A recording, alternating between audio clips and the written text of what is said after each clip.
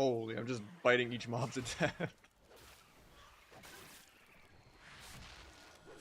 Got the epic version. It is like lonely to level in the early access. Not very many people have paid the difference. So it definitely makes the world feel more empty for sure. Unless like the layering is just really aggressive.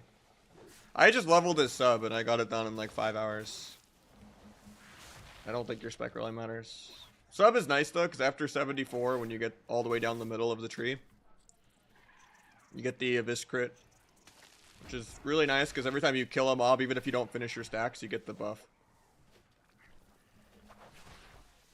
So you can kind of just Shadow Strike, Abyss crit the mob, it dies. Get another Abyss crit, Shadow Strike, Abyss crit the next mob, it dies, and it's nice. It kind of makes up for just losing all of your mastery after a few level ups, but I would say sub-leveling felt pretty good.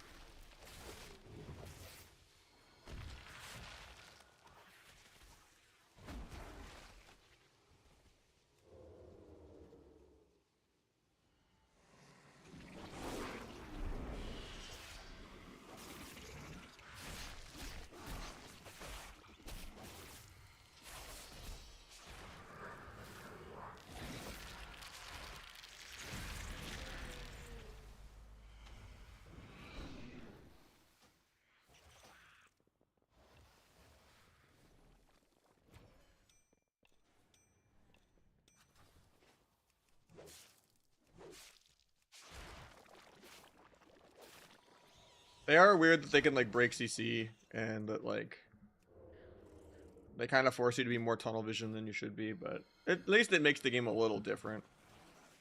Otherwise it would literally just be Dragonflight again, so I would rather get an active ability than passives. Like if you applied your death mark with like an ability and it was like redirect and you could like swap it around on a cooldown or something, like that would be more fun. Like if it was like an off global thing and you had to like hit a keybind to move your marks around. And I could like, you know, move it from target to target or something with a CD without like wasting a stack. Like I think that would have been more interesting, but I get the whole point of this expansion is to cut down on keybind bloat. Cause they've combined a lot of things. Like Water Ellie is now like summoned by veins and stuff like that. Ruined the launch hype. I think at the end of the day, it's a bad precedent. I'll let them get away with it. Precedent, but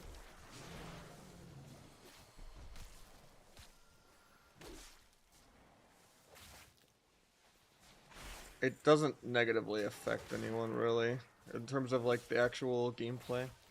It makes the launch smoother so everyone's not lagged out and crashing the servers.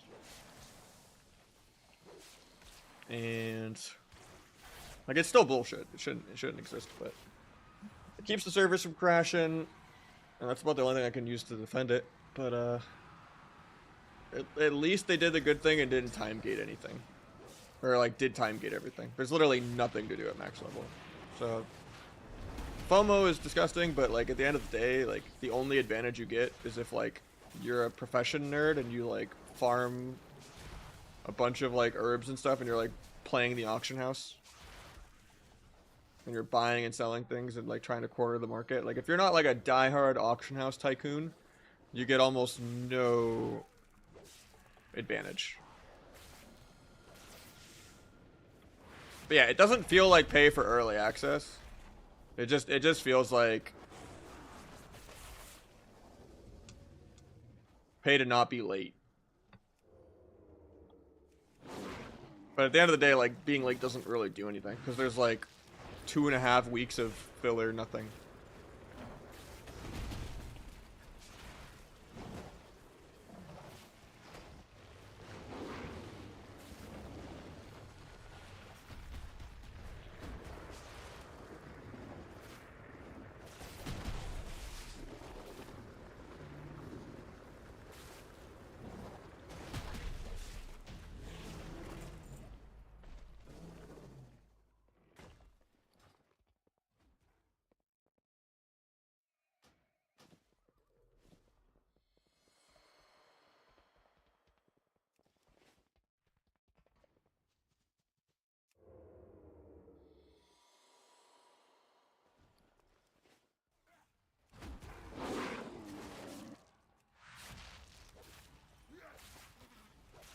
I just wish they. I know they don't want people to like be pressured and take time off work and stuff. I just think if they're gonna make leveling this refreshingly fast, where like you literally can get a character done in 5 hours, even on your first character, then they really should not make it a 2-week gap between content starting. Because they're just not slingshotting that hype. Like, world quests and stuff are not content. And not everyone wants to level 5 billion ults. Like, it should have just been early access or not, like a 1-week gap. Until, because, like, it's just like the video game just doesn't start. And then everyone's, like, burnt out from leveling 10 characters by the time the game even starts.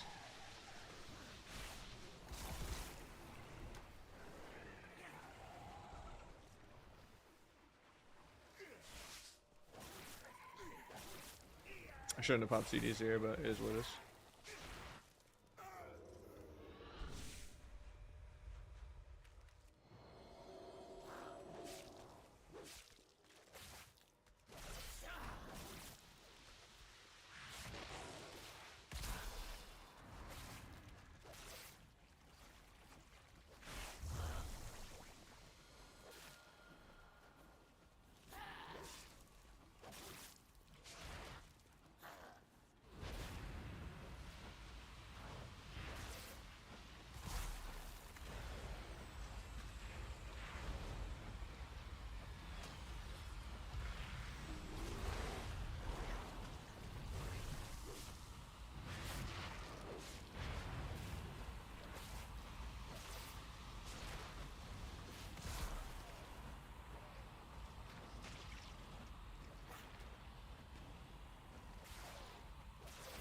I don't know. For me, like, the hype is always just, it's something new. Because I like Arena. And I'm going to play Arena forever. Well, not forever, but as long as I can. Until it's completely dead. Or until a new style of Arena CC Battler comes out that's not tied to an MMO. With higher quality of life. And, you know, free-to-play level popularity.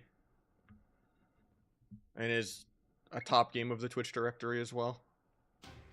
Which probably will never happen, so.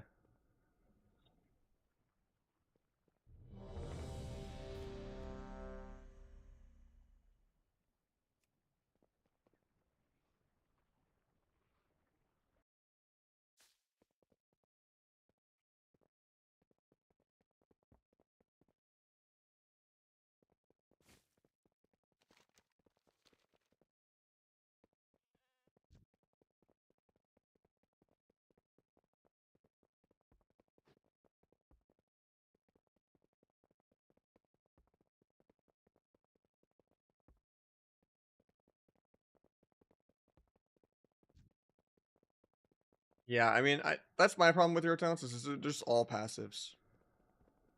Night Elf is generally the best if you have any intention on playing Outlaw or Essa, especially after like sub gets nerfed and stuff. It's the safer pick.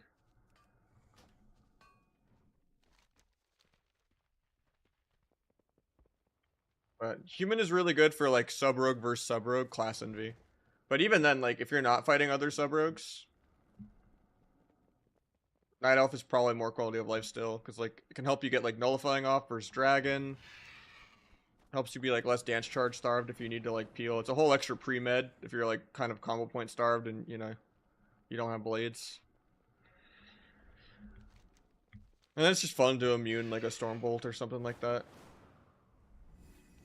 Human is literally just your class envying other rogues and you want 90-second trinket for like blades or something.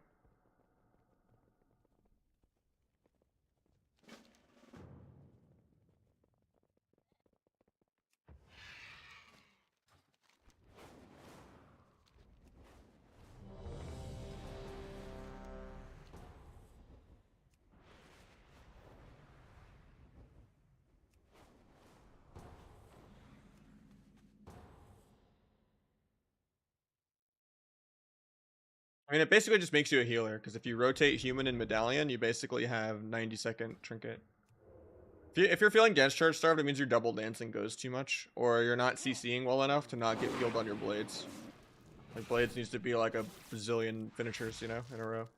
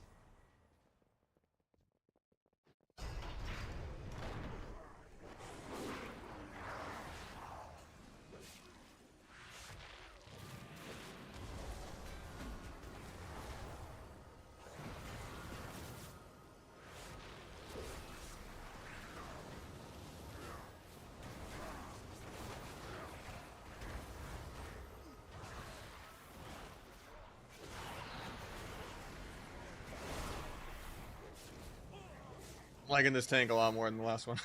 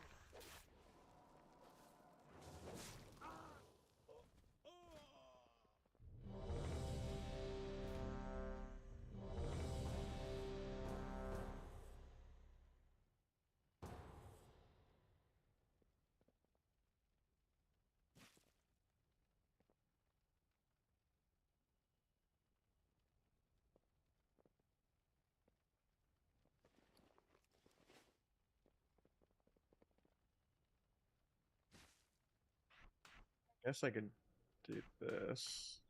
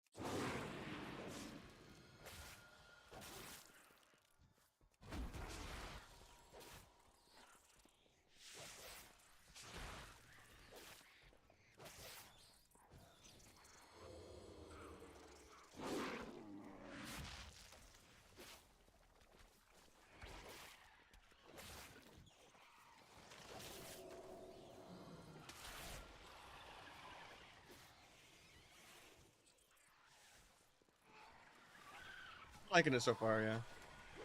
From what I played on the beta. Just because Sub Rogue is less dog shit. It's actually the Rogue spec. I don't know if the gameplay is different enough from Dragonflight, but at least it's kind of new just because hero talents, even though they're passives, but because you still have to like change your rotation around the passive. How you doing, Sim?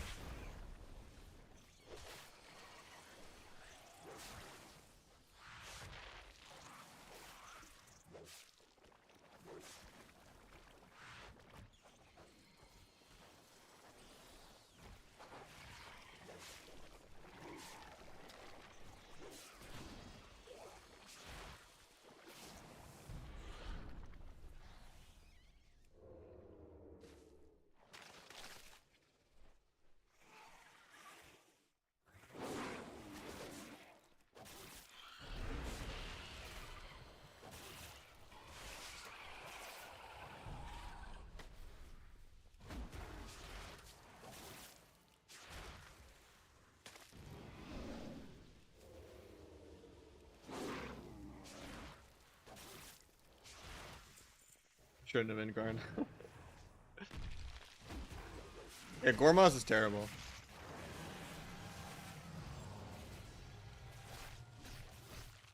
I'm not even convinced those are... People are saying it's like tone deaf to buff sub when it's S tier, but I'm not even convinced that those are like real meant to be buffs. I think that those modifiers were just already taken off of the beta, and the beta was balanced around those already being taken off. Because they made a passive resetting all the PP modifiers like that. And they're just like catching the retail experience up to where the beta was at, I feel like. Could be wrong, but that makes more sense. Because people love to cry about Sub Rogue, and I don't think they would buff Sub Rogue if people were putting it S tier. People are not happy unless sub is like C tier.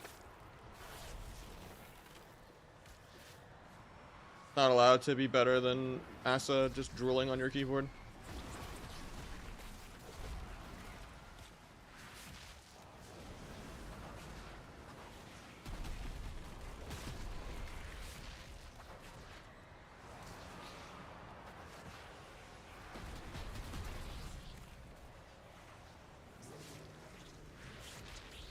I think even if Sub Rogue is S tier, that's just rogues being humble that are like good. Like the average rogue is still gonna struggle, I think.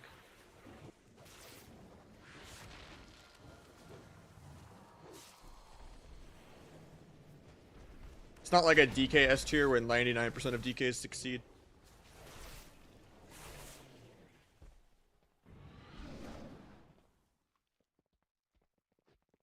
Secret Tech still breaks CC, yeah. And the hero talents break CC too. There's one for Deathstalker called Singular Focus, and it's damage you do to other targets, like mainly your Rupture Pad, goes to the target you have Deathmark on. So if you like blind a healer with Deathmark, your Ruptures will break your blind.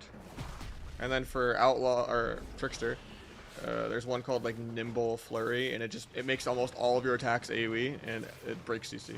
So Trickster is pretty terrible. Because you just do AoE Eviscerates, AoE Shadow Strikes. You can't control it at all.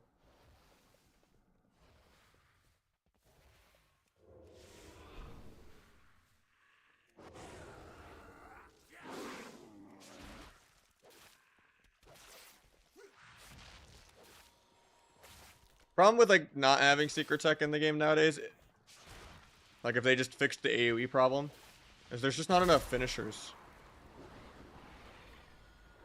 Like in Mop, you were kind of rotating between, oh, do I need a slice? Oh, do I need a recoup? Oh, do I have rupture up? Oh, do I have, you know, am I going for a kidney? Nowadays, it's just, outside of maybe doing a stun, which normally is kind of cheap shot, you're just spamming Eviscerate and that's it. And, like, maybe you have rupture up. Like, you kind of need Secret to kind of give you a little bit of finisher variety. And to watch the cooldown reduction of it on your finishers, but...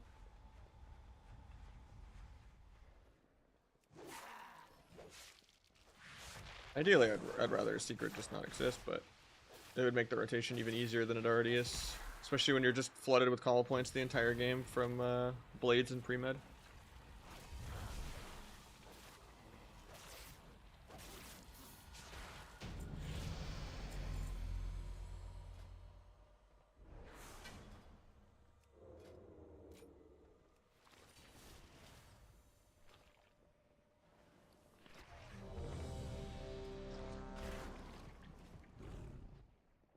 I've been playing for an hour and 16 minutes and we're 74.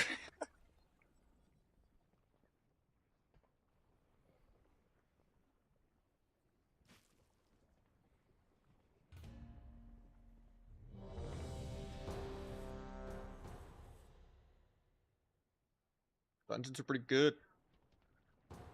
Leveling was nice and painless. It was like 5 hours and 30 minutes for my first character.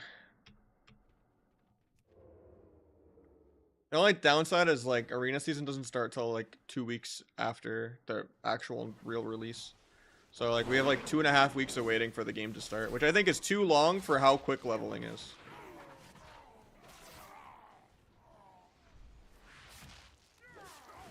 Like I get not wanting to make everyone like take time off work and stuff to play and just like letting people be casual with it, but like even someone that has an hour a day to play is gonna have multiple characters at max level by the time the game starts.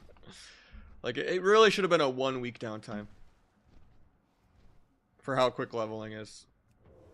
Like the season should have just started on like the 3rd. I think that's fair. The 10th is way too long. Hopefully there'll still be like the beta or something when I'm like done leveling. Because I've literally almost...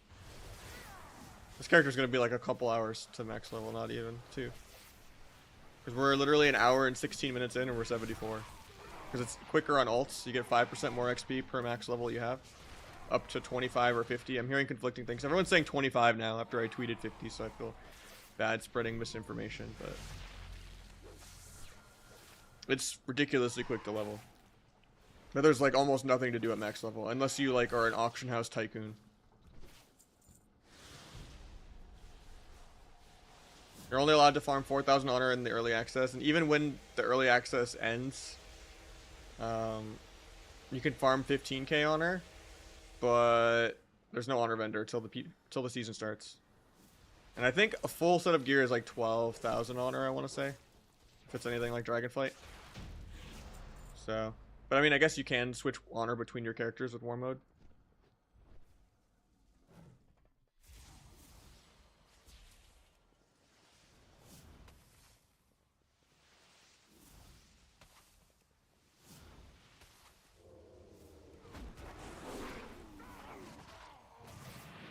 Yeah, if you're spamming dungeons with like a tank and healer and you're getting insta-Qs, I think you can level in like 2 to 3 hours. From 70 to 80. If it's your ults. Because of, your main has to do the campaign. But the campaign stops at about level 76 if you tunnel it with no side quests. In which case, you unlock world quests even though you're not even max level. So you kind of just campaign till like 76, which the campaign quests give way more XP than side quests. And then you dungeon spam the rest. Unless you want to like try to farm transmog rewards and stuff. Like I think there's a lot of toys and unique transmogs and stuff that actually come from quest chains now. But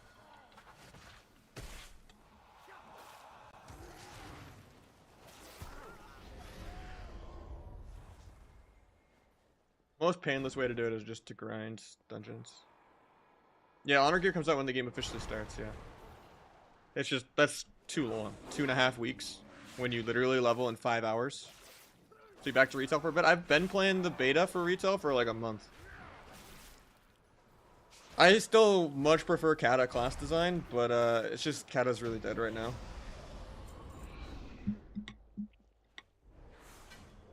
Because people only play the first month and last month of a season. More so than ever before. It's really, really volatile. Like, I will fight the same 2 teams every time I play Kata, and I will just get sniped by a counter comp, but that's the only comp I'll fight 10 games in a row. Until the last week of the season, when people decide to play. Yeah, they haven't even announced MOP yet. But, yeah, Firelands is supposed to come out in October. So, probably end of next month is the last week of the season, maybe. If not, if it's like middle of October, Firelands, and the season is ending in October, that could be a possibility too. But campaign is very important on your first character to unlock role quests and a bunch of other stuff. It's just the campaign is short. Like you won't even hit max level tunneling the campaign, and then you have complete freedom after.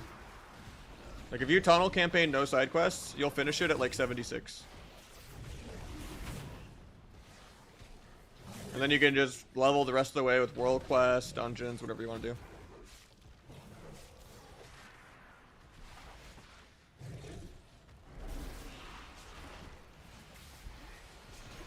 Well, I'm not gonna drop out to invite anyone for a hot minute, but what do you got? I'd get you in if I could. It's just me and the healer queuing, but we got like a good tank that's like spam requeuing. But if this tank ever like logs out, then I'll get out. Cause like right now we don't have him in like the outside dungeon group. If that makes sense. We've just been spam requeuing the dungeon every time we finish it. Cause in the outside dungeon group, it's just me and the healer. So like we're just able to requeue with this tank and rep pally that are pumping. But if we leave to invite anyone, we're gonna lose this tank, and this tank's doing decent, so I kind of don't want to fuck with it.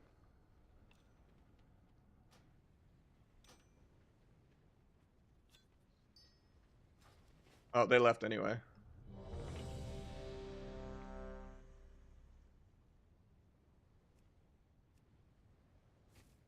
What was your name to invite?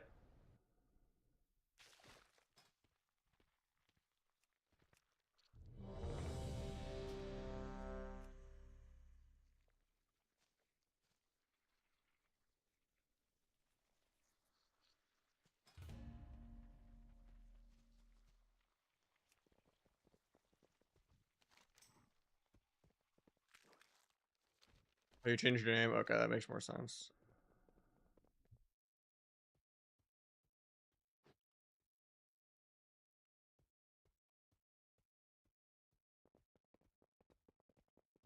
Try to get you in, but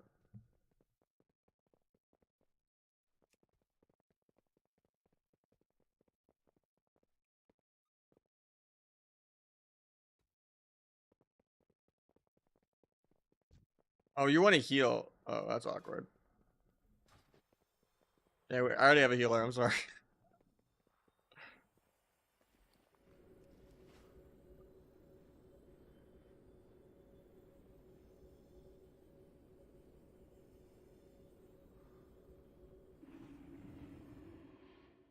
Wasn't supposed to do mod. Let me see.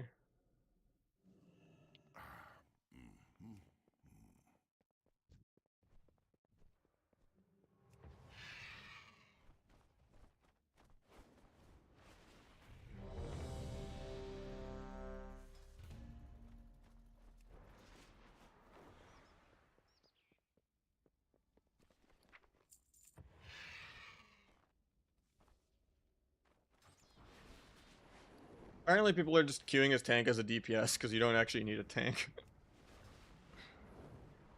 But I might try to merge with Aegis in them's group if it lines up.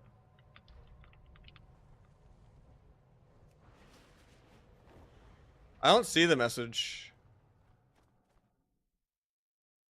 Zach, what were you trying to send though?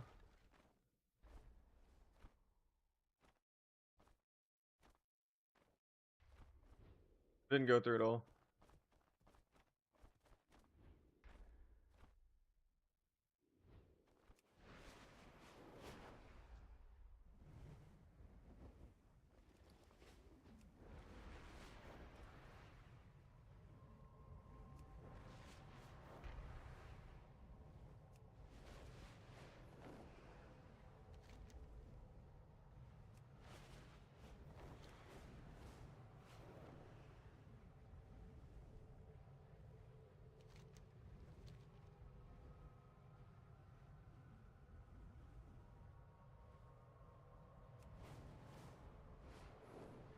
I'll fly back, but can't double heal because I'm already queuing with a healer. But we'll see.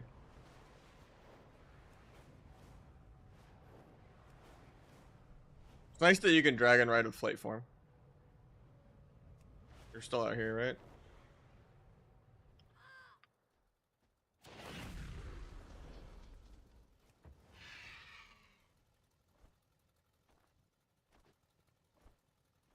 Oh yeah, you're in a different realm. Shit. We're in queue already for like a few minutes, waiting on a tank.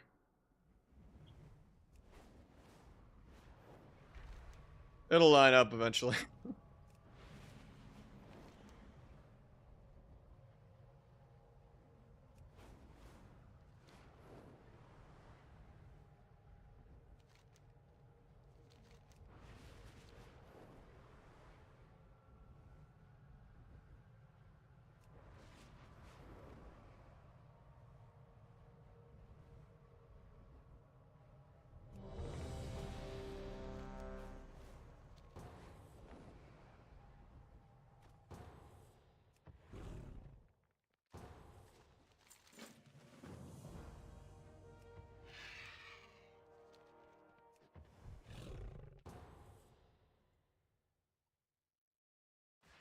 I mean, I just have my hair tied back. It's still in my face, but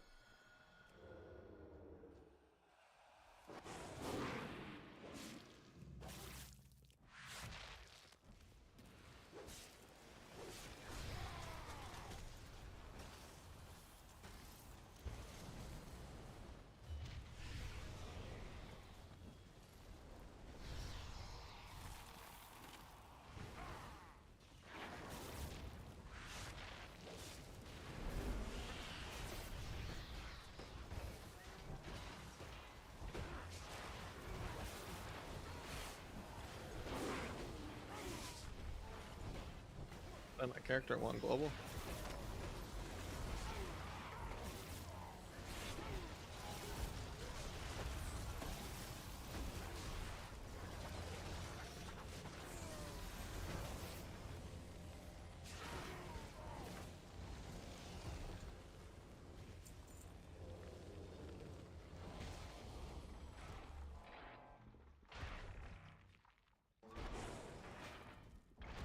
The BOE or something? Remind me. Wait, I can dual box. And then you can trade it, and then I can mail it to myself. Or maybe that's what I do. I'll open my WoW too. I just gotta get teleported to the city.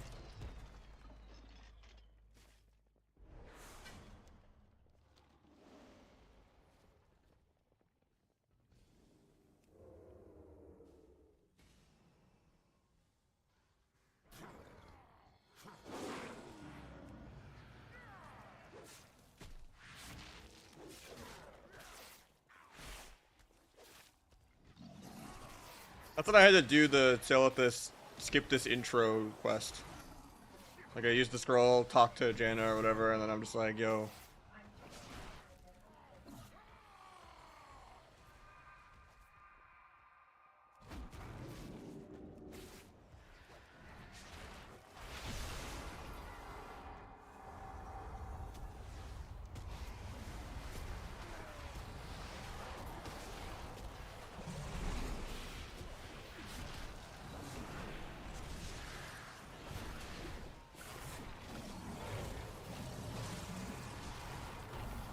Almost there after this boss. No, it's okay. I'm literally like 2 clicks away from Drill or whatever. I just need to wait until everyone's coming back from this boss.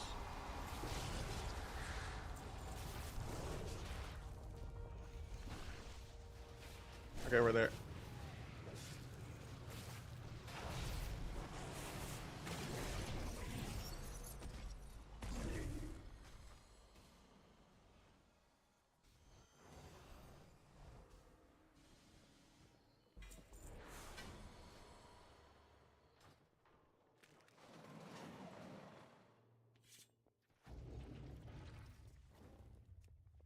Like a 4 mode diff going on.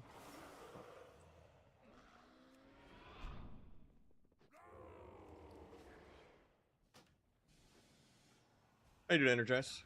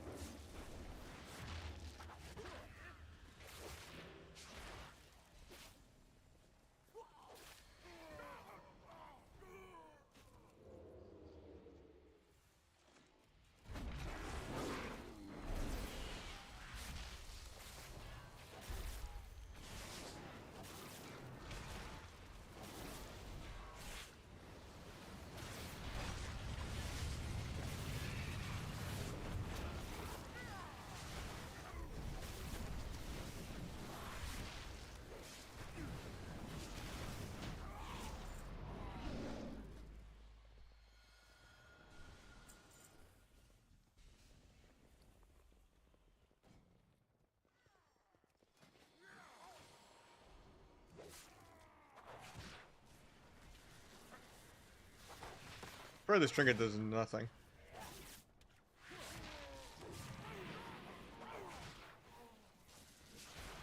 Cast time 100k damage, multiple minute cooldown. Gotta put the proc trinket back on. Dungeon is the best, yeah. I think I have that mask, or the toy version of it, or like the transmog.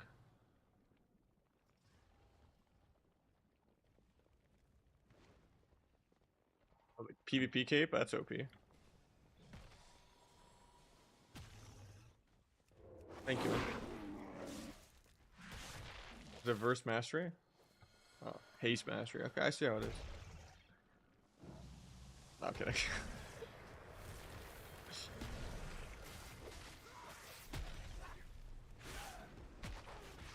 Appreciate it.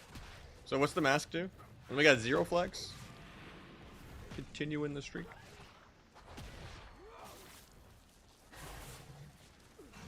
So did you have to get the green things from PvPing to make it? Or nah? I'm guessing you had to do like some skirms or something.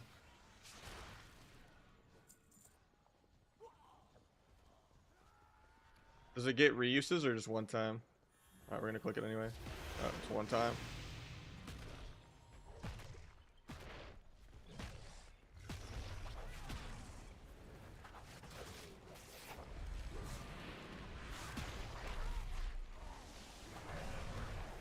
Advantage grinds? No, not really. You're only allowed to farm 4,000 honor in early access, and even after early access, you can farm 15k honor, but there's no honor vendor until the game starts in 2 weeks, on September 10th. And honor grind in general is like 2 hours long, not even. And you can warband switch your honor between characters at like a very slight penalty. So yeah.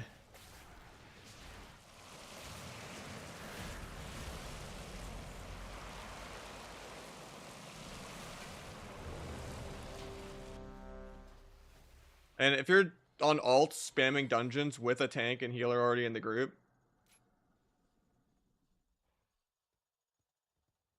then you literally can level in like 2 to 3 hours.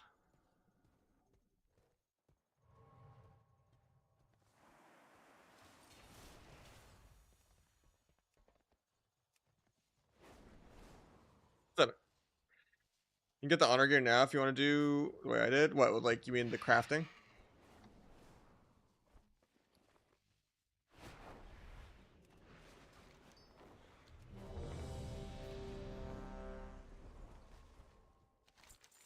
I still think I need to craft the gear, because, like, I'm not gonna do much, like, unranked PvP content, you know? Like, I'm just gonna replace it with honor gear. So I don't think it's worth. Like, if anything, I would just sell it and scam some suckers.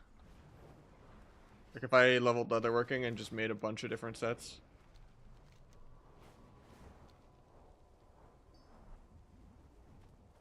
Because at the end of the day, you're just gonna replace it with honor gear in like less than an hour of gameplay.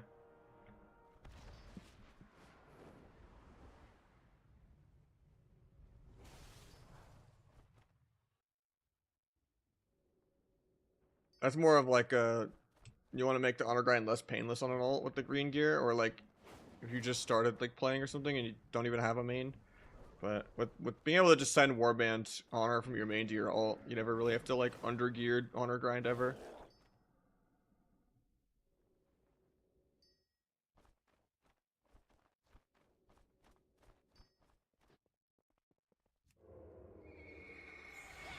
The honor grind's just really quick.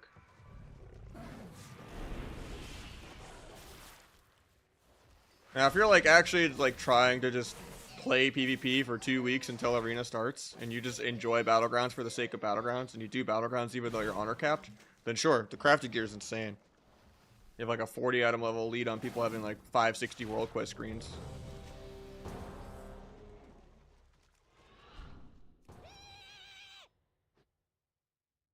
But if you're just gonna level a bunch of ults and like, you know, just grind the honor gear as soon as it's available, grief people leveling, that's pretty fucked up.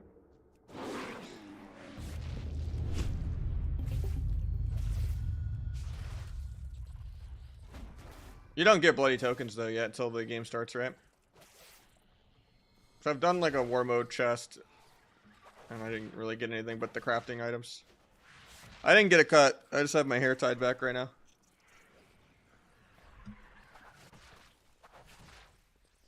I don't plan on getting it cut anytime soon. I felt like tying it back today.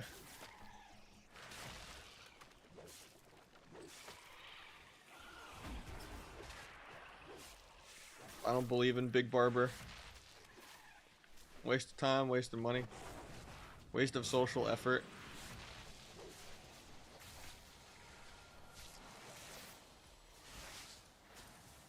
Just for them to mess it up or to have like the same haircut as everyone else, you know? Like, nah. Not everyone needs the same buzz cut or fade.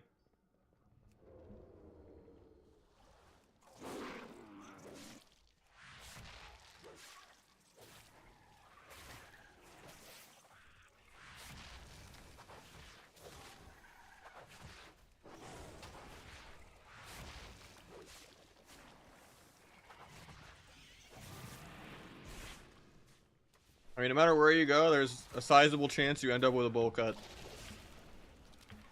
If you try to do anything that's not a fade. It's not worth the risk, man. And especially, like, if you get past the, like, 8-month awkward mullet stage, you never want to go back to that stage. Like, it's just nice having long hair, and then, like, going back to that stage would just suck.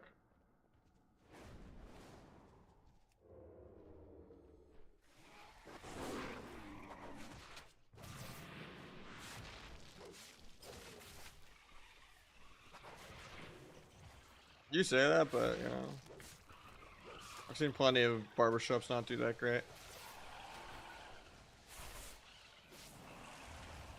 Because they only know how to do fades.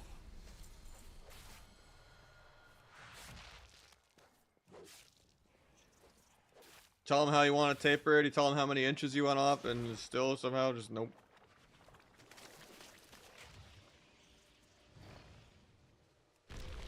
Either they don't cut it at all, or they overcut.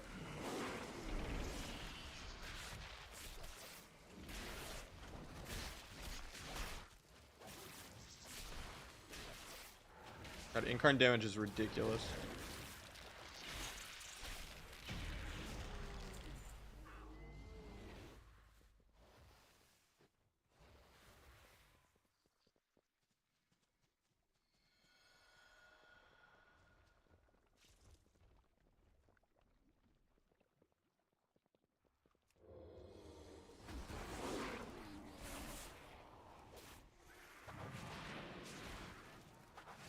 Thing is, most people will go in, they'll pick like a celebrity or character they like, and they'll show a picture and they'll be like, "That's what I want."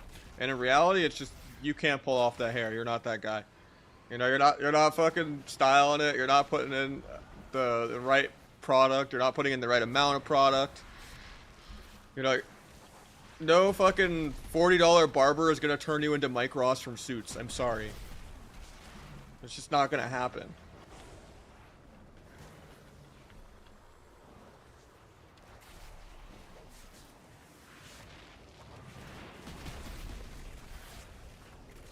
And they're just gonna like buzz your sides a couple inches and that's it.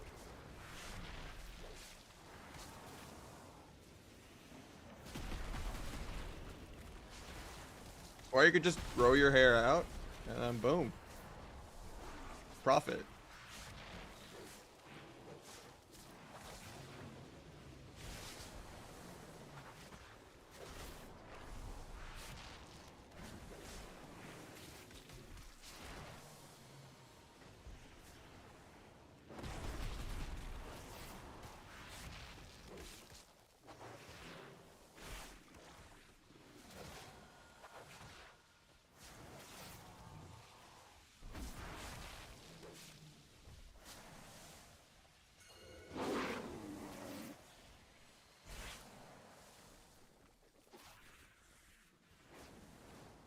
We've been leveling for an hour and 40 minutes.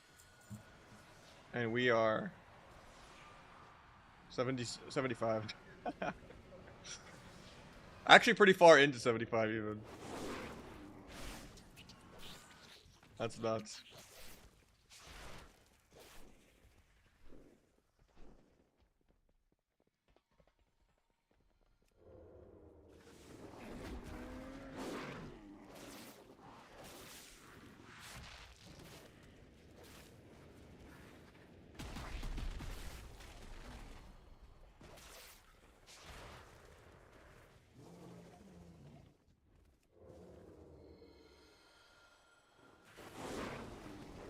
Yeah, it's just awkward because, like, at this rate, I might not just finish my feral today, I might also finish my mage today.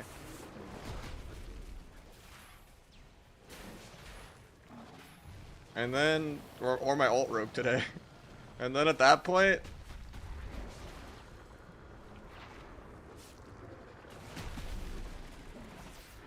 kind of ridiculous.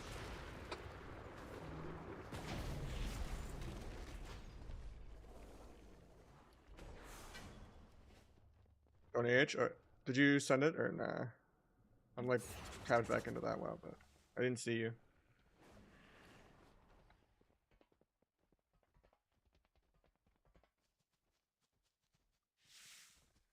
You wanna do it real quick? Do you wanted the other one back, right? So you want to take a long time leveling? No, I just think there should be less downtime. Any amount of leveling is too much.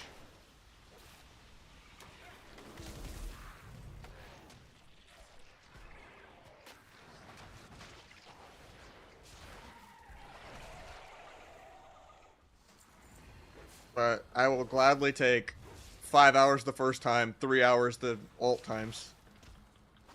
It's just waiting 2.5 weeks to play the video game is, at its most friendly, is too much.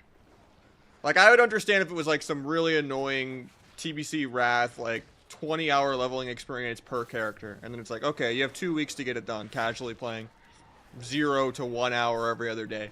But right now, it's like you could literally play 5 hours a week, not even, and have multiple characters by the time the game starts.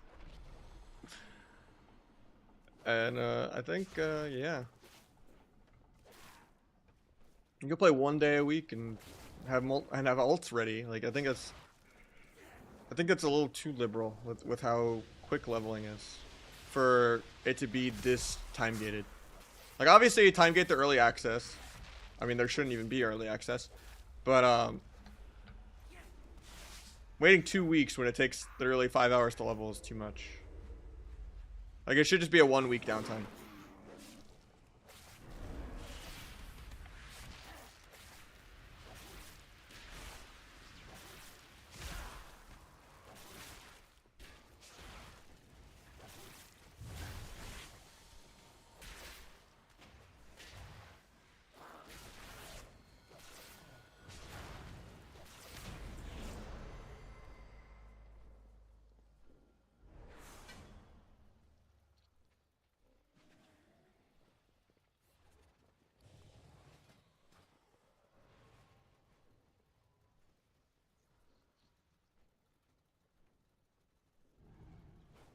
Makes sense.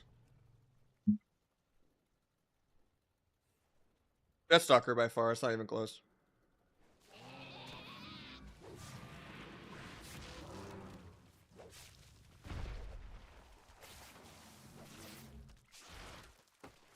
I just want Arena to start, you know?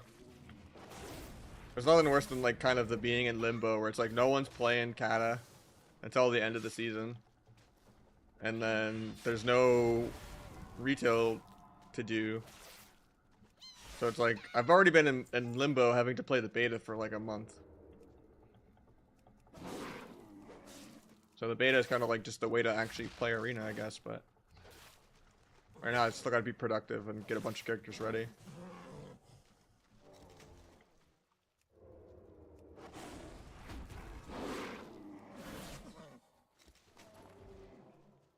Yeah, Deathstalker Sepsis build.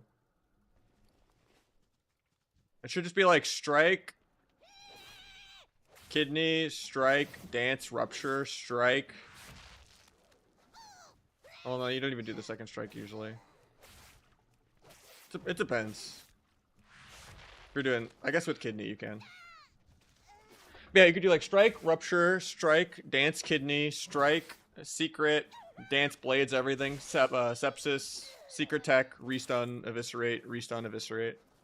And then basically the Edge of Night buff should be a finality of this. The way you do it that way, from doing a rupture and doing a secret and doing an abyss.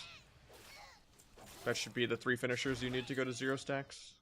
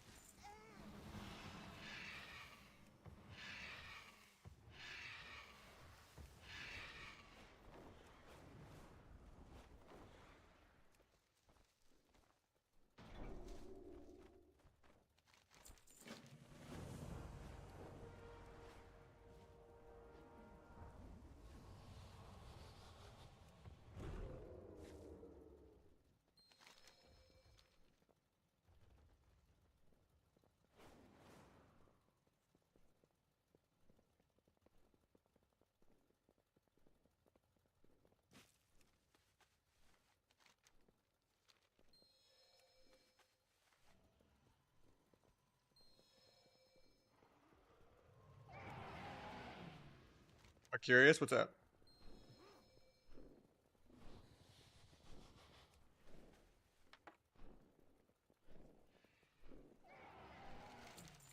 Guessing you typed curious when you said curiod.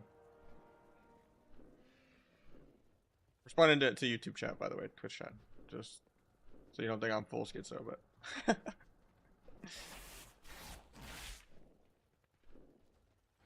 They should both be overlaid on the screen, though. I don't know why I don't see it.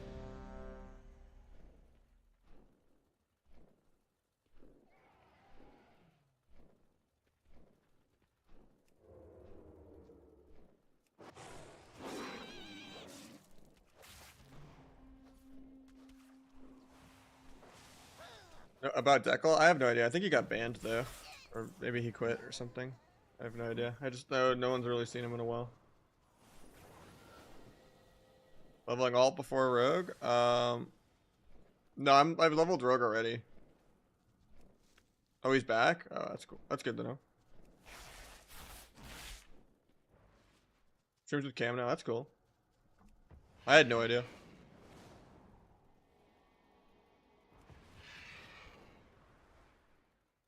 Let me tab the other WoW.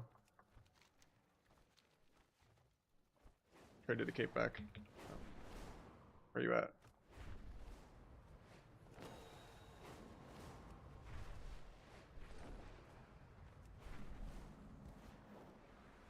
That's cool. Yeah, I had no idea. I just didn't know I had seen him in months or whatever.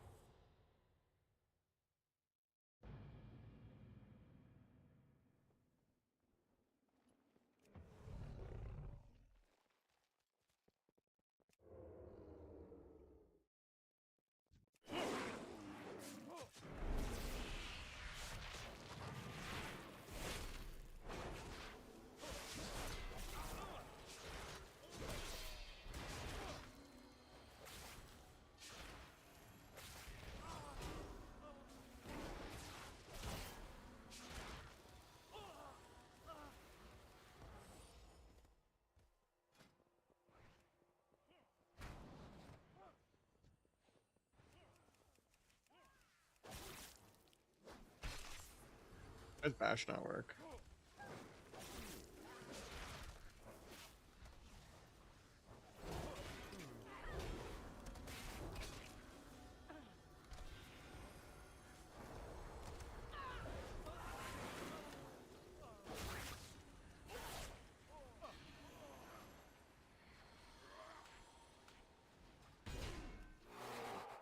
The bad macro.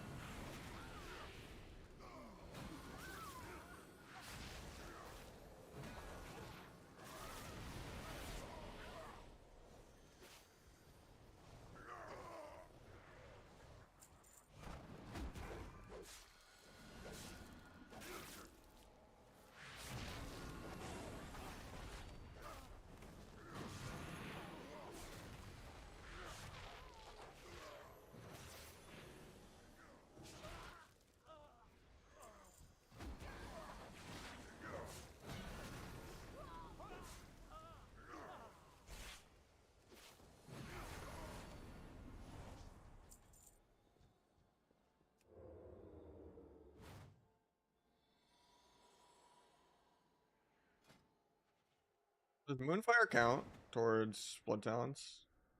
Probably, right? I imagine so.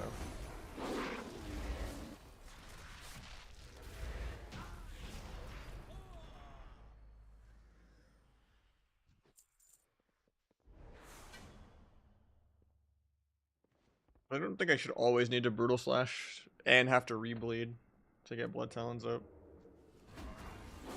Since they pruned most of the other Confluent builders.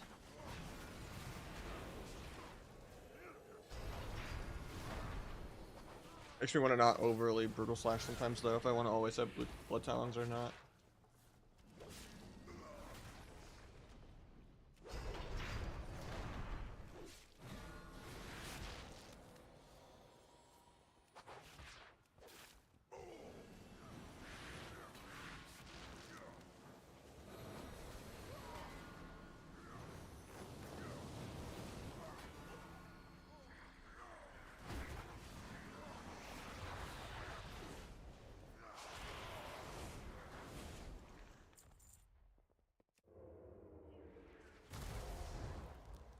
Pretty much just waiting on PvP for 2.5 weeks, and it takes 5 hours to level. So, don't take time off work or anything. And don't get FOMO about early access, there's not much to do. You can maybe try to like craft 613 green PvP gear. But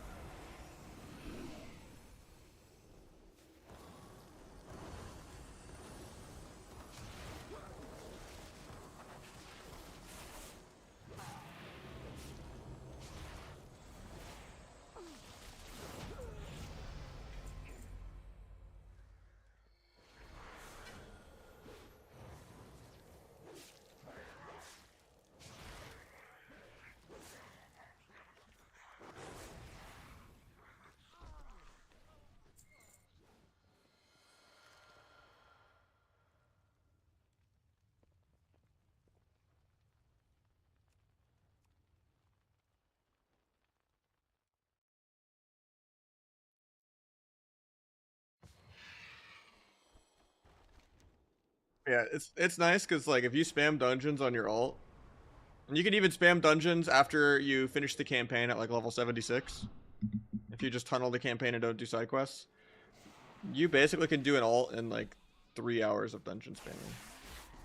It's just awkward because like, let's say you put in 20 hours in 1 week, and you just have like 6 characters done. What do you do for the next 2 weeks?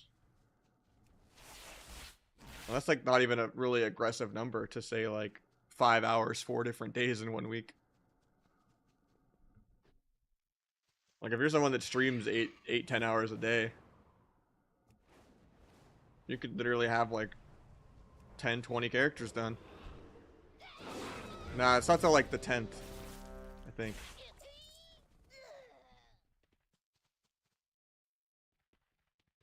Yeah, I did my main campaign till 76, then dungeons on my main, and then dungeons on my alt. Like I've been streaming 2 hours, and my feral is already halfway through, more than halfway through. It's almost 76 in 2 hours. I'm kind of slowed down though because I don't have a tank, so I'm like stuck in queues now. It was like an hour and 15 minutes, and I was like 74 because I actually was like spam queuing with the same tank. It's ridiculously fast. It's just funny because the XP bar is not that accurate. Right now we're 289 out of 341. It's a problem with bartender.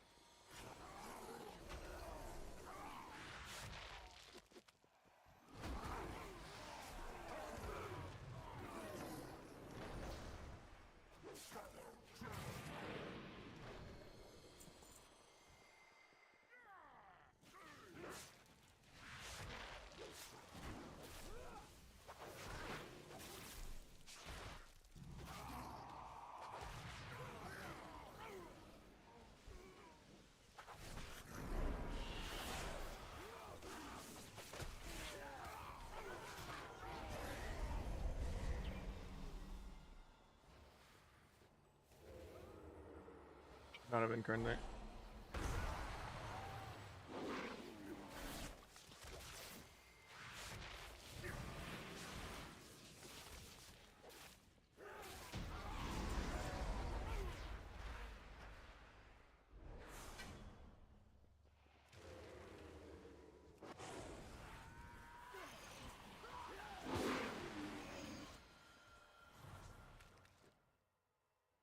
Nah, Gormot's terrible. You just can't afford it.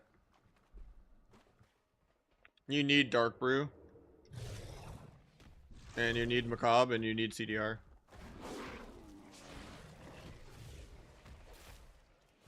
You could maybe force it into a Curian build over a point in Finality, but that's not worth it either.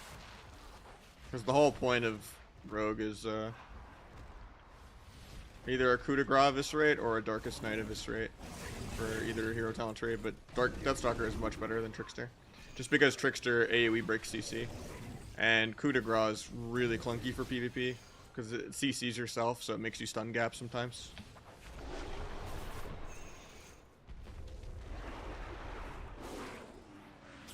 You could try to do like a Cold Blood Coup de Grace if you drop 7 combo points, because it makes all of the hits of it crit.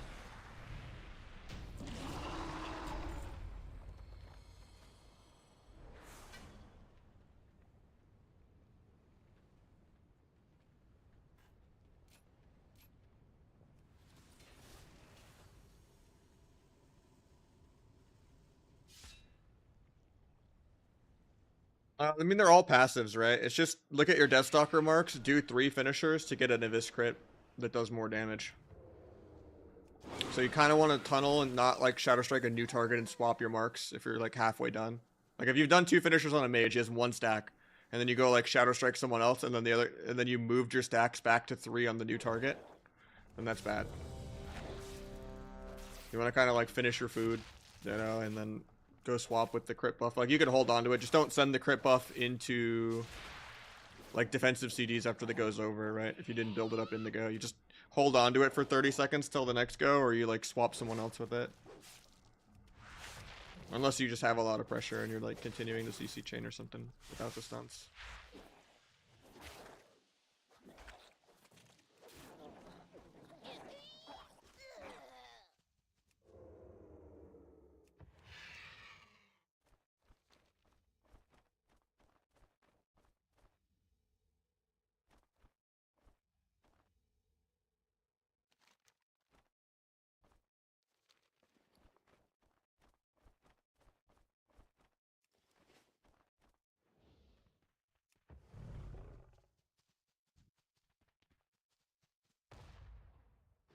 I don't know if I'm in a Judas mood right now.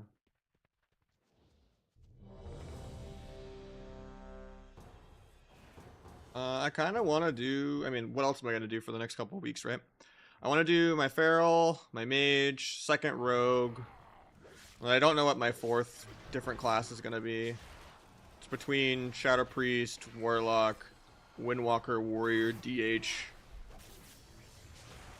and Ellie, and DK. It's between everything, I don't know. Normally it would be Windwalker, I play Windwalker a decent bit, but I don't know, I feel like Windwalker and Subrog overlap a little too much, and if I wanted something like that's like useful for a tournament or something, it might need to be Warrior, even though I don't enjoy Warrior. So I don't think Warrior will ever get balanced, so...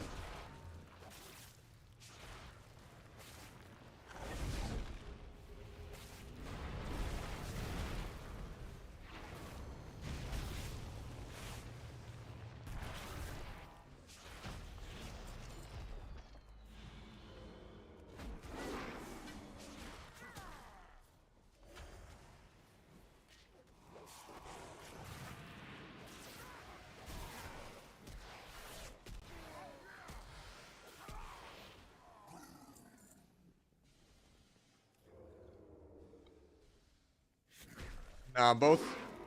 I'll probably do human on one, night elf on one.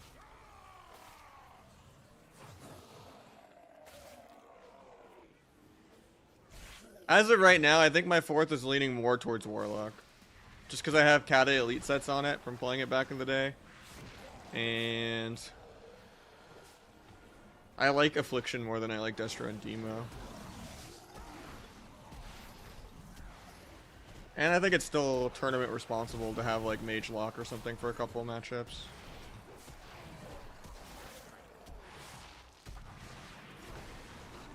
Like I have Kata elite sets on my Priest too, but I feel like if I played SP it would only be God Comp. It'd be nice to have healing for insta-Q shuffles, but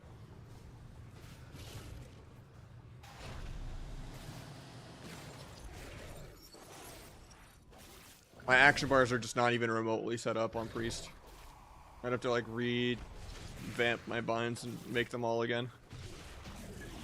Not even knowing what I'd want to bind things. Because it's been so long since I've played Priest.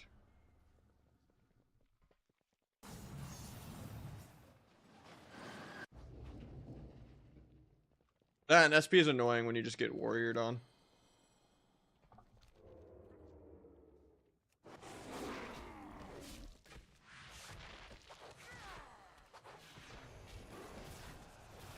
But also, Warlock might be too hard for me to play. So if I want like an easy mode, look, I can play Caster too. It should probably just be Ellie Shaman. Just go full peekaboo spam instant cast mode.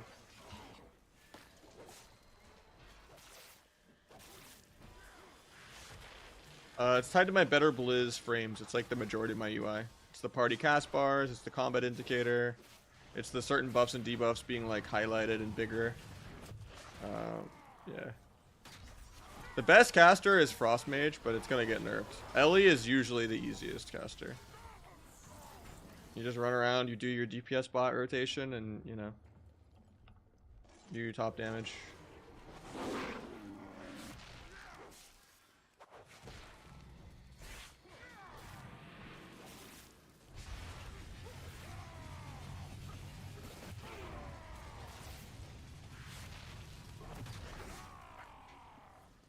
Subrogue is looking S tier right now.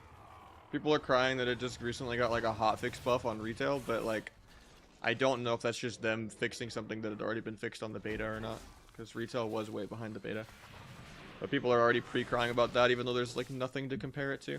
And even with those changes, it would still be getting doubled in damage. Like it would be really minor. It'd be like, oh, your secret tech did 900k instead of 800k, you know, like it's not gonna do that much of a difference. Energize, gifting one over to Weston. Thank you so much, man.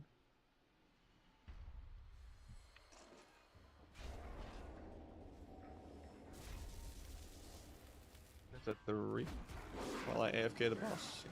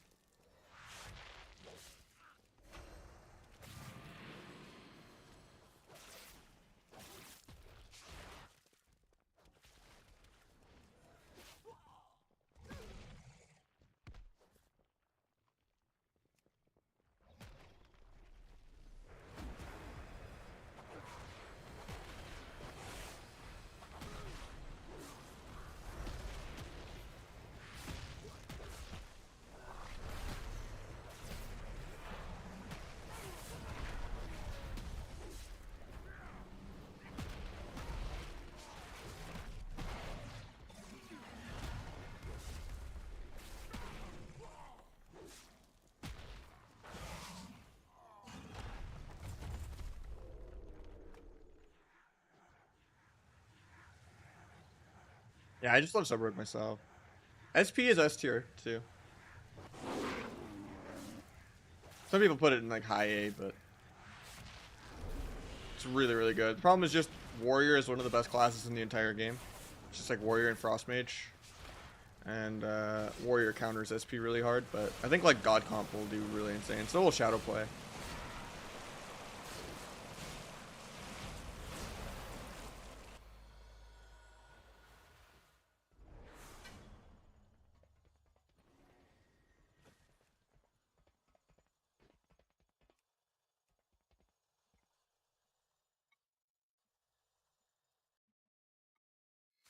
That's because they all just want to be immortal.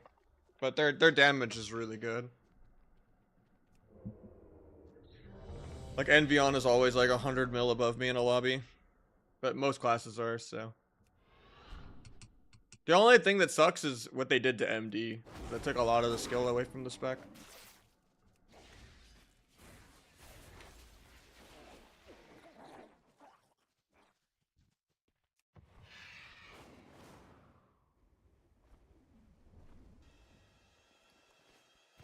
It's still verse mastery, yeah.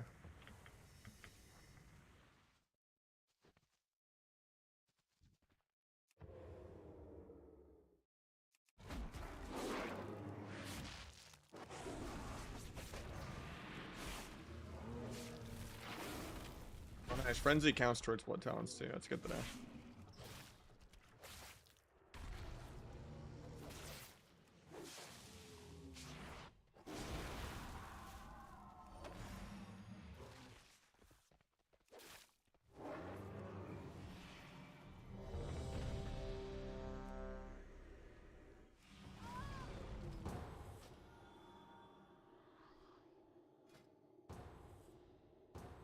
Didn't think I needed Incarn to kill that. Enhance is terrible. The only specs that are like really, really bad are Enhance, Demo, and like Fire and like Holy Priest.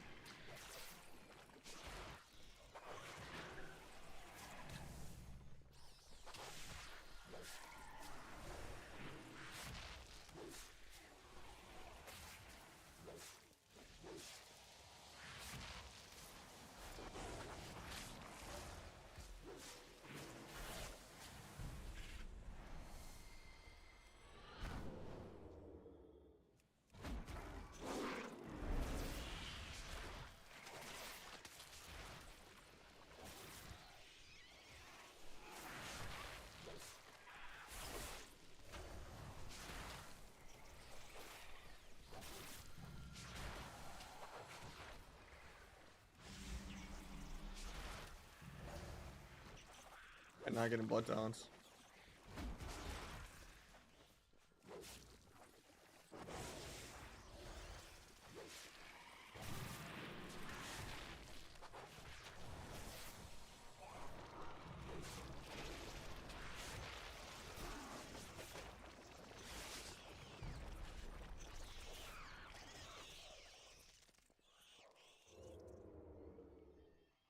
I really enjoy Feral a lot, actually. I think FMP is more fun than RMP nowadays, anyway. If sub's not good. Like, if sub gets nerfed. Like, right now, sub is really good, but it's common. I think they'll nerf Feral, too, but I just think in general, like in Dragonflight Season 4 specifically, FMP has just been a more fun version of RMP. Because you just have way more CC with Cyclone. Whereas RMP is just some 10-minute tap target, lose on damage but win the game anyway, Outlaw Arcane and Asa Arcane Fiesta. Whereas FMP is still CC people, burst people. But if it's like a sub RMP being really good, that'll be fun until it gets nerfed.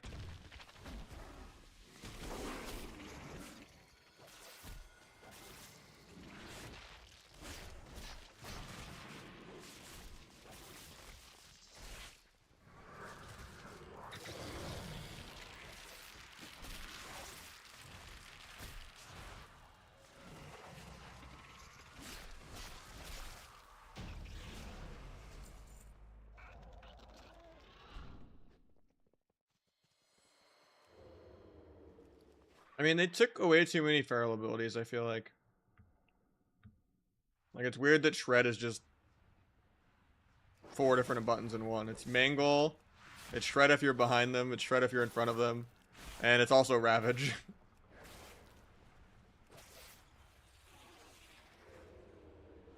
I think Rogue is the only one that, like, has to deal with bar lag now, because, like, even DH, like, going into meta turns Blade Dance into, you know, the other one. Death Sweep.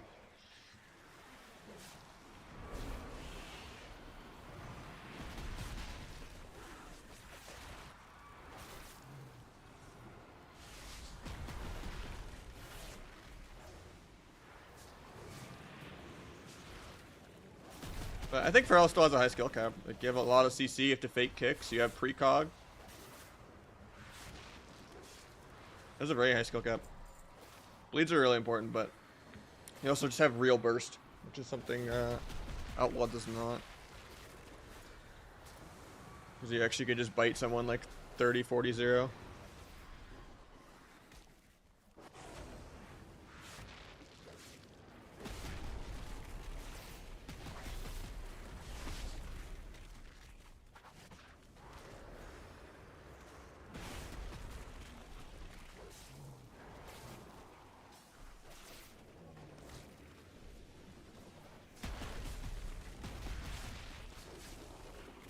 I think Blood Talons is good. I miss the old like Legion Blood Talons more though, where you snapshotted it. Even though that was clunky, I think it was like really, really high skill cap. Where you would even pre-cast a regrowth in the opener. Before you stealth.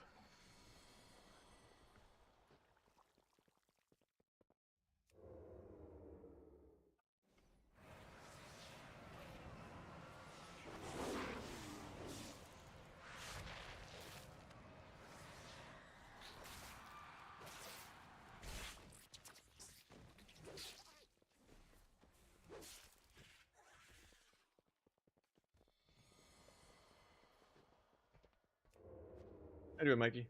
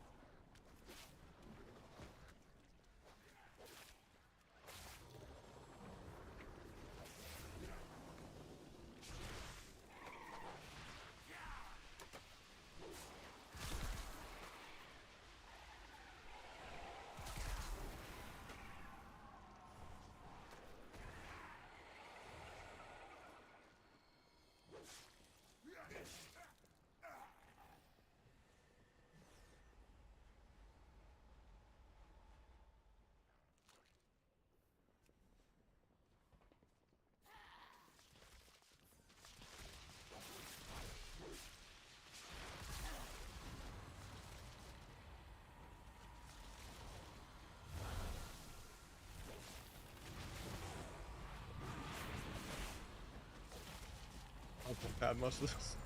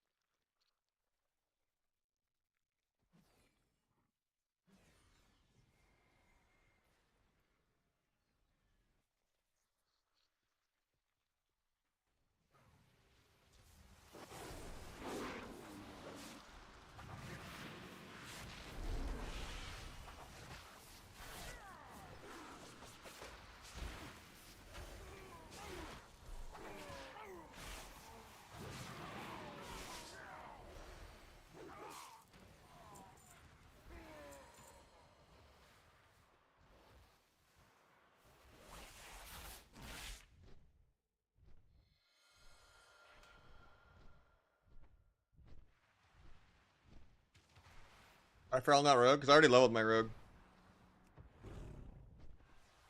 Took me 5.5 hours on my first character. And then, yeah. We've almost finished this character in 2.5 hours. Because alts are quicker than mains. Because you can just spam dungeons more. But you can even start spamming dungeons after you finish the campaign at like level 76. But yeah. And every alt gets like 5% quicker based on how many max levels you have. Until 25%, I believe. But yeah.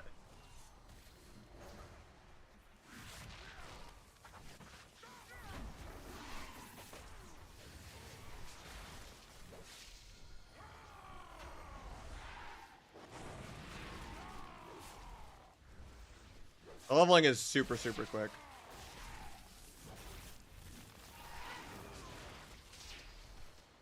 Yeah, we might even finish 2 more characters today even, because we finished yesterday.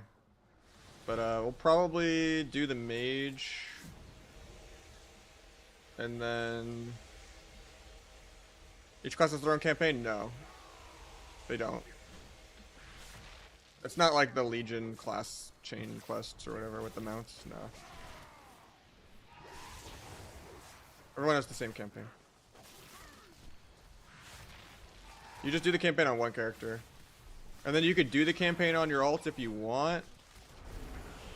Because it does give more XP than normal side quests, but it's way faster to just do dungeons or delves than it is to do side quests. But I think certain side quests have like cool transmogs and stuff you can get and toys, but yeah.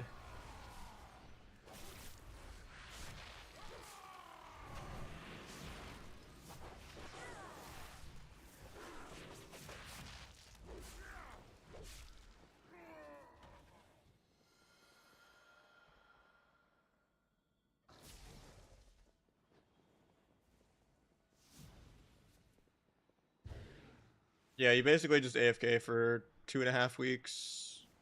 There's not much to do. You can grind 4K honor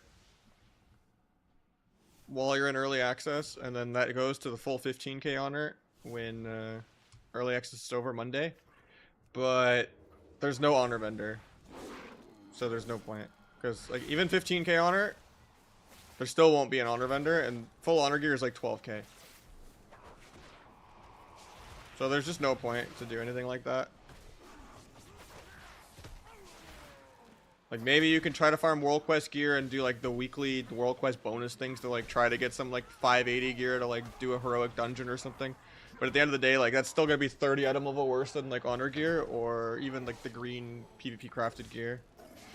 So like just, you know, work on an alt, go AFK 2.5 weeks. I think it should have been a 1 week gap because of how quick it is to level. Like even for people that don't take time off work or anything, like if it takes you literally 5 hours to level your first time and like even like 2-3 hours to level an alt, then there really just shouldn't be 2 weeks of downtime. 2.5 weeks of downtime counting the early access. Should be like a week if it's this easy. Because yeah, I'm gonna start running out of stuff to do. I'm gonna have to start playing the beta to play max level arena. Because no one's playing Kata till the end of the season next month. At the end of next month, / potentially early October is when Kata will pick back up again. And then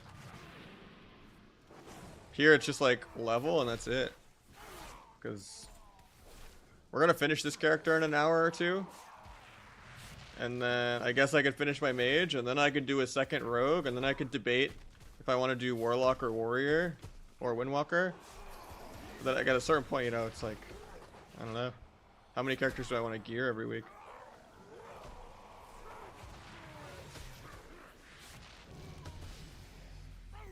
We just hit 77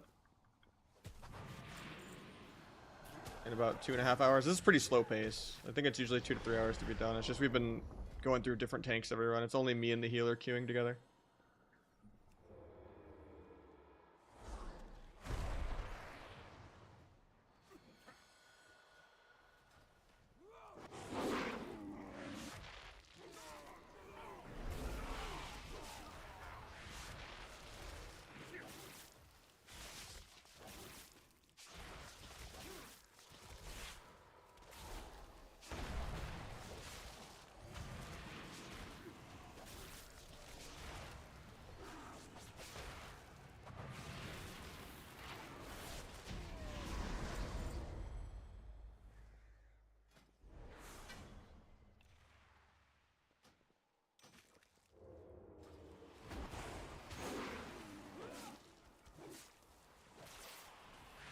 Um, Feral has... I think a buff's slow now, let me see. Yeah, Feral slow is still 20. Yeah, Rogue has basically perma 60 again, I want to say. Or is it perma 70? And then Shiv is 84. I want to say it's perma 65 because of the talent.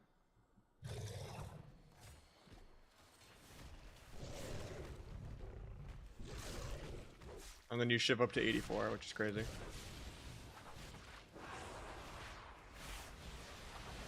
Yeah, Feral has Mortal Strike, but Feral still has 20-second Kidney. Feral can still triple stun people, and Feral has way more burst. And Cyclone is like the best CC.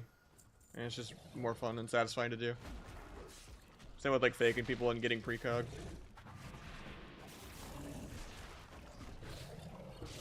And you don't have to worry about getting disarmed or rooted. Or sheeped. Like you get CC'd way less.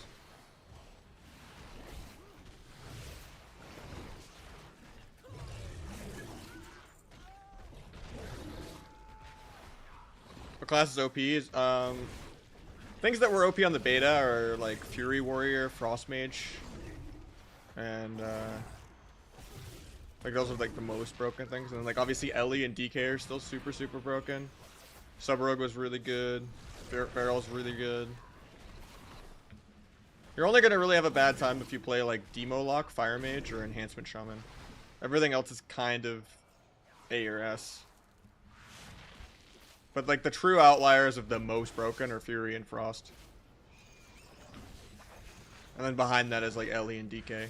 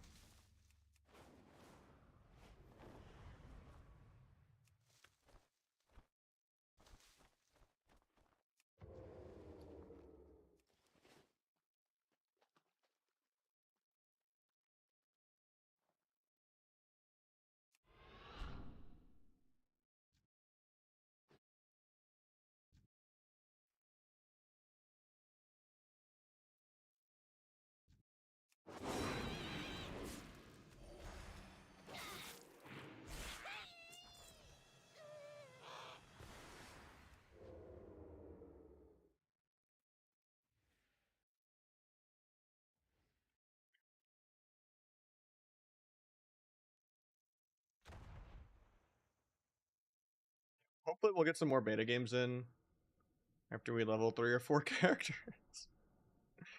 Which normally sounds like an insane, I'm not doing that ever early in an expansion task. Like normally I don't start ults until like 3 months into an expansion maybe, because I just, even leveling one character I'm burnt out. But this is just so refreshingly, ridiculously fast of what it should be to have an ult. to Borderline having almost no barrier. It's so quick. Like if I had like a full-on sweaty group with 5 pre-made and a tank, and we were just spam queuing back to back, not going in queue between matches, like you could get leveled in 2 hours on an ult. Just kind of crazy.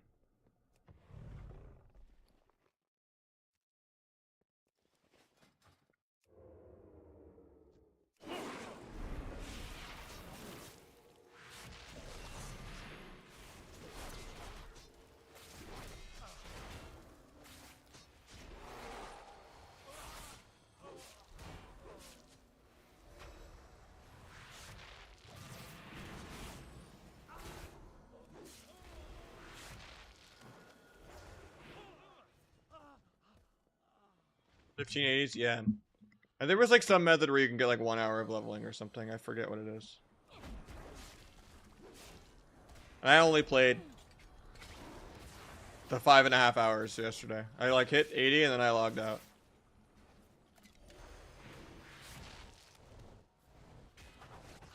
But I could have easily, you know, done a whole second character yesterday too, and then done 2 or 3 characters today.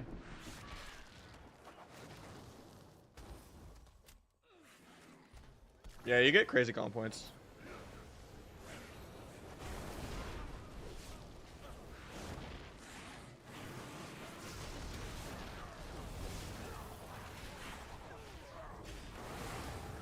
You also don't come out of form to regrowth too, which is kind of nice. I think it was already like that, but I just forgot compared to Cataphero. It's just weird that they combine so many buttons.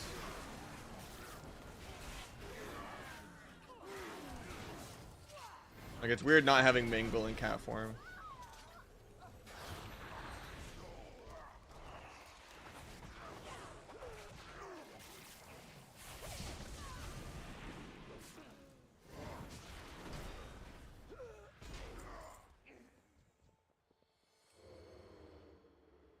Yeah, Incarn is just ridiculous.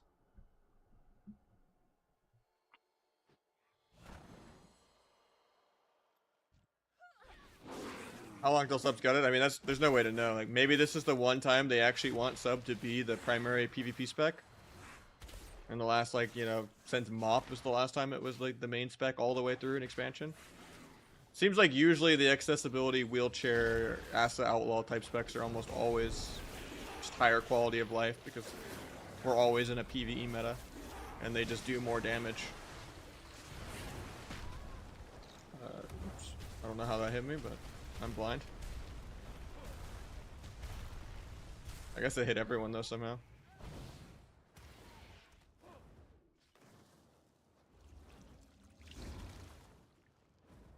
I mean, that's the problem, right? Some is always just too niche. It's always just a noob stomper spec because they're just scared of the top sub rogues being too dominant. But at the end of the day, the top sub rogues multi-class every class in the game. Like, you can't just balance around like Calvish or Waz or something like that. Like, they're just gonna play every class.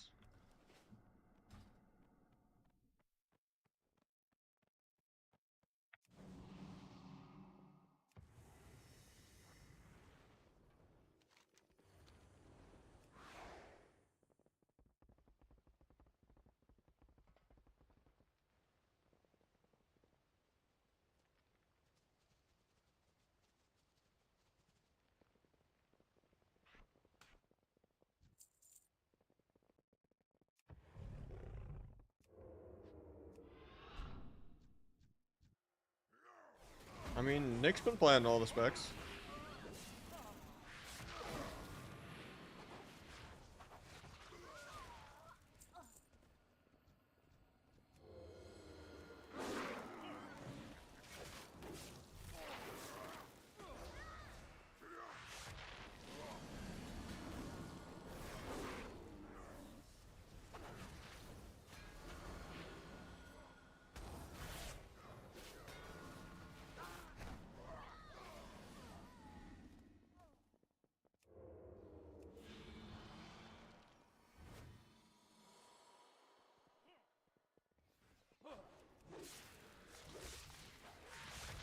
All I know is I want Majordan to play retail instead of Kata, but feels like he's perma yoinked by Calvish, yoinking my people.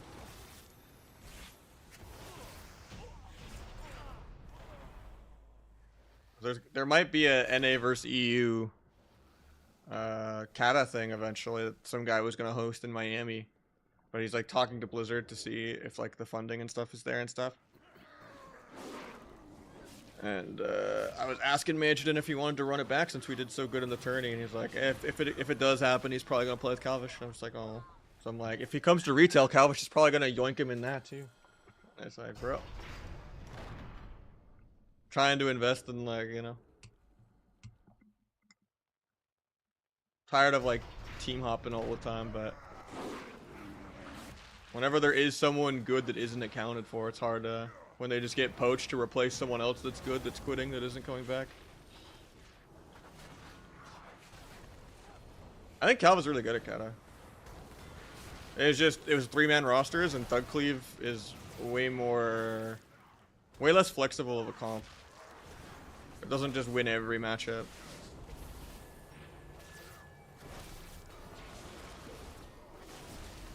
Like, I think the most flexible you're not allowed to comps in a tournament setting are RMP and like Red DK.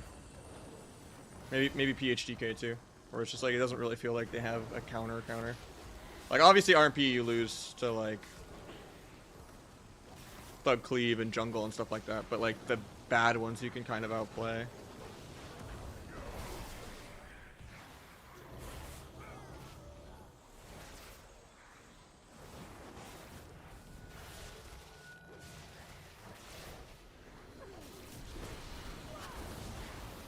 I feel like I just peel too much. That's where I exceeded Kata, because that was my skill set back in the day. Trying to break the script too much. He just does more ambushes and backstabs, and he does more damage because of it. Kind of has more of a TBC run them down approach, which is good sometimes actually.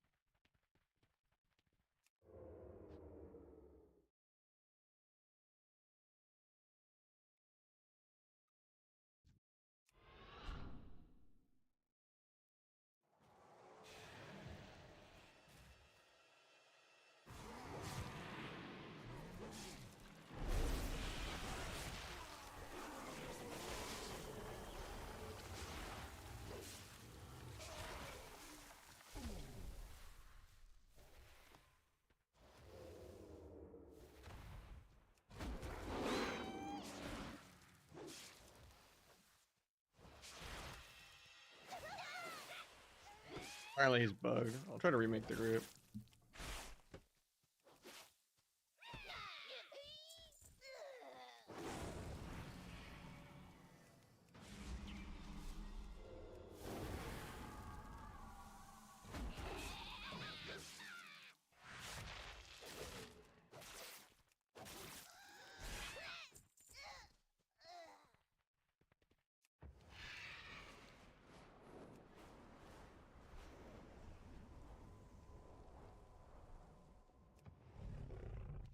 Yeah, it's not 100% it's happening, but it'd be cool if it did. Holy shit, that's a good helmet. Actually, that's not that item level, but...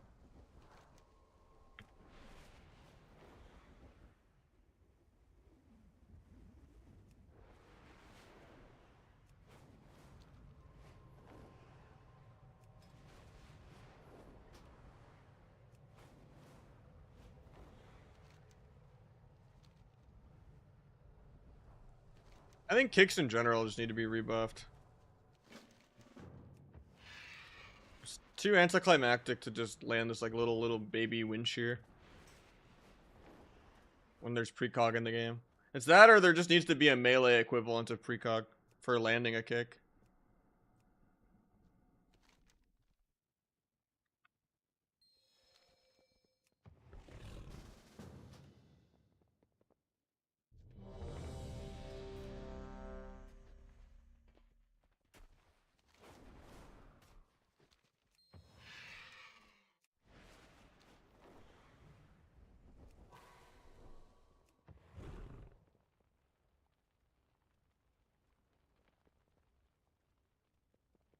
It's more just like when you're going back and forth, you're losing too much. Like if you step kick and then you don't chain it, and then you run all the way back to your kill target, then have to turn around and run all the way back to CC.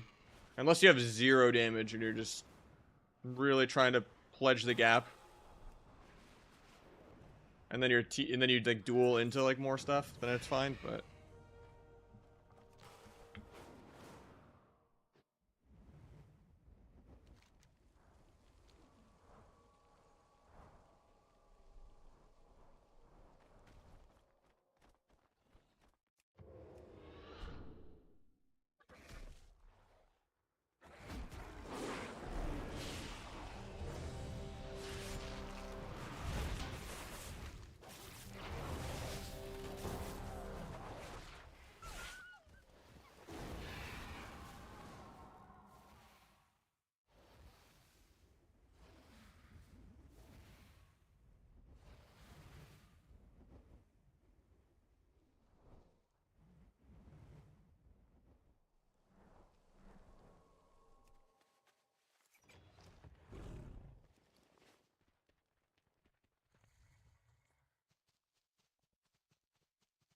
yeah, I hope I find like a good main team that like invests in me actually committing to multi-classing, because that's always my problem. Is like I get bored with alts, because I don't want to like play with someone's like 20th alt with my second alt.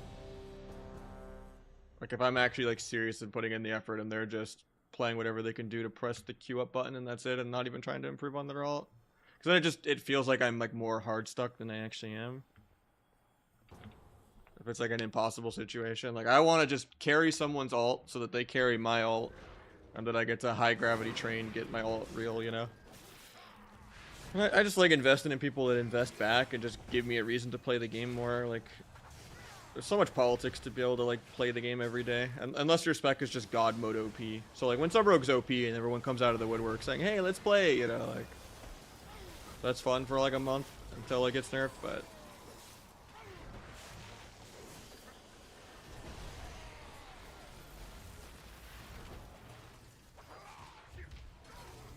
I just want to have more of a reason to play alts and like be more tournament ready and actually do well.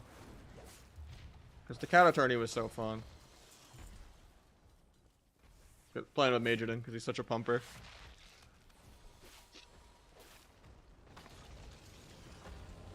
I have so much PTSD of how many tournaments he robbed me of in WoD.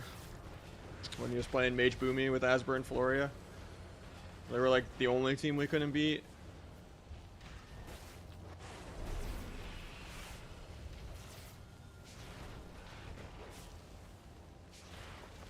It was like 0 and 100 to fucking Asper, just triple Boomy rooting me every game. Song? Honestly, I don't know it, but I'll pull it up. It's just auto playing right now.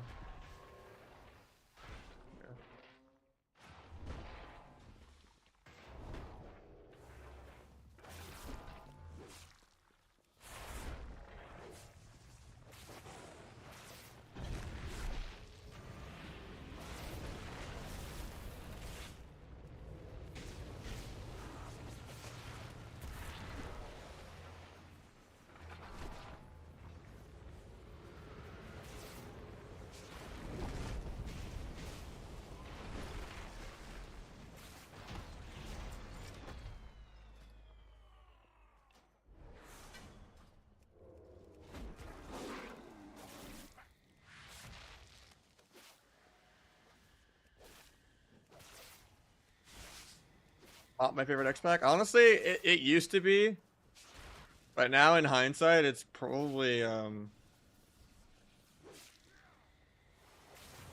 Kata or WoD, unironically.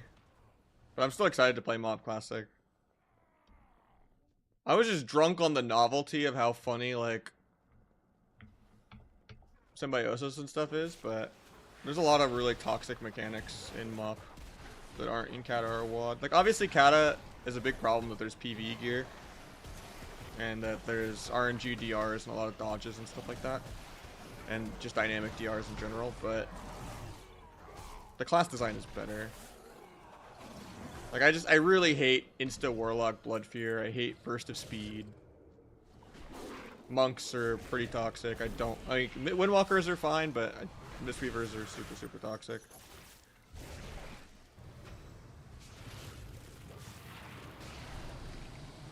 Like Nimble Brew, the extra trinket, the dematerialize bubble every time they get stunned ever. And yeah, Hunter Lock just insta CCs you for 40 seconds straight with like Wyvern, half trap, into like Blanket, into Shadow Fury, into Howl, into re-insta Fear, into DR trap, into just re-silencing shot, into just re-scatter, into another like Wyvern, and like it literally just all chains infinitely. Like they could just throw it in any random order and just do a 30 to 40 second instant CC chain. And I think, especially playing Season 15 in Season 12, we're just going to go straight into just Lock Shaman every game, and then Orb bots on Monks, and yeah. Yeah, Dematerialize was 10-second ICD. Anytime you get stunned, 100% miss chance for like 2 seconds. It had a 10-second ICD. So the only way you could actually stun a Mistweaver is to like AFK until Paralytic Poison procced, and then like stun them off the Paralytic stun. Like the only thing I like about like that makes Mop Rogue better and more fun, if you ignore the rest of the game, is that you have to use Slice and Dice for energy instead of Recoup, and that you have to use Rupture because you can't afford this, the Hemoglyph. And so the rotation's a little more fun. And then the other thing is Paralytic Poison is kind of fun if it didn't stun, like the Shiv root aspect. Like Shiv rooting someone in a bomb was fun. But having to wait for RNG stacks to get an off stun DR stun was really, really clunky.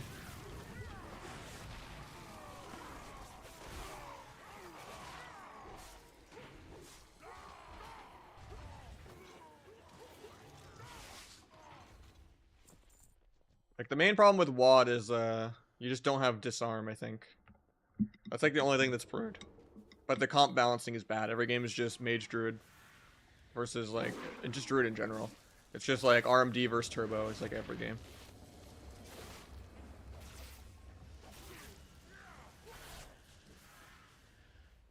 But like Mop Rogue would be fine if like Hunter Lock wasn't what it is, and Burst of Speed didn't exist, and Paralytic Poison didn't exist, and Mistweavers got Omega toned down. But that's not gonna happen, so.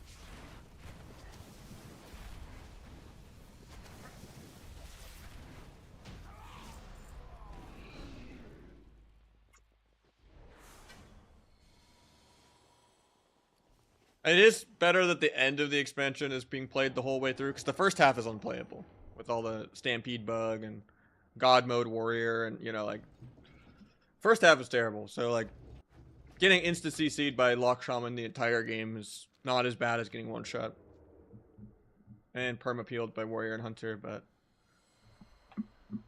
I don't know. I think if they had just made brief non-gameplay changes to Kata, it would have been better than what Mop is.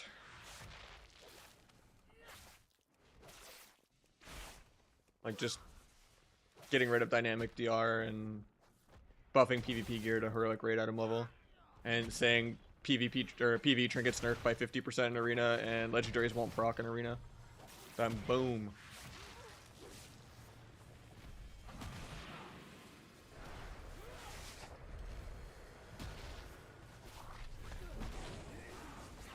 But they're not gonna do that either, so.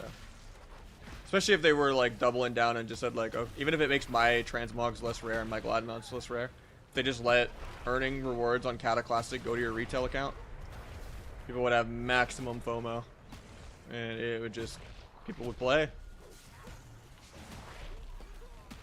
Because people need to be rewarded to play the game. Night Elf Biss for sub. Night Elf is Biss if you intend on playing Asa or Outlaw at all. And it's close enough to Bis. You only want like Orc or Human and Sub-Rogue versus Sub-Rogue if you're class envying really hard.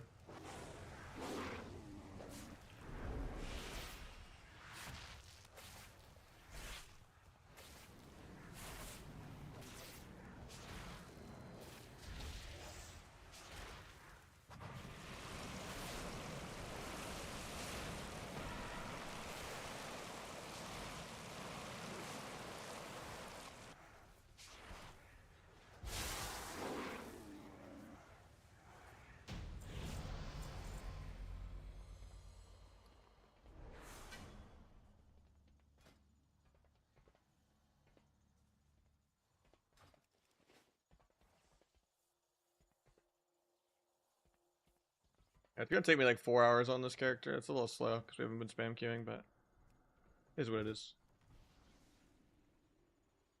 Yeah, Orc should not be a passive.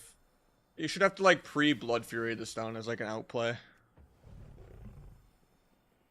But ideally, I think they should nerf Orc, Human, and Night Elf so that people have more variety. Like if Night Elf just didn't drop combat and you actually had to outplay a CC with it instead of just using it as a vanish. And Orc you had to like pre-use to get the stun reduction. And I don't really know how you fix Human.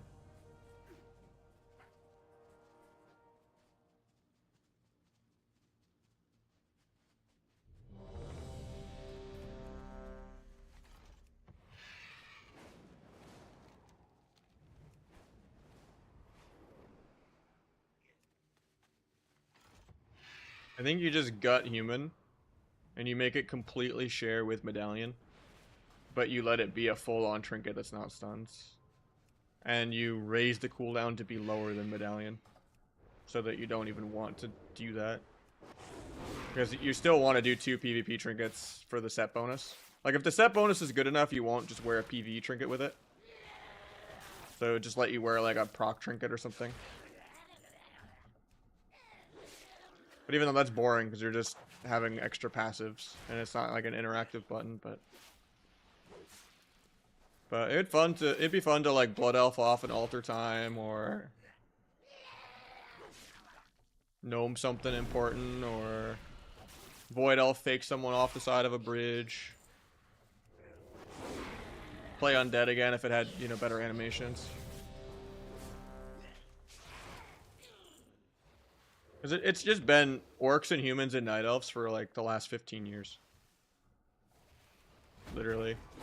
At this point. The last time people unironically thought Undead was good was on a Rogue was like Mop. At the beginning of Mop.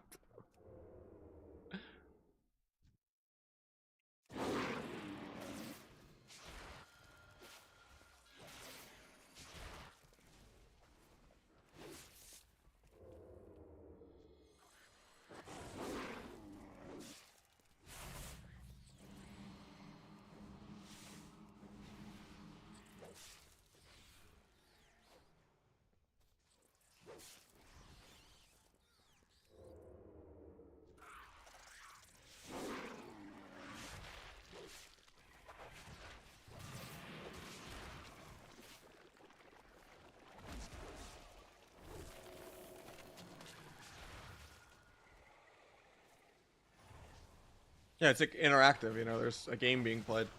Which is the same as what Night Elf can be. If it's just not a vanish. If it's entirely, oh, I am immune to the Death Coil, Nelio style, or oh, I am immune to the Stormbolt, you know, that's fun.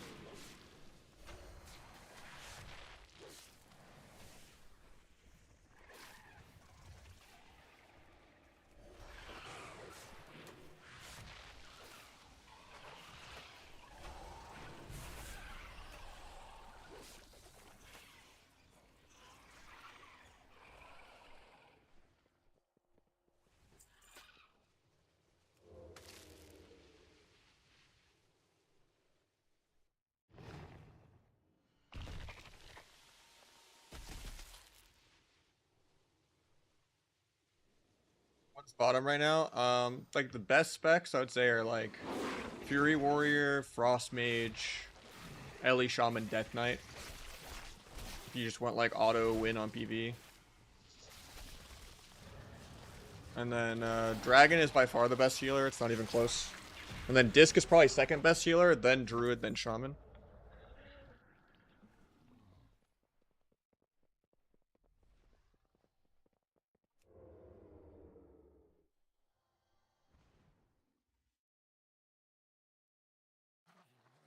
How what? Affliction is okay. Shadow Priest, like, it's good. Maybe like low S, high A. Destro is pretty mid, pretty bad. And then Demo is like a no-go zone right now. Which, good riddance.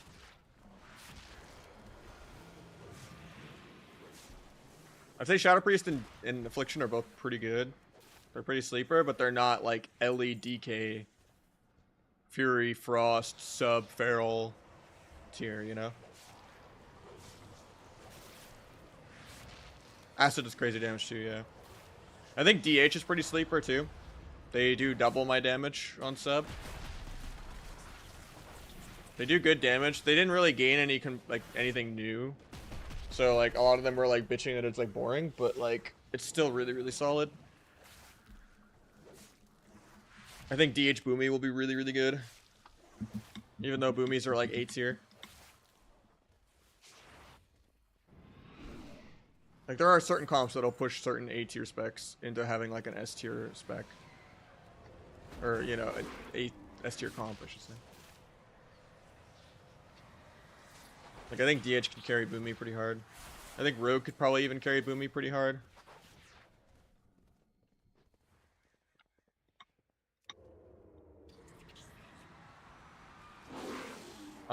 It's something from Legion. I kind of forgot it. It was like tied to pickpocketing, I think, because you had to get the keys to do the Throne of Thunder. What's the word for like the little mini dungeons scenarios? I think that's what they call them. Where you would just kind of do like a questline dungeon back in Legion. I think it's scenario. But yeah, you farm the keys from pickpocketing and then you go in the treasure vault or whatever. You have to like, yeah. Yeah, you have the Marin coins, then it's just a low drop rate, I think. But you're on the right track. It's some bullshit though.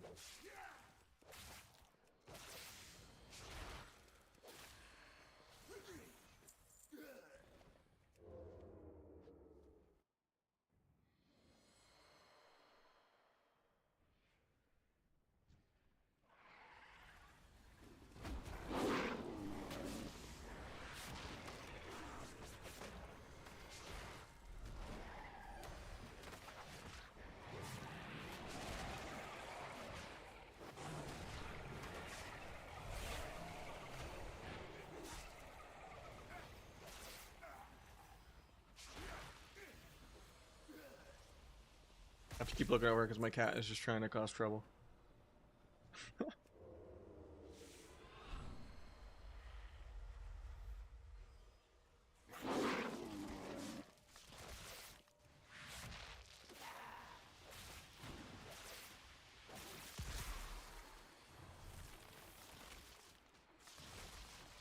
One item every week. I think you could spam it. I think that's just the coin being like more of a freebie use or whatever.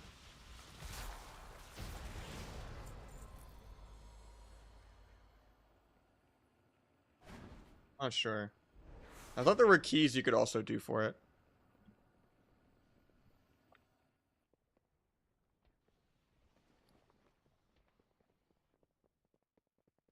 No, it's like the Like the brown mask. I just don't remember. I farmed it in like actual Legion.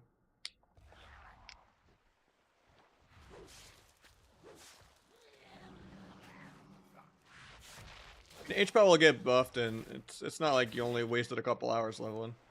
At least it's not like a 20-hour level, you know?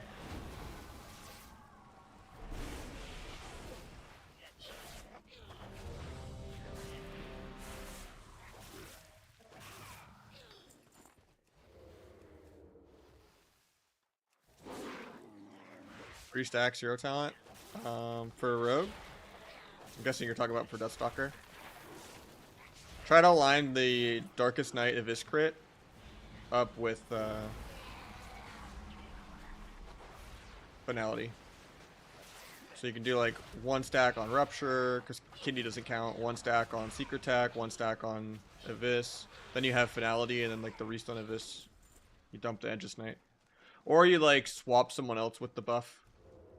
Because you can hold on to the crit buff for like 30 seconds.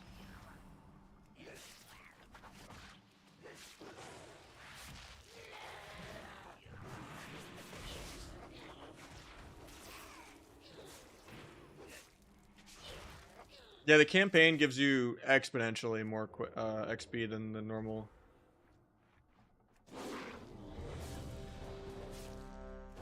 If you just tunnel main or campaign with no side quests, you get to 76, and then you can just do dungeons. And even do world quests.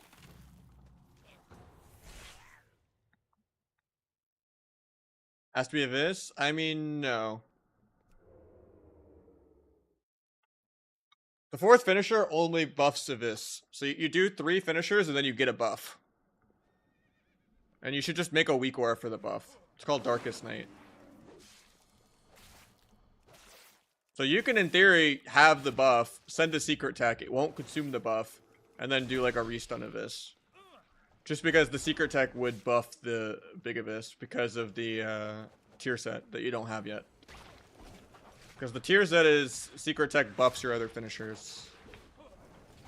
So it should be like Shadow Strike, Kidney, Shadow Strike, Dance, Rupture, because of the first dance giving you points, and to like do another pre-med, and to press all of your modifiers, Secret Tech, Sepsis, Restun Abyss, Restun Abyss. You could also Abyss before the Secret if you wanted to, the first Abyss. But it doesn't matter, you can do either order. Ideally, I think Abyss and then Secret and then Abyss is better. Because then you're timing the delayed damage of Secret with the Abyss crit. And you're padding deeper daggers. But sometimes getting the tier set to buff both Abyss rates is good too. So I think it's so interchangeable it doesn't matter. It's just probably more cheesy to do the Secret as the last finisher. Just because the delayed damage lines up better with the crit.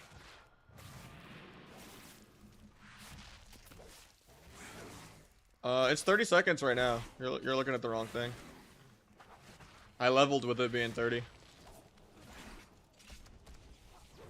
You're probably looking at the wrong buff. Cattle Feral looking on. This is not Cattle Feral.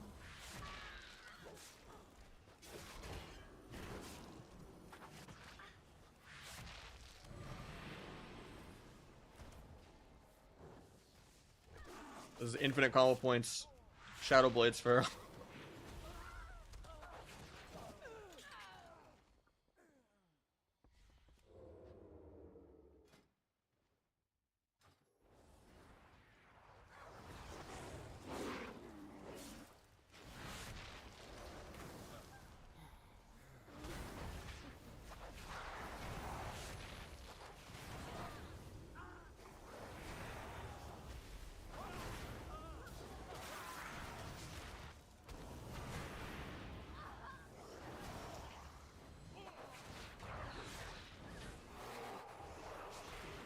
True. We got Chastic with the reset. No problem, man. That's what I'm here for. But yeah, I have a lot of beta VODs. I played like over 1,000 rounds of Shuffle the last month on beta. And we were one of like a handful of people that got above 2,500 on the beta. I played DF Feral a bit. And Cataferal and yeah. And Legion Feral. I like the not having the frenzy clone spam. But yeah, it feels really weird that everything's like baked into shred. Or into, yeah, shred. Like, it feels so weird not having mingle. It makes blood talents feel really weird because I don't moonfire enough. But I guess in openers it's not that bad because you just feral frenzy. It counts too. I think when I get a whole bunch of weak auras all over my screen, that'll help. But like right now, I'm just mentally zoned out for leveling. But we're getting there.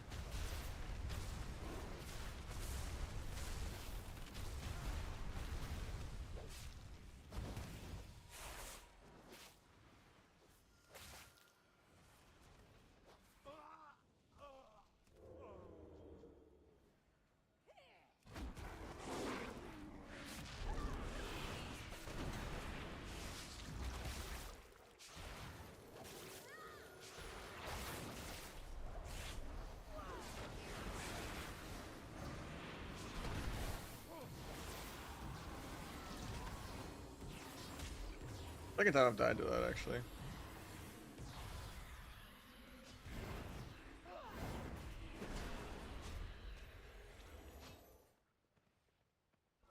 Tank bad, or... I don't think it should be possible to wipe there, but we'll take it.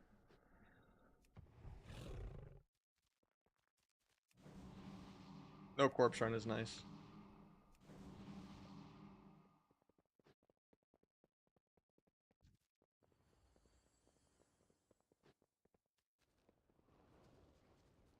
Yeah, I intend on playing a bit of feral, a bit of mage, and I don't know what my fourth is going to be.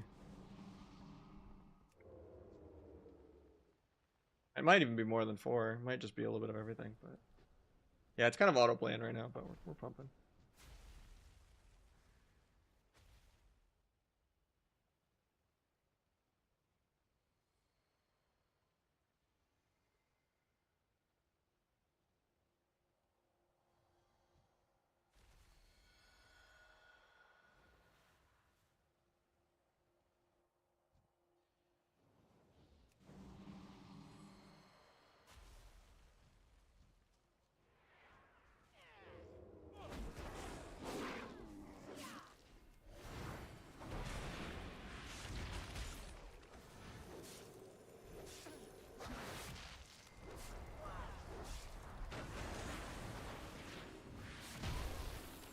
I skinned there.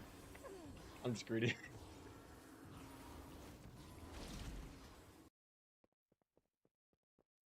Playing underdogs back? Nah, dude. I have to be respectful of my own time. And even if enhance was good, I don't enjoy enhance.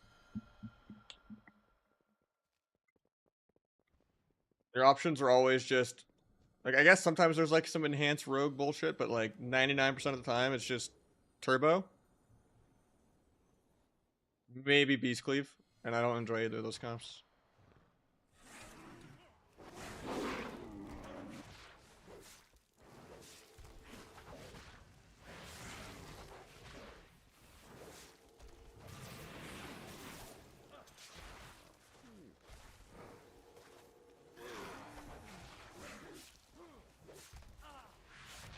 Never seen a group struggle on this boss though. Slowing down my level enough.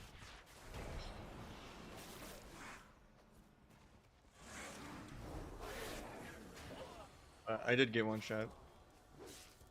I was padding too hard.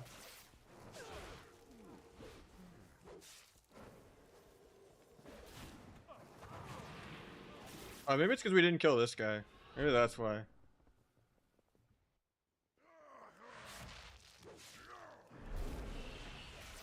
Maybe we just skipped trash, and that's why there's like more mini bosses that actually do abilities and mechanics.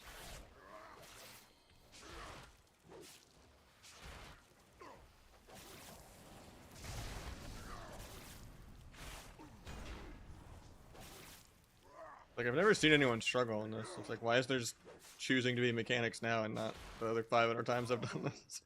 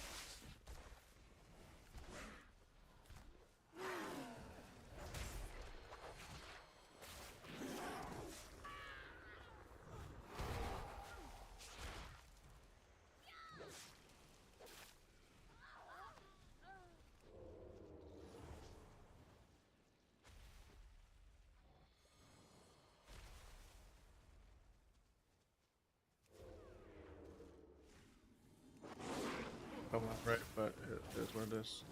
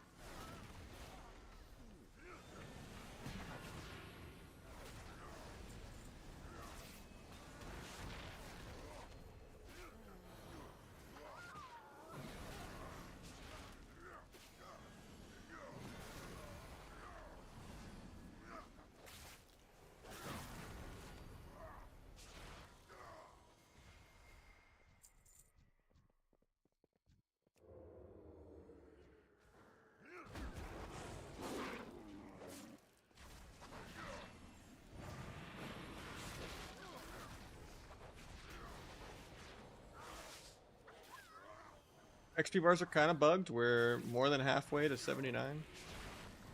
It's definitely slower than most people dungeon grouping just because we don't have a tank like perma in group. It's just been me and the healer solo queuing. If I had like a full group, it probably would have been done on this character already, but we're making good progress on it.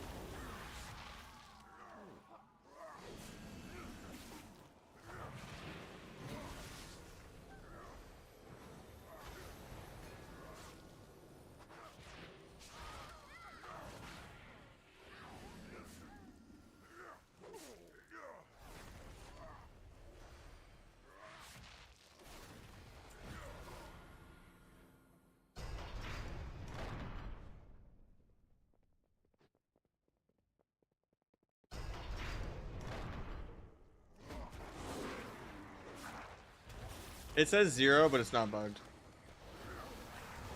The way you test this is mouse over the Gormaw template in your talent window while you have the buff.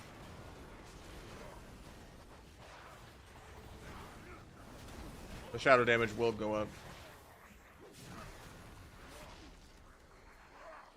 by like 100k at full gear. Yeah, it says 0% on the beta too, but it's still really worth it for your Dark Brew Rupture. And for Secret Tech.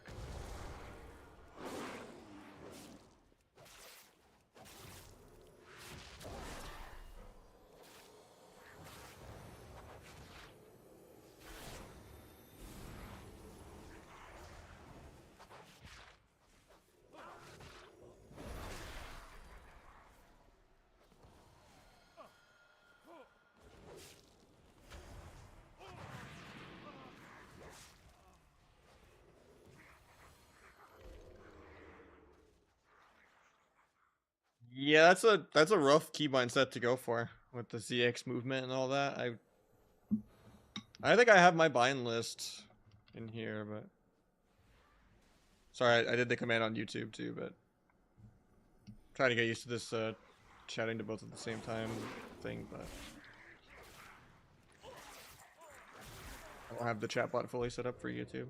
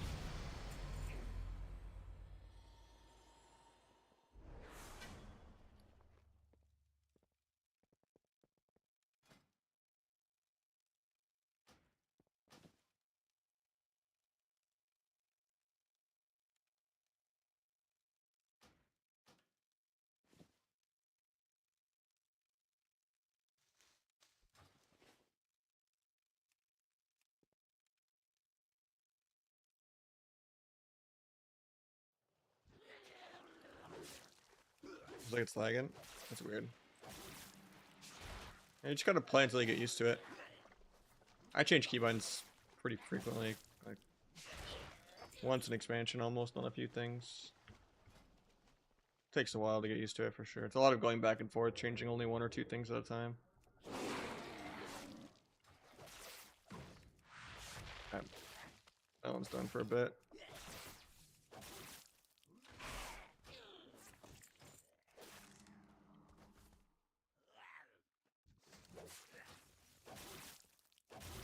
Solo queue is still only be a couple minutes, but we'll see.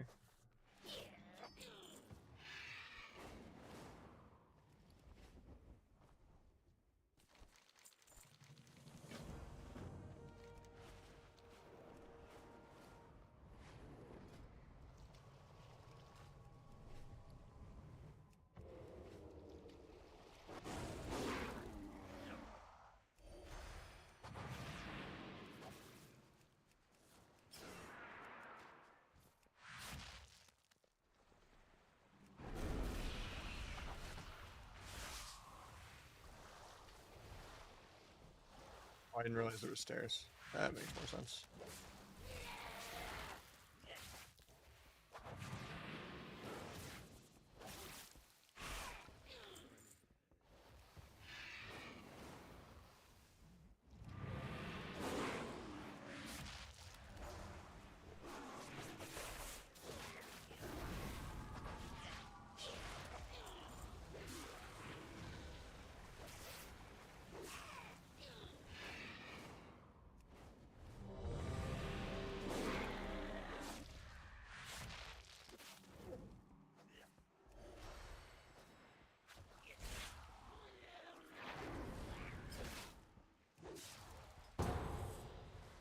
Not much play.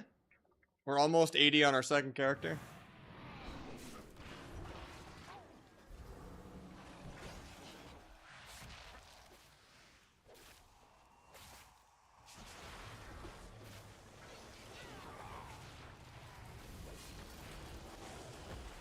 Sub's really good, but it might get nerfed.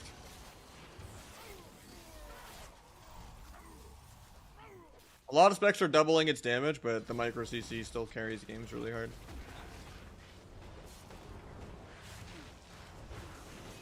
Outlaw just doesn't have enough damage. Asa's probably better than Outlaw too. Like Outlaw does similar scoreboard to Sub, but it just has no burst and no win condition. Whereas at least Asa is, you know, almost doing double what Outlaw and Sub do, so like the scoreboard does good for it. Even if it has the least amount of stunts. 17, yeah. Most people have it like an hour per character doing some almost exploity thing.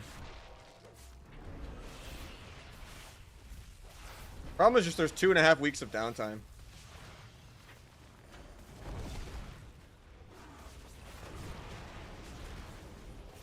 It's like even when I do my Feral and my Rogue and my Mage and my Lock and my Warrior and my... I'm still gonna have nothing to do for like 2 weeks.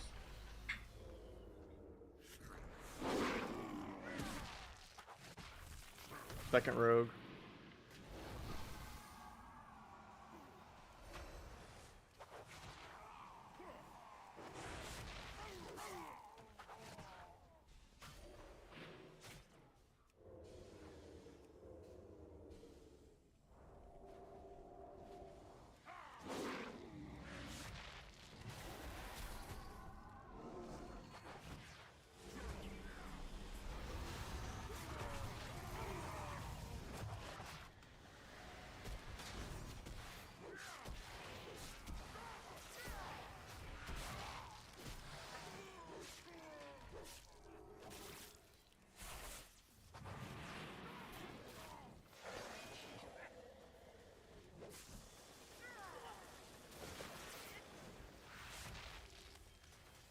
I got all the Glad titles and a rank 1 from Mop, yeah.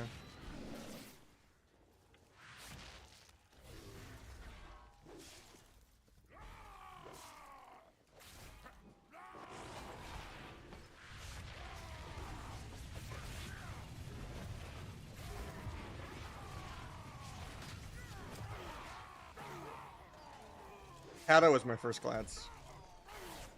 Because Wrath, I was just a duelist on a dead server on a dead battle group, and I was more of a PvE player. In Wrath. Kata's when I went to a PvP server and started actually maining Arena. And I would have quit WoW if it wasn't for Arena and Kata.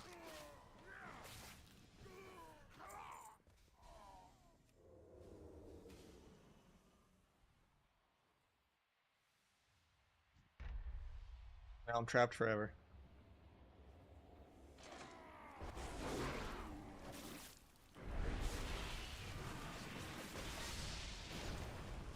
I parsed pretty well in Kata still, but yeah, I don't know. Deathstalker by far, it's not even close. Trickster is just too clunky for PvP. It AoE breaks CC, and you end up CCing yourself and gapping your stuns as well.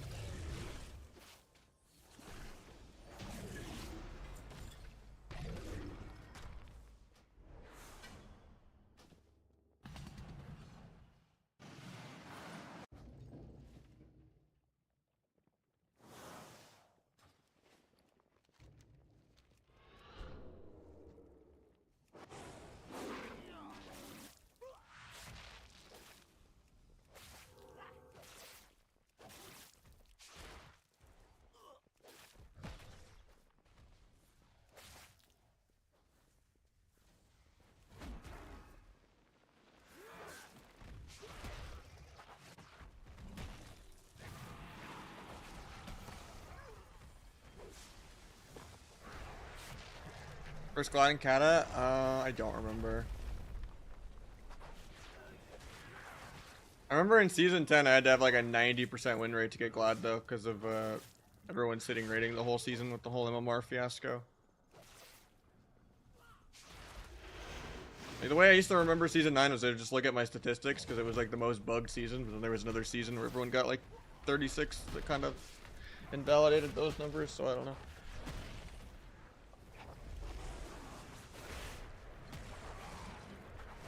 Yeah, season 10 I had really a lot of fun playing Roguelock Priest because it was like kind of good into MLS. Because I was one of the few people actually queuing the ladder. Everyone sat that entire season.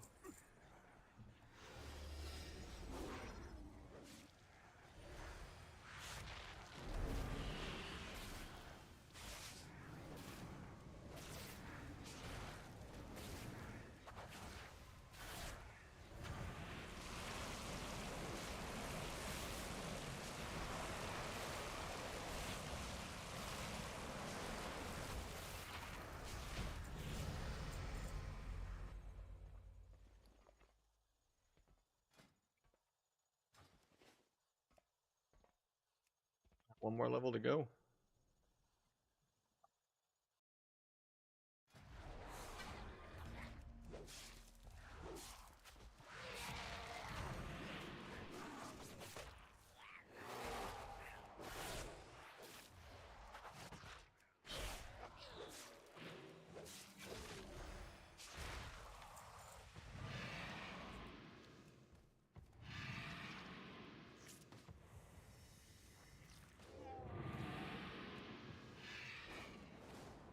First character took me about 5.5 hours. I campaigned till it was done at 76, then I did dungeons. Skipping cinematics and stuff. Second character takes 2 to 3 hours of spamming dungeons if you have a whole group for it.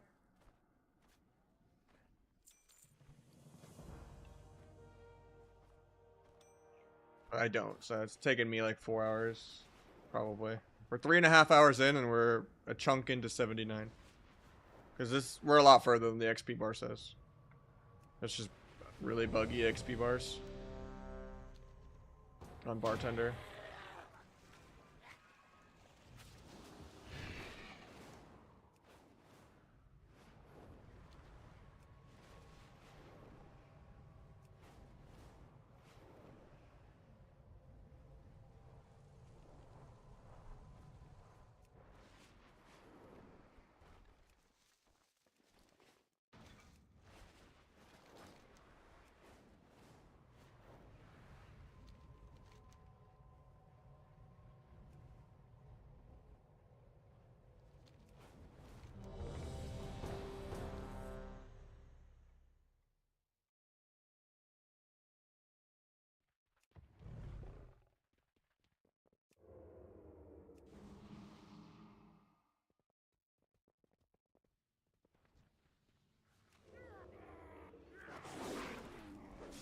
It's similar but different, just because, you know, you multi-stun people, you burst with Incarnate Blades.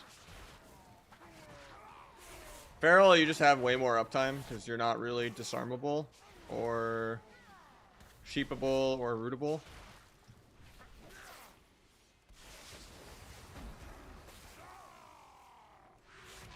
Feral also has more burst and pretty similar sustained damage. The main just difference is, like, you're more rewarded for faking kicks, because you can cast Cyclone. So if you're like faking a bunch of kicks and cloning people and having precog and stuff, you can do a lot of stuff. Like, you actually could CC more on Feral than you can on Rogue. It still has 20-second kidney with Maim. Bite can actually 30-40-0 people. Like, a non-crit bite can actually hit harder than a stars aligned hero talent setup. Finality, DFA, crit with a weapon enchant proc on a squishy. Like, bite just hits exponentially harder.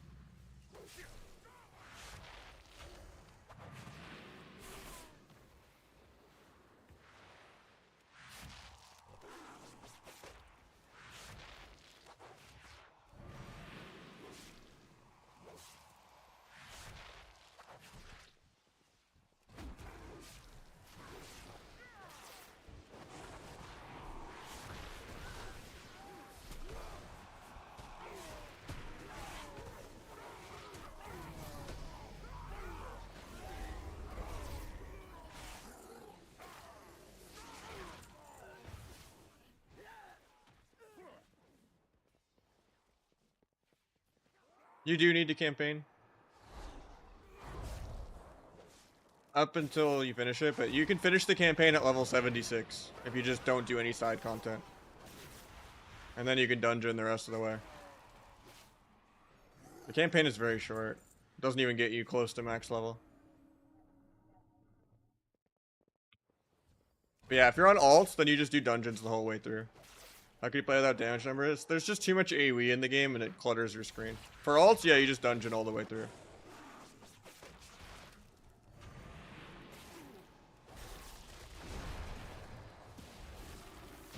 Unless you want to like quest for transmog and stuff.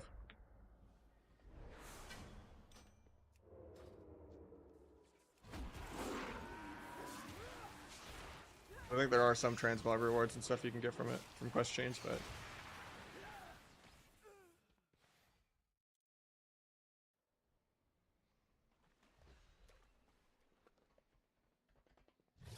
yeah, just don't do any side quests at all.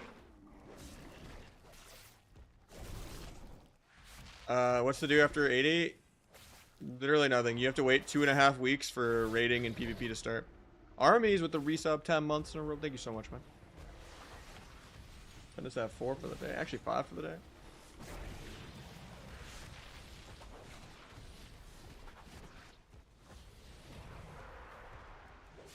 But yeah, you could go on the beta if you still have it to play max level, I guess.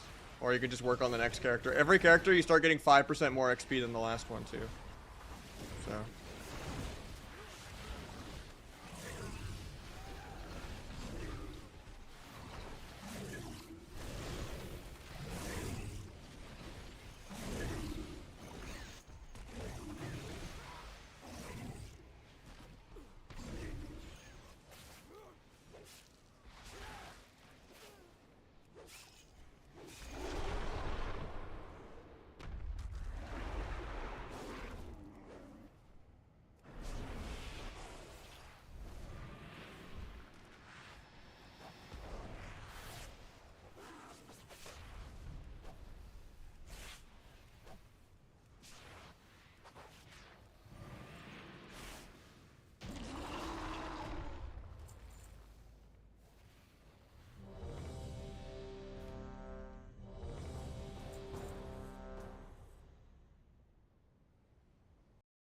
yeah, there's not much to do after you finish. It's your first character is like 5 to 6 hours, counting the campaign.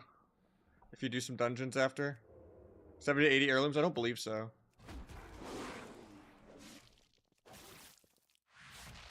Well, I appreciate you being back, man. We tanked hard. We're trying to re-get the sub count back. Stunner saved my ass kind of yesterday. That was kind of huge. Hopefully, Arena's just bumping though, and we get some insta queues, and then the end of season for Kata is hype, and then the beginning of next season of Kata is hype, and we can still play both games. And on days where, you know, people aren't on, I can just still play solo queue on this and push on every class, as well as Rogue, obviously. But and maybe there'll be like a good AWC team I find, you know, and we do well in the tournament too. Like, yeah. Hopefully, there's just more stuff to do. Because there was way too long of a drought. And waiting 2 more weeks on stuff to happen is still a while, I feel like.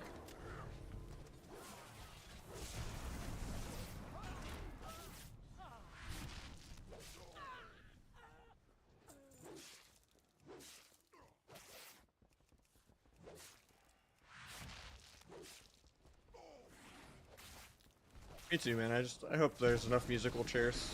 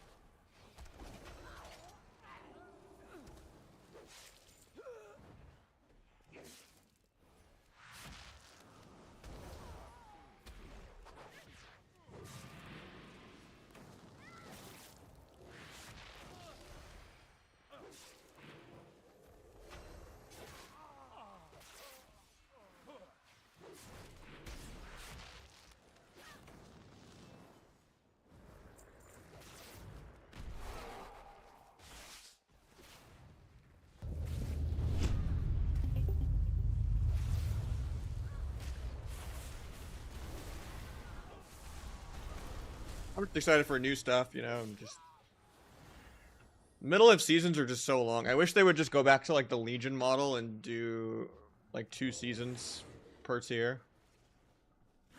So as long as there's just more beginnings of seasons and more end of seasons, more people just play the game.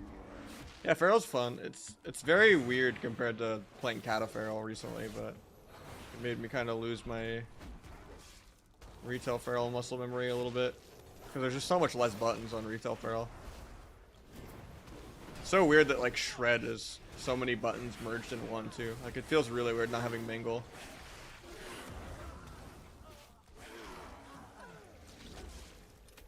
Flag and Sepsis? What are you dropping? Danse Macabre or Dark Brew? Because if you're playing Sepsis, you can't afford Flag 99% of the time. But I think Flag is just too clunky anyway. You can't go down the middle of the tree for a Macabre if you're going both. Unless you're dropping Dark Brew. Or a Macabre. Or CDR.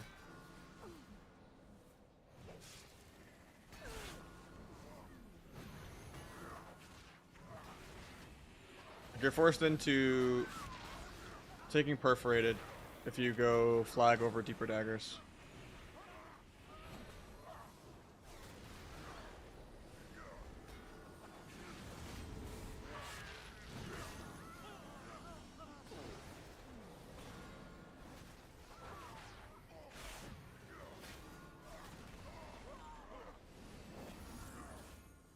I also don't think you can pre-flag.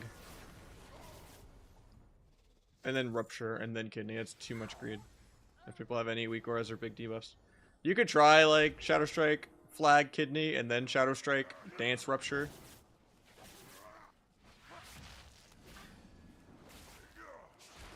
And, like, make using of the first night, and then Bladesing off that. After you do both pre-meds. But... yeah, you can't start with Cheap Shot either as Trickster. Because you still have to build Coup de Grace.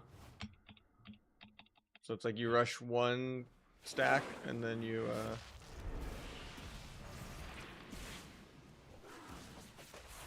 send Secret to like reset 2 more Unseen Blades.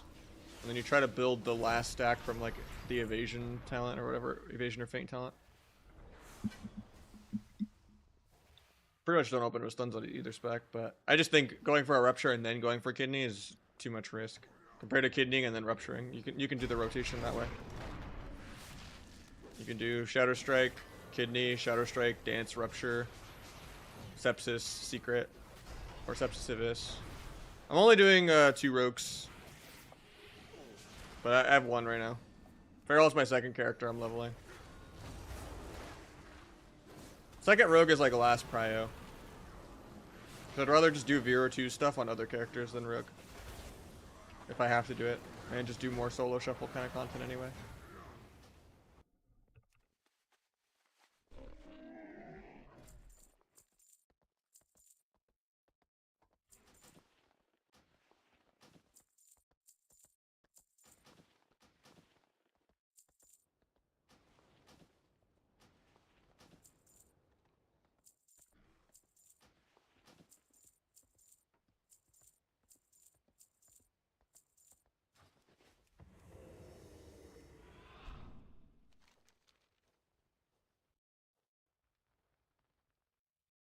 Yeah, if I'm gonna do my Rogue, then my Feral, then Mage. And I don't know what my 4th is gonna be yet, but second Rogue is like kind of last prio. Like end of season, like playing non-main team people kind of thing.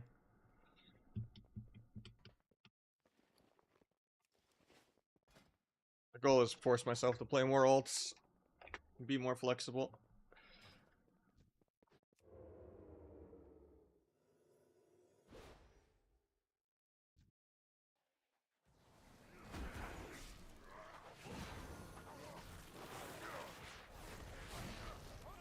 Die a second time.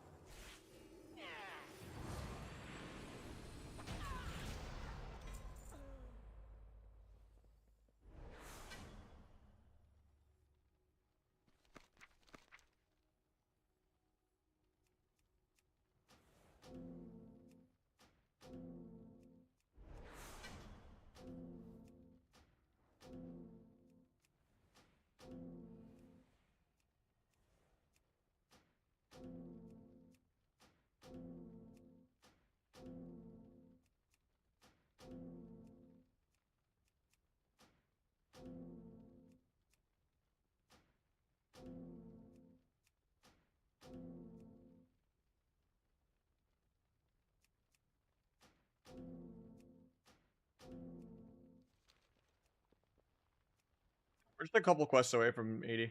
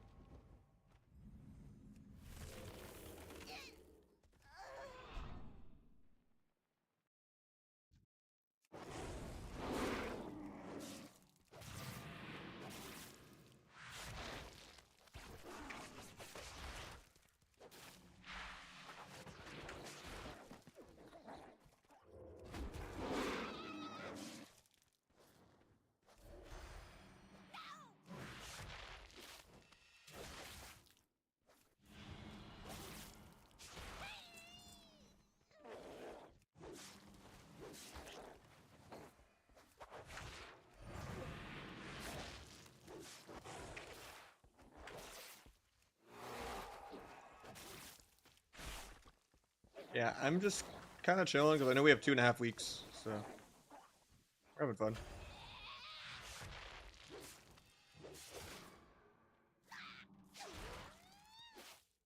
It's gonna be finding ways to PvP though. It's gonna be where it's at. What's Pika been doing? Is he queuing like skirms or some shit?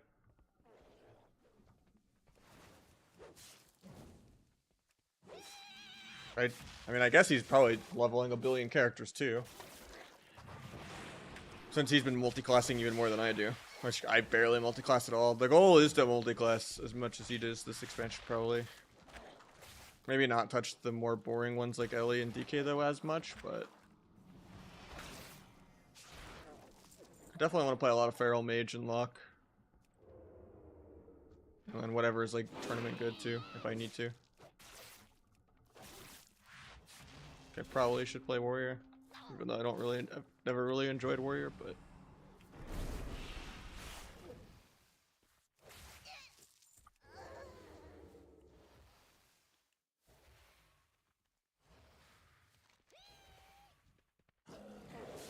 I want it shown right now. So Ellie is his first ult. I can see it.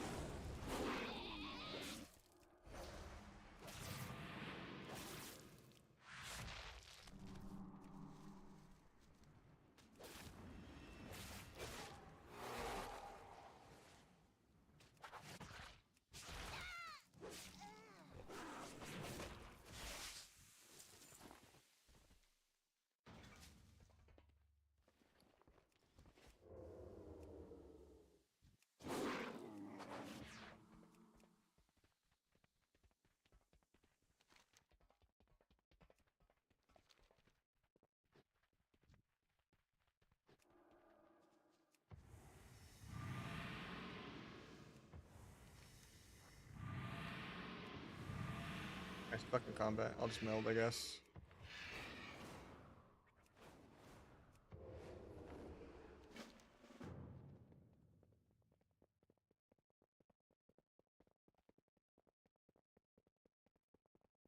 That's what like I-morph and J-morph are for and stuff though. You can just, you know. Or you can still do flips on Night Elf too, I guess.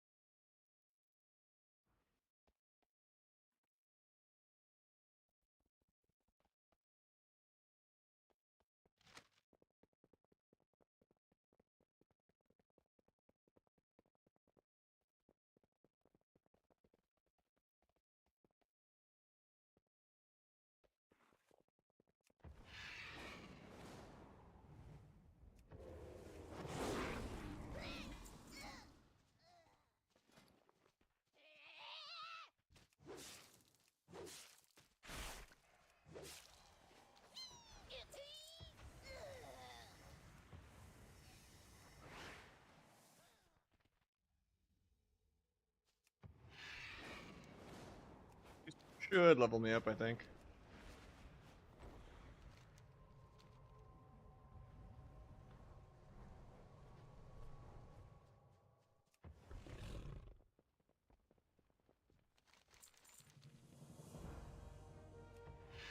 Actually, I don't think it will.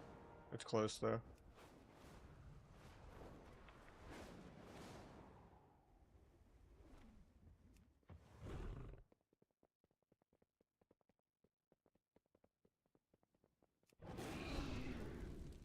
Too many houses.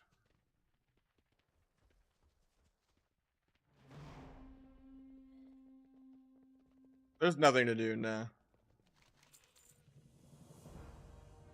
There's no honor vendor until the game starts. You could farm 4,000 honor in early access and farm 15,000 honor after the full game comes out. But there's no honor vendor, and full honor gear is like 12,000 honor anyway. But I mean, I guess you can like war mode move your honor to a different character. I don't think the honor is the 26th. It generally is the start of the expansion. I don't think honor starts with the release though. Maybe it will though. I don't know. Because they didn't say that their honor would go in then. I don't know.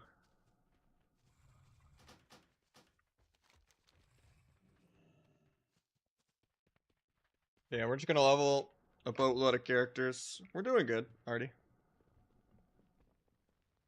Yeah, the honor cap goes up, but there's nothing to buy the honor with. And even then, like, you can kind of just war mode mail your honor around to multiple characters.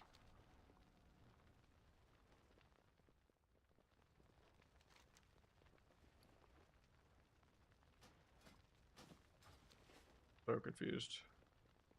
Oh, it's right here. I'm blind. It just does not highlight it well here on this.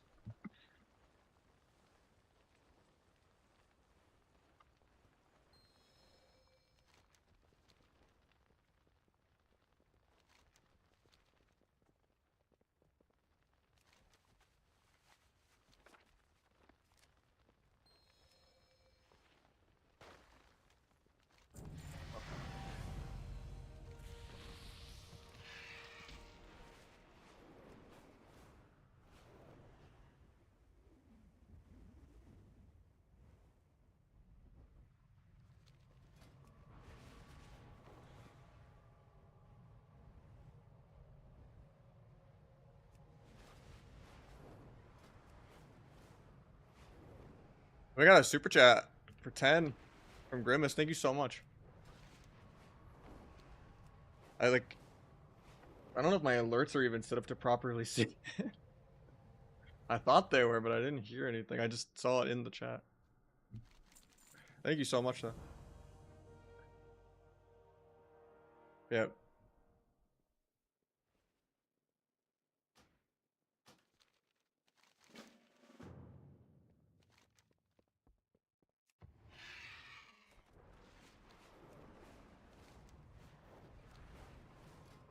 Do I start the mage now? Or do I start the second rogue?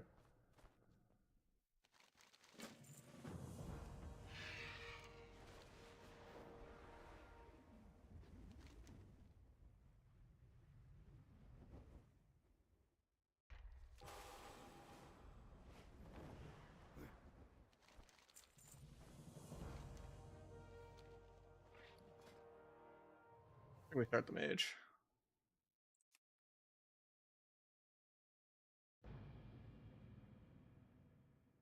That took me 4 hours. That's a little slow. Some people level only 2 to 3.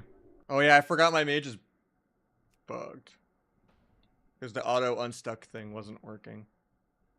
When I like teleported to Silithus, it like fell under the ground. Forgot about that. So I guess maybe I do the alt rogue. Because my action bars aren't set up on my warlock yet. I could try to auto unstuck my mage though real quick too. If the website works now.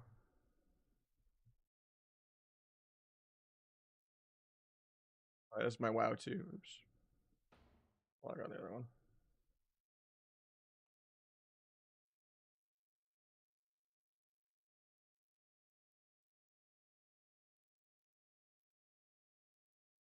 Luckily, I have the auto unstuck bookmarked, so I don't have to go through all the hoops. If the page will load, that is, but...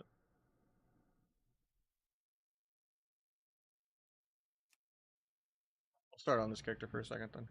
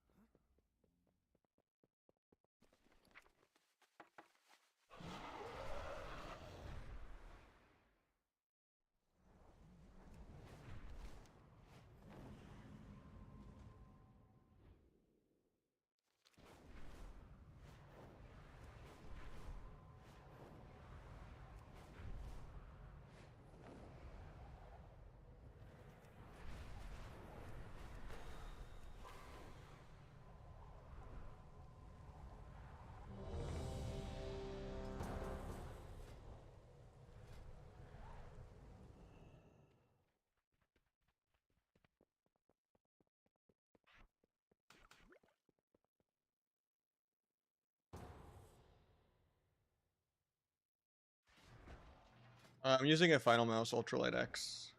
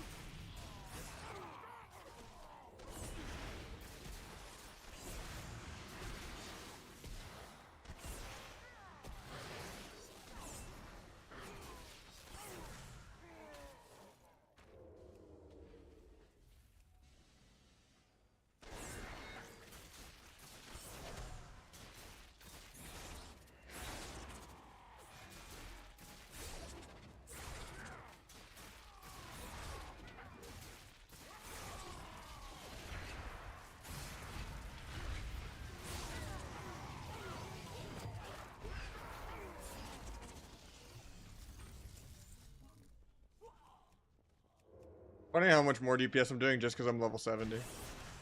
So my stats just aren't squished. It's funny to get nerfed by leveling. Song? I got you.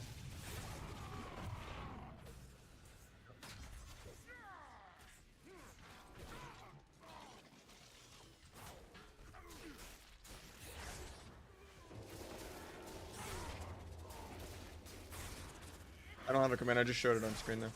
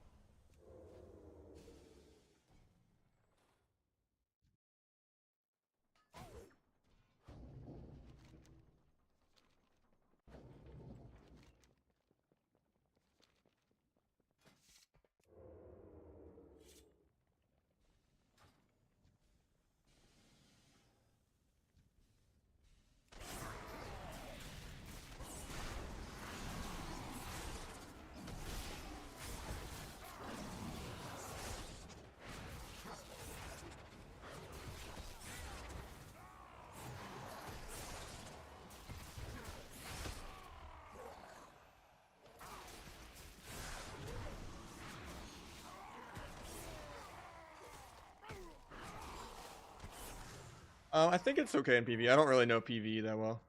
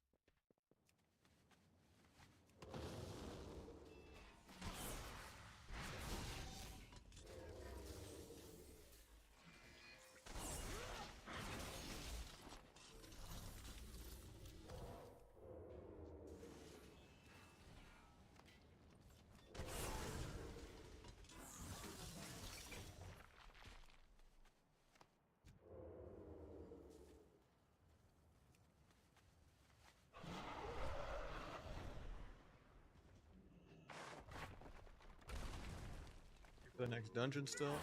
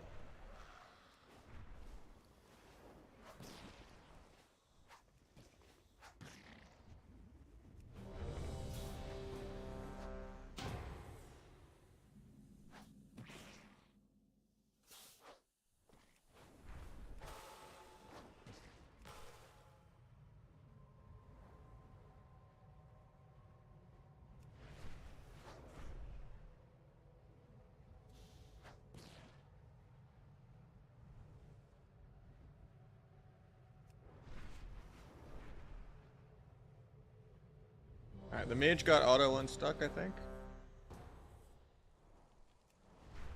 I guess I'll just commit to the rig.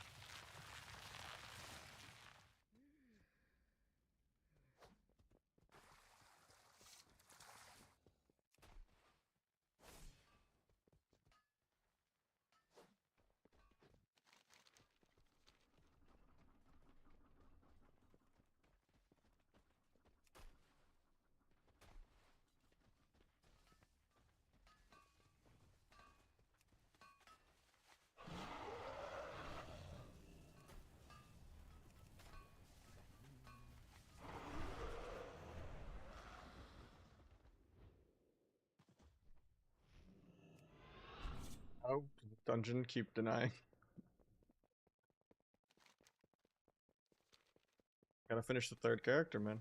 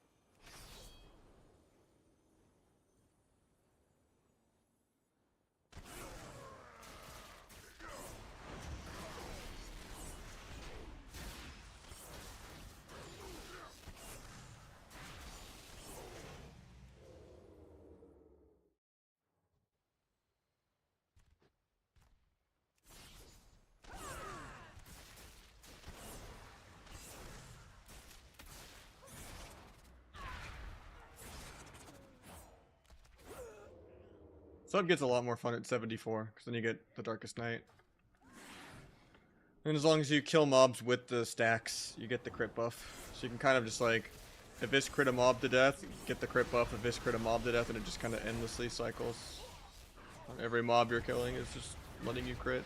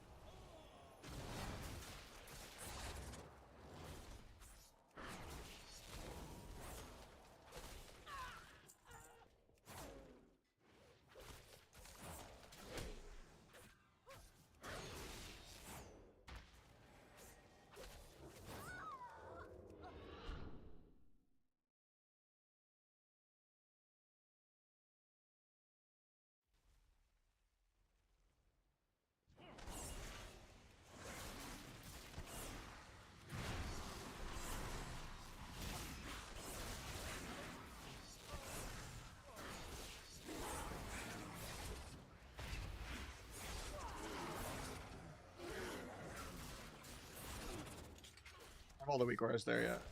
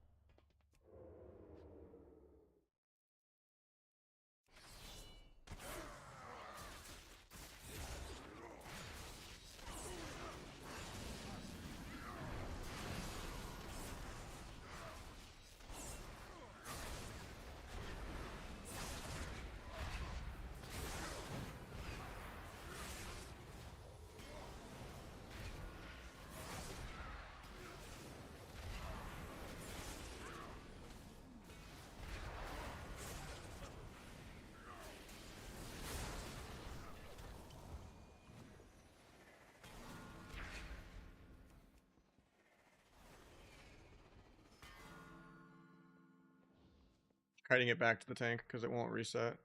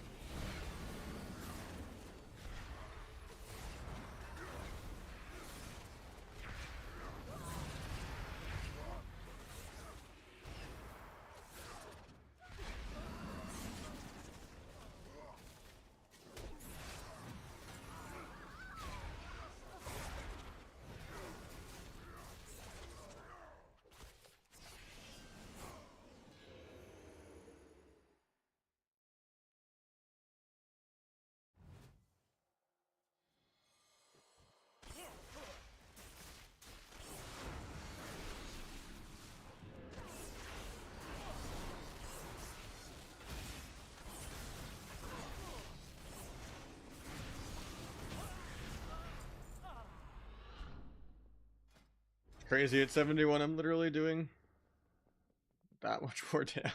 Unless my details are just bugged, I don't know.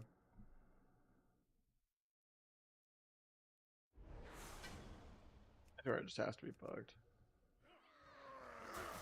No way that Windwalker only did 60k to the boss.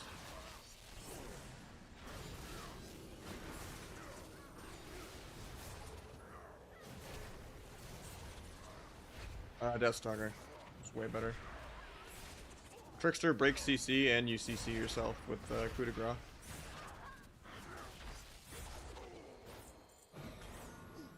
And it's harder to control the stacks of it. Sometimes you just can't really hold on to the buff and do a different finisher kind of thing.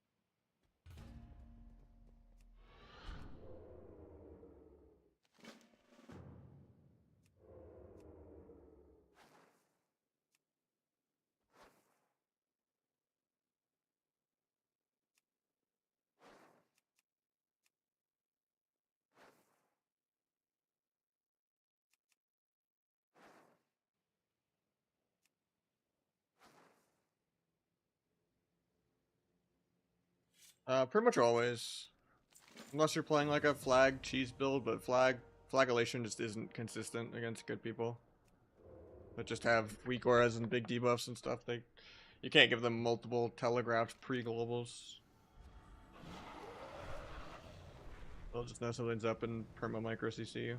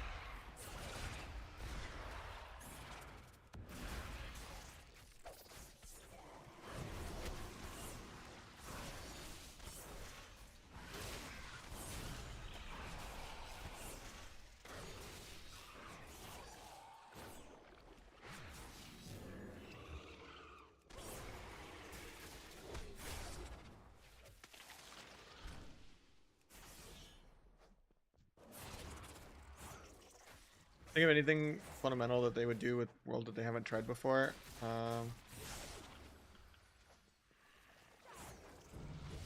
do you mean? Like just to like spice up leveling? I think leveling is always going to be a chore no matter how they do it. I think they put a lot more effort into the actual quest design. And just adding more actual story and more cinematics and stuff. And it's just, most PvPers are severely ADHD. And even if you tell them, hey, you have nothing to do for 3 weeks, we're still going to skip every single cutscene for no reason and not take our time for no reason. It's not even about like speed running or anything, it's just, you know.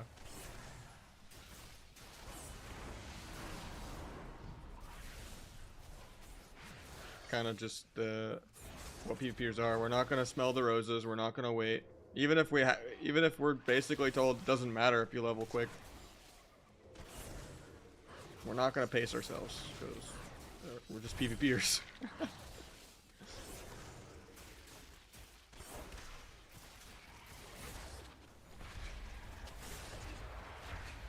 It's a very different side of the brain than, you know, skipping and pet battling and...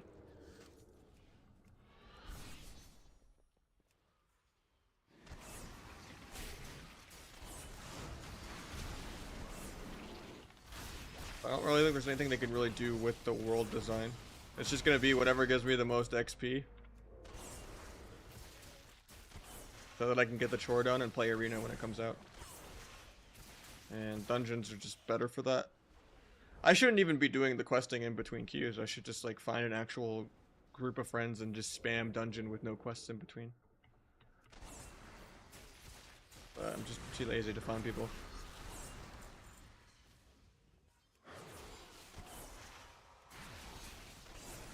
And even then, I shouldn't be doing side quests. Like, I should be doing the main quest line. Because it gives more XP than side quests. But I'm just trying to farm, like, occasional transmog or something from quests. If there's anything cool.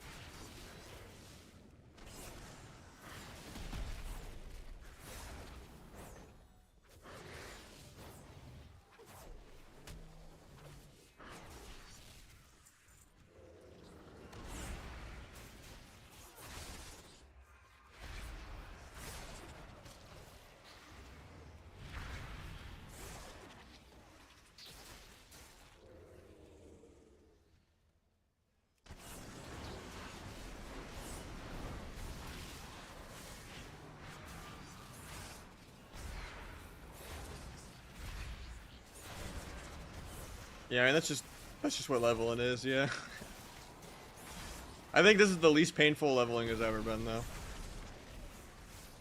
Like, if you have a designated good dungeon group, and it's not your first character, and you just go straight into dungeons, you don't even have to do the campaign, you could level in like 2 hours.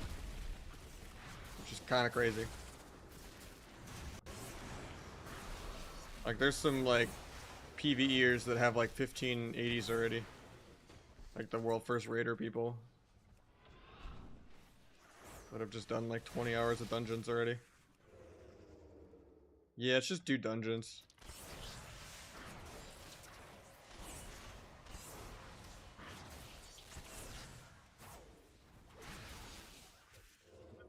Depending on how many characters you have at max level, you get 5% more XP for ults. Up to 25. So I already did my main rogue and my feral. My feral slowly questing in between dungeons without a spam group was about 4 hours. When it should be like 2 to 3 hours of dungeon spam. But yeah, it's still insanely quick.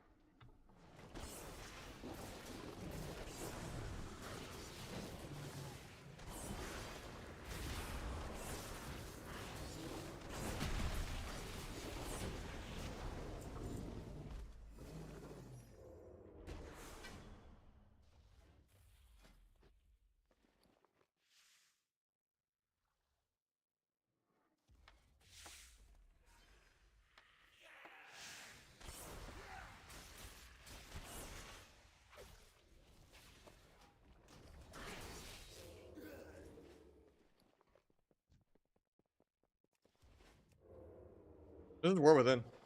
This is the early access. for the Epic Edition or whatever. We already have 2 characters at max level.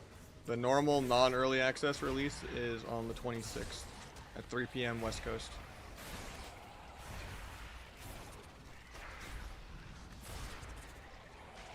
But yeah, our Feral is max level and our main rogue is max level. We're working on 3rd character right now, a 2nd rogue. And then we'll probably do mage, maybe probably not today. And then I have to decide what my next one after that's gonna be. Probably not warlock or priest because my bars aren't set up for them yet.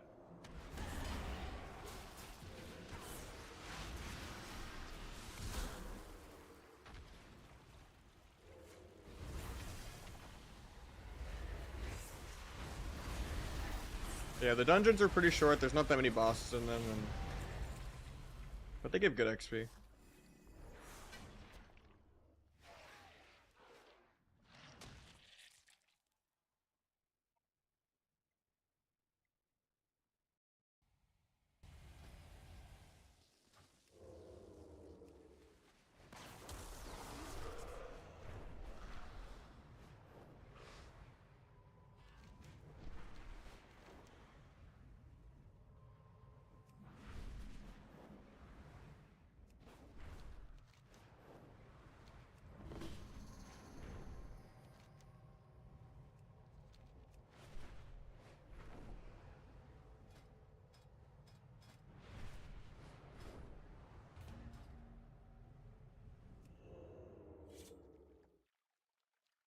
Only the first really matters, but on alts, the campaign is worth exponentially more XP than the side quests. So unless you're like going for like a specific like transmog piece or something from a quest chain, side quests are pretty pointless. Unless you're just a completionist and you just want to let you're okay with your alts taking a little longer. Since it's absurdly fast anyway, you know. If it takes you 4 hours instead of 3 or whatever, you might as well get a couple different quest chains done every character. See if you get something cool or not.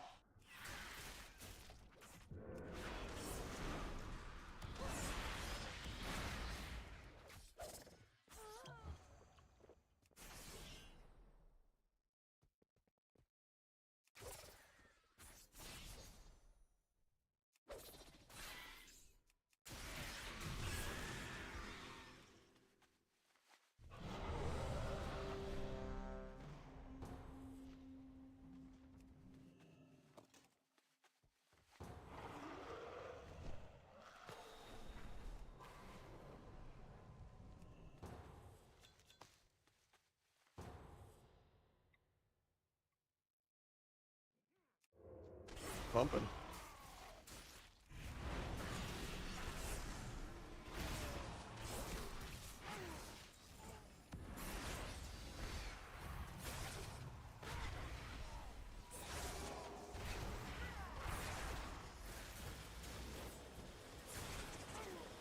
But yeah, I think like your first character, it's like 5.5 to 6 hours, depending on how sweaty you are. If you just do pure main quest to like 76, finish the main quest entirely, unlock world quests and all that, and then just spam dungeons after you're done with the campaign. Should be like 5 to 6 hours. And then your ults will just be quicker, spamming dungeons the whole way through. If you even want to do ults. Yeah, there's the arena season I think starts on like September 10th, so might as well do a few ults. I don't plan on doing a crazy amount of rogues. I'm just gonna do just my main rogue, 1 alt rogue. For like playing non-main team or something.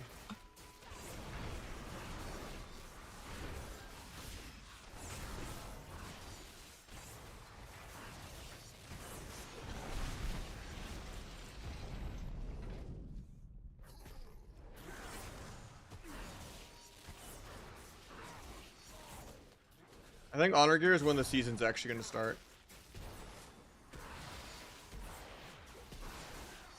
On the beta, there's a lot of specs that did double its damage, but I still had a really high win rate and was doing really well.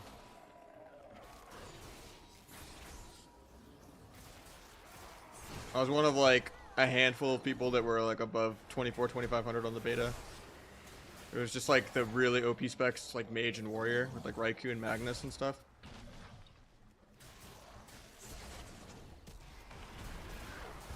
But yeah. So Rogue is very good. You generally don't come close to Warrior, Mage, DK, Ellie, Locke, Shadow Priest on damage. Or Hunter. But you have good win cons that you can hit.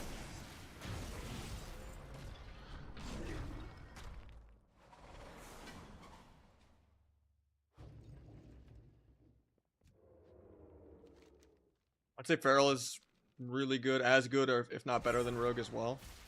And but you outdamage Feral. It just has it gets CC'd less, and Clone is fun. And you can like bite people 30 to 40 to 0. It's way burstier than Sub.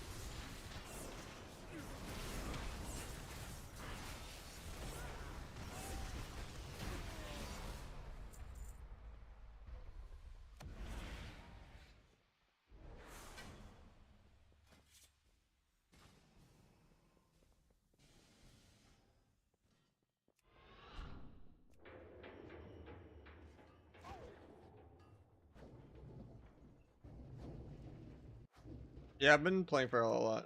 It's pretty fun. I think FMP is just a more fun version of RMP nowadays, ever since like Dragonflight Season 4. But yeah, I enjoyed Dragonflight Feral, Legion Feral, and Cata Feral, so.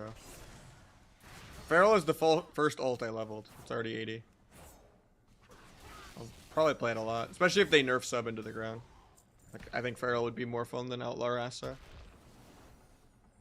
But if Sub stays good, obviously, Sub will always be my main. I mean, I'll try to always make Rogue my main. It's kind of my entitlement to just the community in general. And what I can give back or not. Like, Rogue will always be my main, but... it's just boring playing all of these, like, PvE comps all the time on Rogue. Like, FMP seems like so much fun.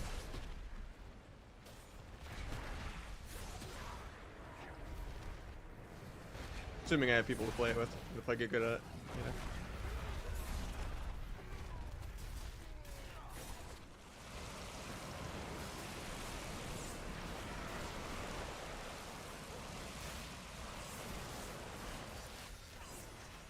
Yeah, Fury is one of the best specs in the entire game. It's only worse than Frost Mage. Warrior is really, really good right now.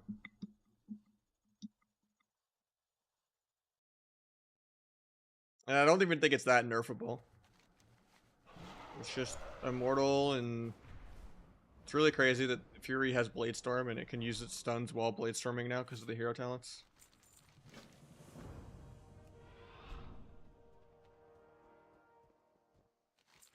You like try to evade the Blade Storm, you just get Shockwave Storm bolted in the head.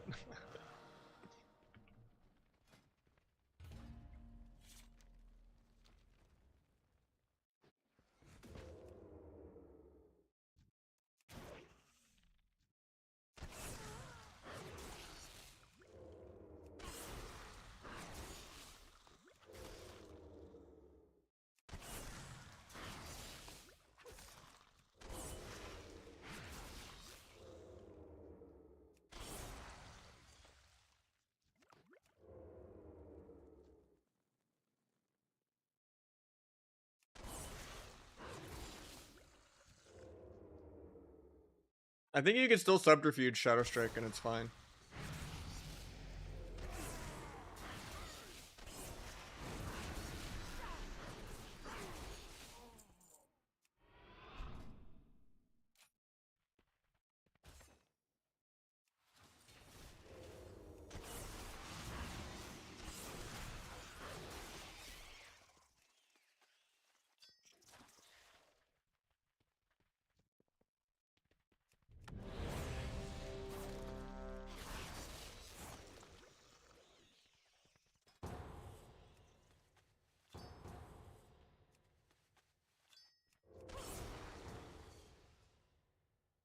Anything worth about Delves? I think they give decent XP, but dungeons are better.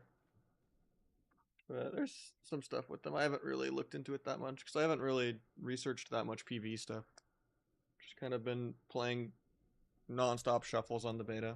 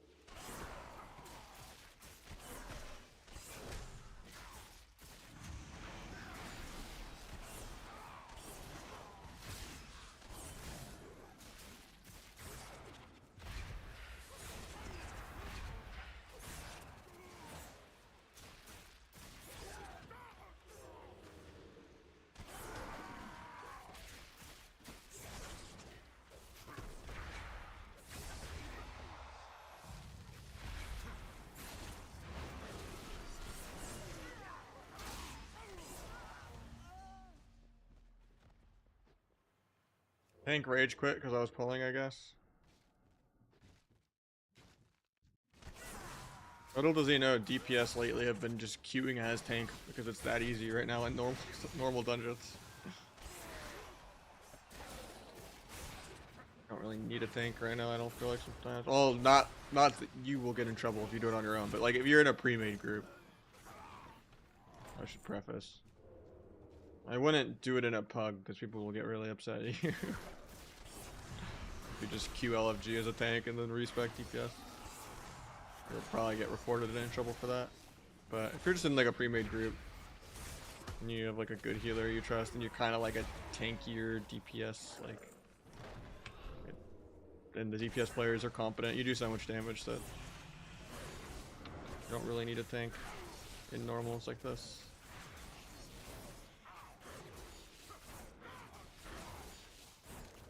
Except for if you want to do like gigantic pulls.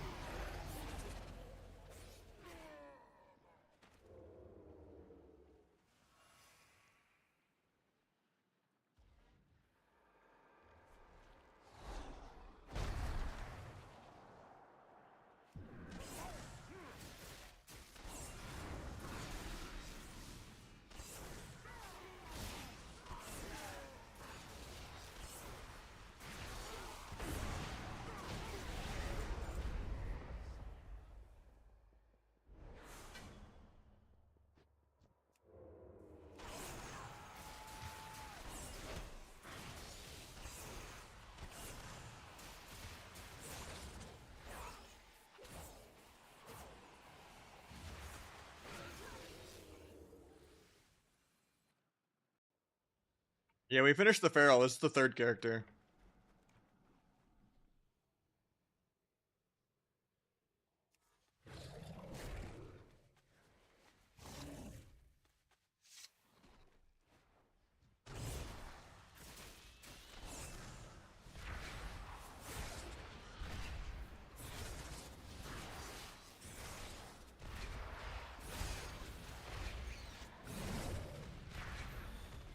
Yeah, we're pumping. Notch DK win? It might be in the cards. It won't be in the first, like, 6 ults that you get. But I kind of want to play more classes in general, yeah. I'd say Feral is first priority ult. Then I don't really know after that. I want to play some Mage, but I'm usually not that great at it. I want to play some Warrior probably, because it'll be broken for tournament. Even though I don't generally enjoy Warrior.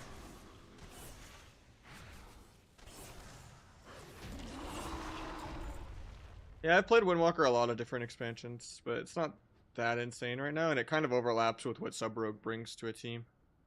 So, like, even if Windwalker just becomes an improved Sub-Rogue, they kind of overlap.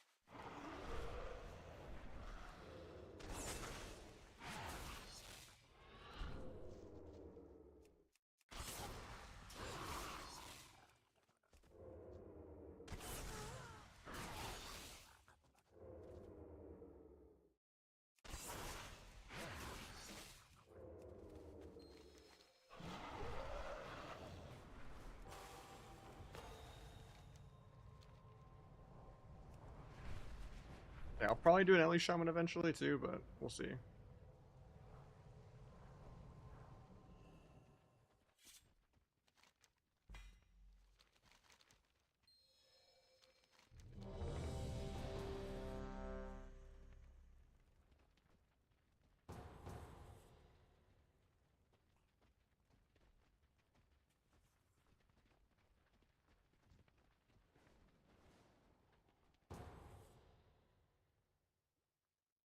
I think Lingering is better.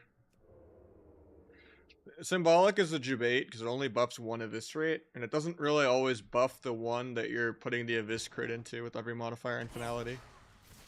It goes into like the filler, get your stacks down Eviscerate. Unless you're like symbolsing way too late in the combo and missing a lot of damage.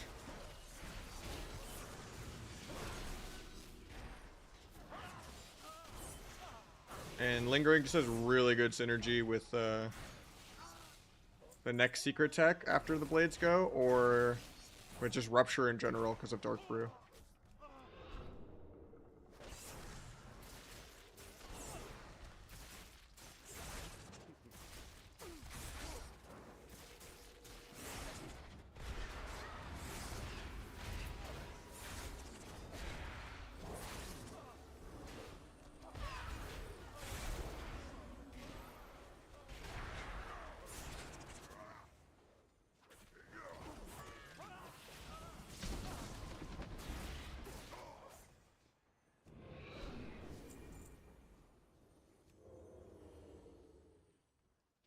Watch you do this. It is weird when leveling is this fast that it still feels like the same amount of like leveling time. It does feel kind of time travel-y. Where if you finish a character in, 4 hours, it still feels like you spent 10 hours. Like it doesn't feel faster even though it is faster. I don't know, it's weird. Thank you, Envy. Yeah, we're almost 74 on the third character. We're getting there. I don't know what we're doing next. This might be my last character of today, and then we'll just do a couple characters a day probably. Until there's something PvP related or I find something on the beta.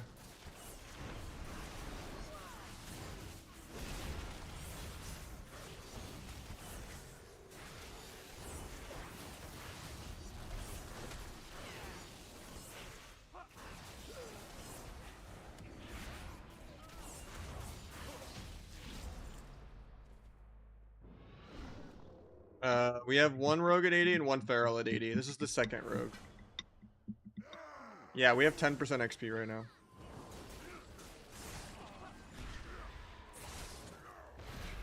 It goes up to 25. Probably do mage tomorrow. I gotta set up my action bars for warlock.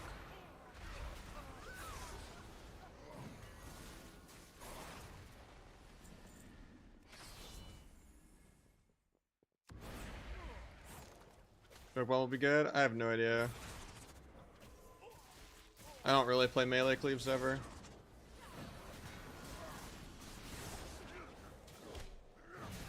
Only the immortal dampener ones that are generally tournament viable. I would say Dragonflight was a fluke with Rogue DK being good then, but it's just not fun to play that way even if it is viable.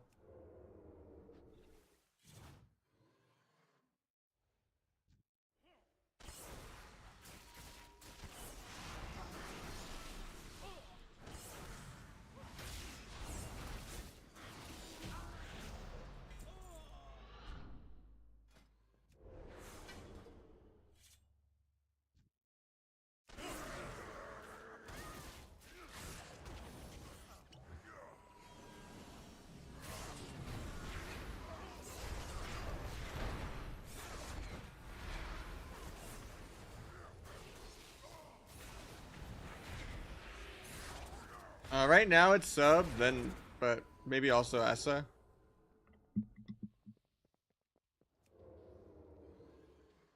I mean, I think there's classes that are better than Rogue right now, but yeah. Last expansion was definitely a Rogue meta. Like, Assa and Outlaw were the majority of AWC the whole expansion, but Boomy was still the best class the entire game. Like, the entire expansion.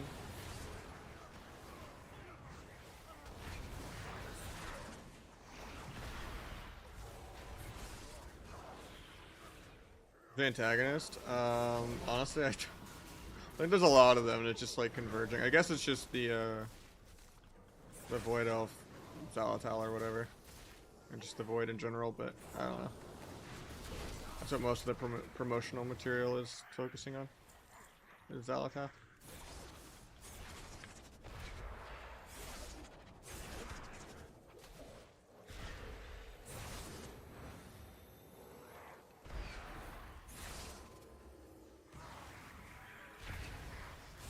I mean, DKL are above where Rogue is at. It's like Fury, or no, it's Frost Mage, then Fury, then Feral, then DKL, then Rogue.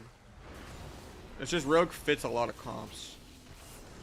But even then, not that many people can play sub Rogue anyway, even if it's like good. Wow, that's the first time she's died before even finishing going up top. That's funny. I think that bugged the loot out. Oh no, her body's downstairs. Okay.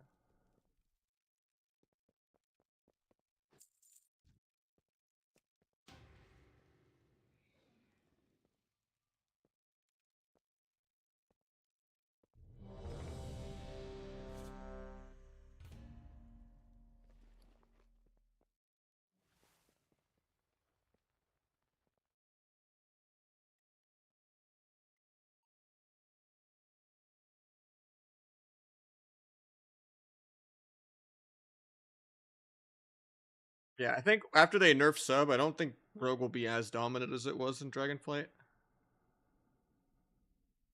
Just because Asa and Outlaw were so broken, and Outlaw's pretty shit, I think. It's got even more layers of RNG than the dumb RNG it already had. And it just is not a spec that's designed to have any burst at all.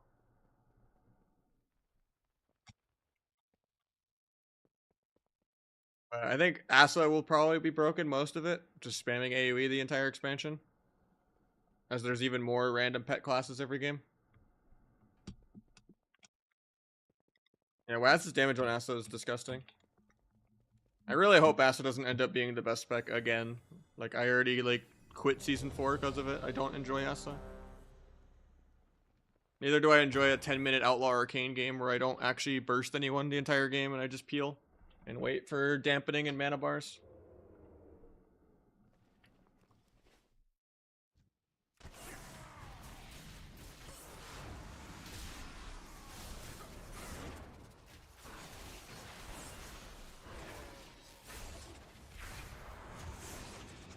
But hopefully they just don't nerf sub and sub is the poster child rogue spec again like it used to be like 10 plus, 10, 15 years ago. It'd be nice to like focus on actual high skill cap PvP specs. But I don't think they're gonna break the PvE meta ever. Seems like they just keep nerfing CC even more instead of just like changing DRs or something. Like they could just kill triple DR, make DRs take longer to reset. Give healers more dispels, give healers more ways to outplay CC, give them more 30-second CCs they can do every go, like make more people feel like what Chastise feels like on a Holy Priest,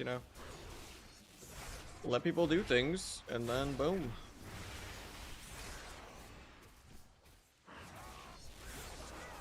There's a lot of new arenas. I can't even count because there's like so many I forget.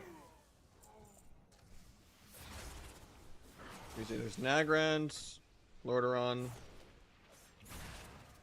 Dalaran. I need to type them out. One sec.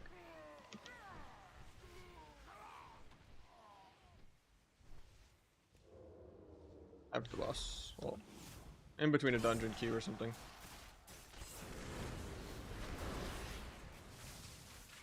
Of like the new maps, there's like the Robodrome.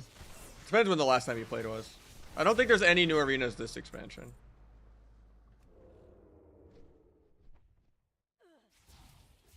But I remember.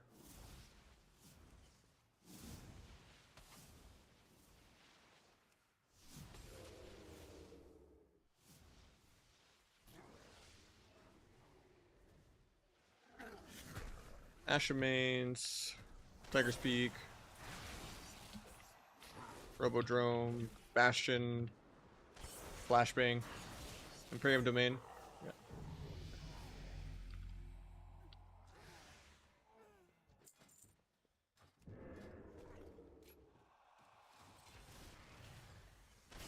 Black Recold.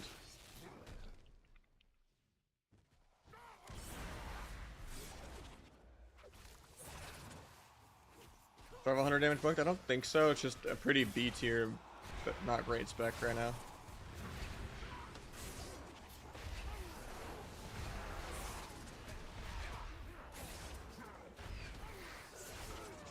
Marksman's much better.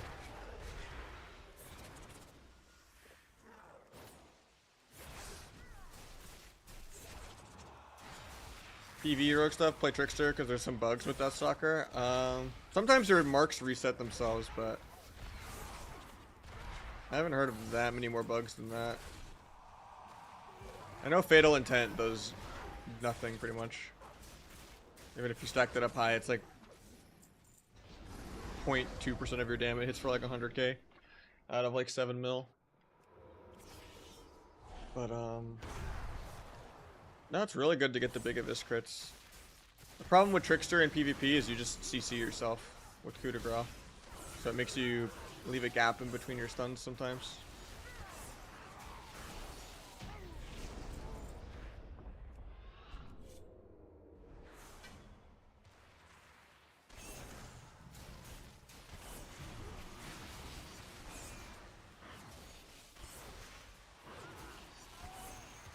I don't know, it's hands down Deathstalker is better in PvP. And I haven't really noticed that many game-breaking bugs on it.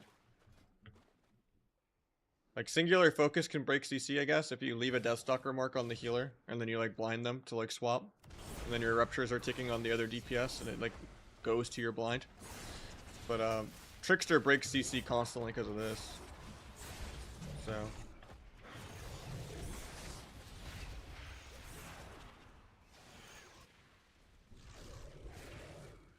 And that's not controllable like the other one is, where it's just you switch your death mark before you blind.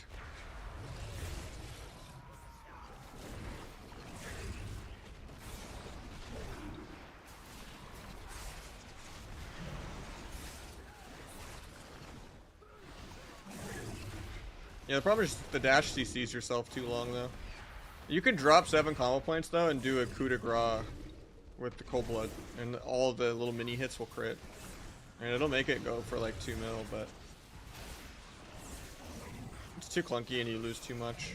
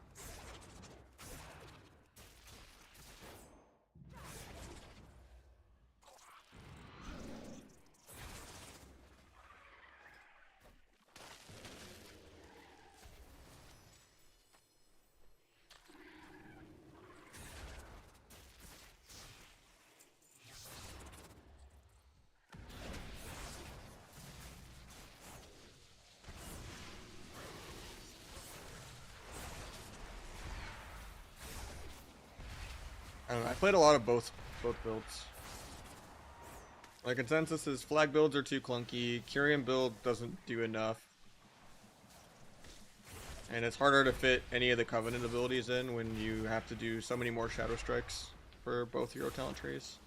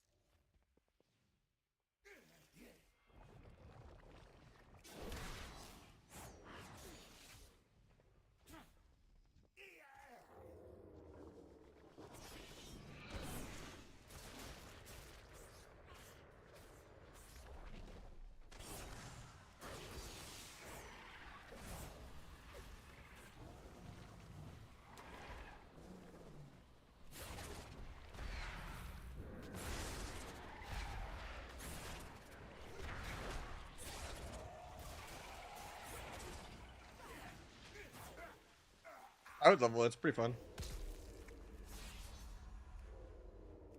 Might be the only chance you get before it gets nerfed, you know? You gotta play the spec when you can.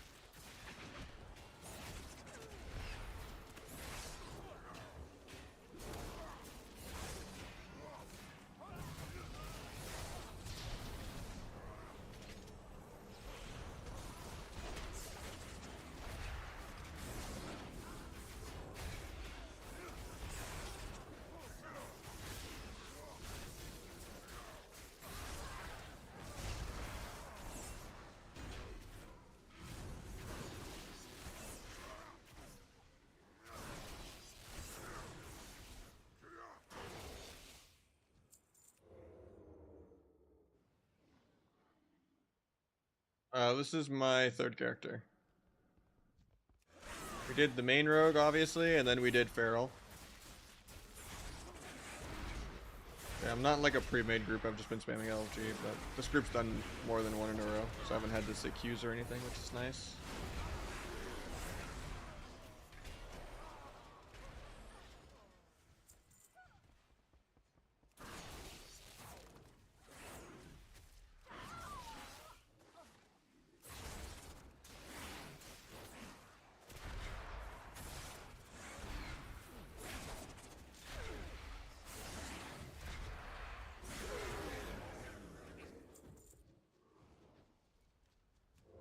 I've just been the fastest way for the most part, yeah.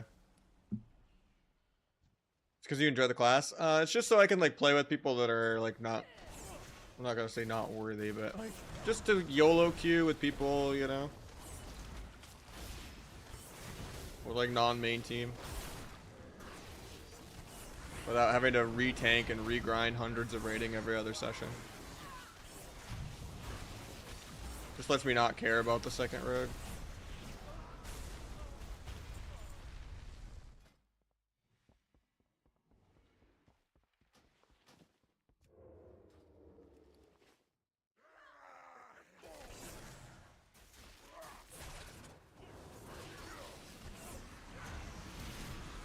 It's also good to do like the leapfrog method.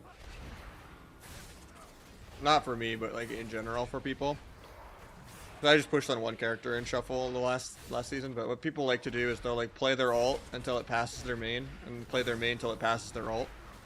And it helps people with like ladder anxiety because it's like impossible to tank. You're just switching characters whenever you hit your peak. And then there's no, oh, I'm down 100 plus 100, down 100 plus 200. It's like, oh, I got lucky and I got plus 200. Now I'm going to wait until my ult gets plus 300, you know, and you go back and forth that way, but some people like doing that. Especially because Shuffle is very, very inconsistent in RNG based on like what the comps are for the lobby. So it can kind of help you if you just get bad RNG and you just keep getting like a bunch of like rep pally lobbies or something, you know?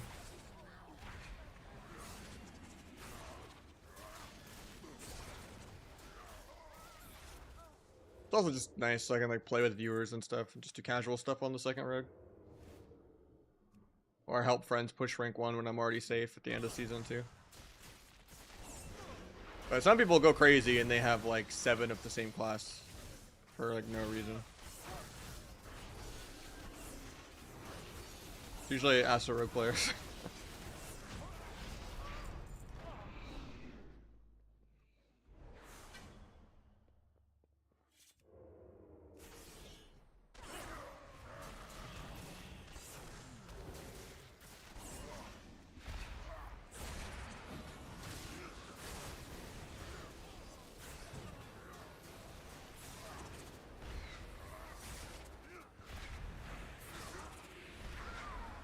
Crazy because you can't even sell your ults anymore, the loophole that people were doing.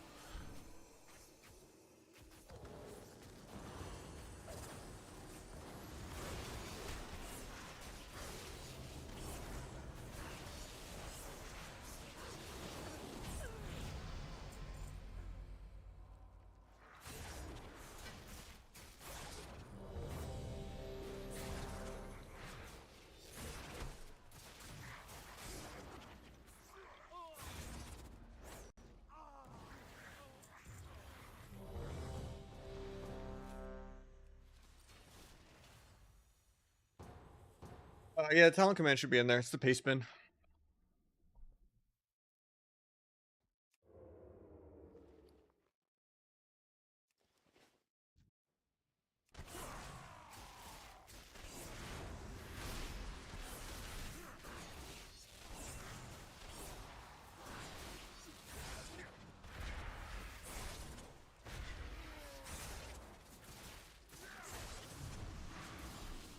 Sorry with the massive raid waking me up.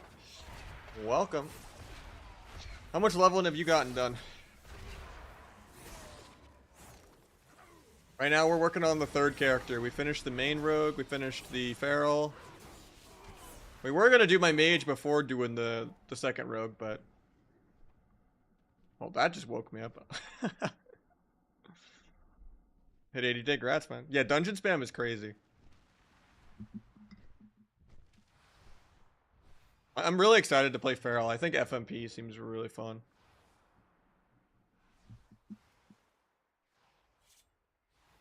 Something about just actually having a reason to fake kicks and get precog and stuff as a melee seems fun with clone. And just getting kicks out of the way. So I watched a lot of really good like RMPs like switch to FMP last season. Because people were just kind of bored of the whole Asa Arcane, Outlaw Arcane, just tab target back and forth kind of play style. And you could still kind of play really hyper aggro as FMP. But I'm obviously going to main rogue, but I'm trying to just do way more ults in general since it's so quick to level. Kind of want to go full peekaboo spin the wheel mode, you know? But I think feral is like my first priority ult, and then after this rogue I don't know what I'm doing. If I'm going to do mage, Warlock. I'm feeling more towards Warlock or Ellie, but Affliction seems really fun. I was watching Ven play it. Devoker? Nah. Yeah, the early access stuff's really weird. At least it like takes some load off the servers, but that's not like a justification. Weaponizing, you know, FOMO for profit's a little rude for sure. But at least the leveling is dirt quick and everything is time gated and there's literally nothing to do at max level.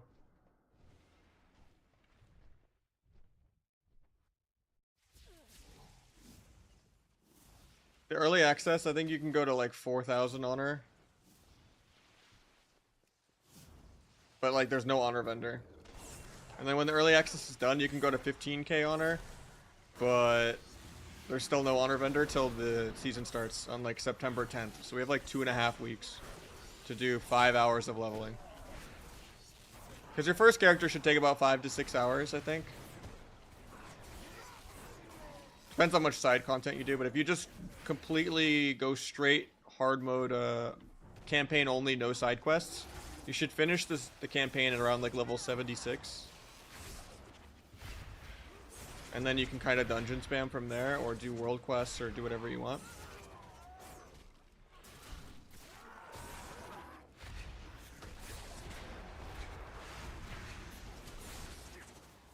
But yeah, moral of the story is if you're not going crazy with ults, and you're not like some profession's auction house tycoon, there's not much of an advantage at all to doing early access, and it sucks that we can't all play at the same time. It definitely made the launch feel way less, like, alive, I guess. It might just be that the layers are really crazy, too, though.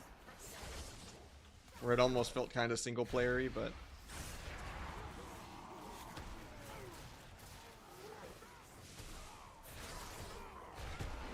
At the end of the day, we're all waiting a couple more weeks till Arena.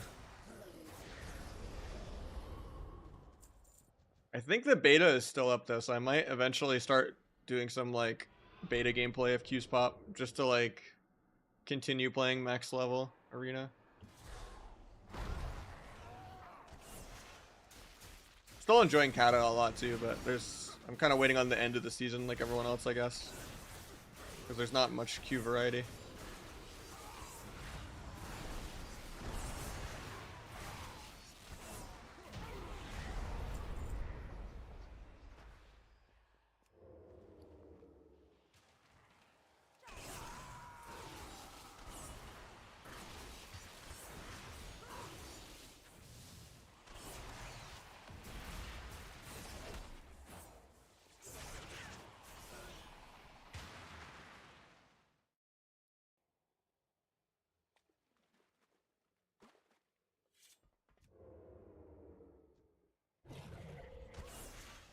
Yeah, as far as like actually going out of your way to prep, I think you can do like these like weird kind of world quest things after you do a certain amount of world quests in a zone, and it gives you some gear, but and you can do rares and stuff to try to get your item level up. I don't even think you can queue a heroic dungeon, can you? Or a mythic 0.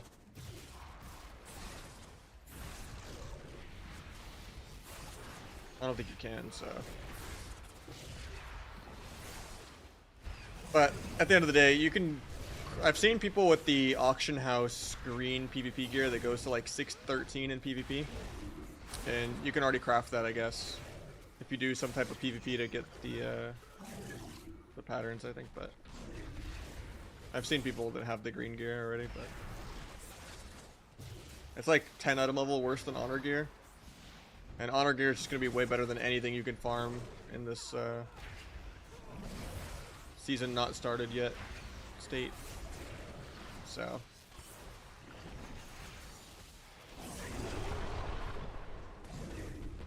The most productive thing you can do is just, you know, IRL in between waiting for the season to start or just getting more characters going.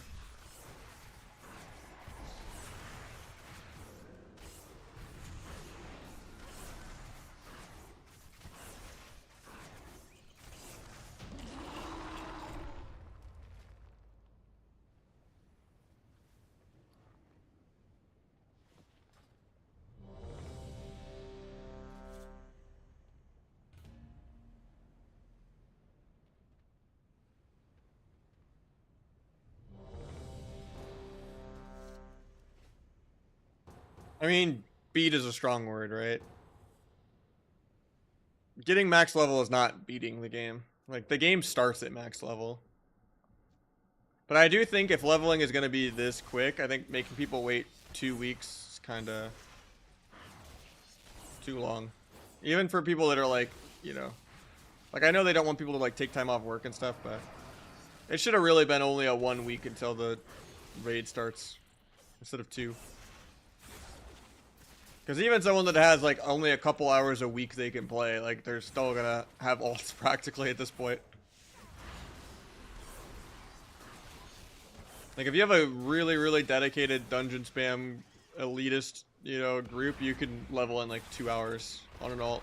And your first character takes like 5 to 6 hours. Is that a new server? Yeah. Proc some handstands, you know. Eat some good food.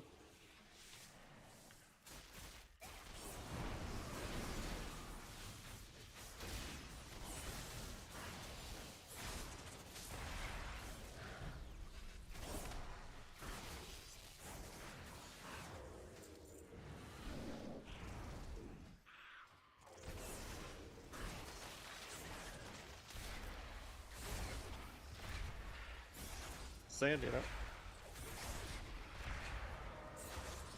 There's stuff to do. My girlfriend drags me outside occasionally on our days off.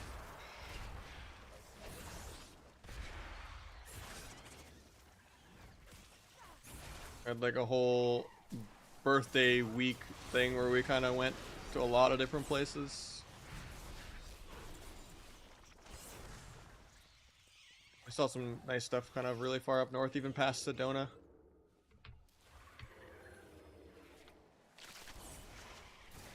Been getting my IRL time in a little bit. There is indeed grass out there somewhere. It does suck though when the game is your job, like with streaming, and there's just insane amounts of downtime, where it's like people just don't play the middle of the season. That's why like the Legion model of like having, you know, 2 seasons per raid tier was so great. So you were kind of always at the beginning or end of a season, and people were just playing the game more. But it is scary when like when there's like a drought and people aren't playing Kata, and then you go on retail and it's like pre-patch for a whole month, and then it's like, oh, do I just play a beta? You know. I think we went past that. We went to this I don't remember the name of it, but it was like a farm for like deer. And you basically go and feed the deer. I mean, they have other animals that aren't deer, but there's like 80 of them, and they like chase you down and like bite your clothing.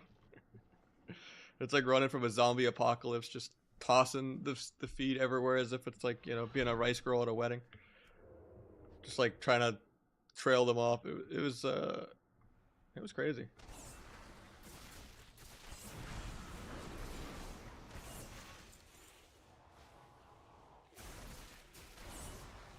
It was like it was kind of close to where Arizona is, like really, really far up. Dark brew, rotten, or better than rotten? Yeah, by a lot. It's not even close, sadly.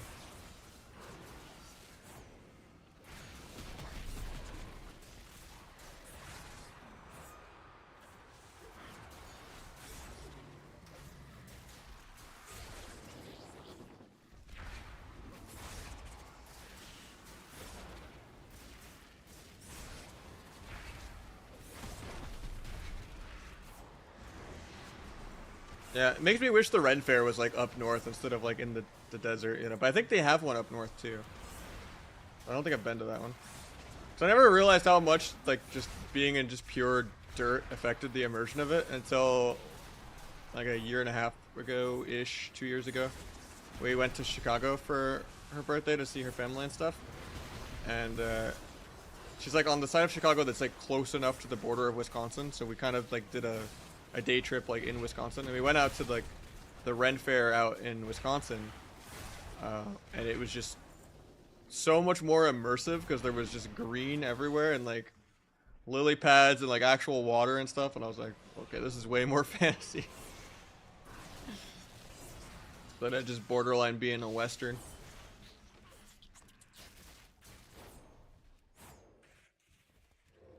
Sub is doing really, really good right now.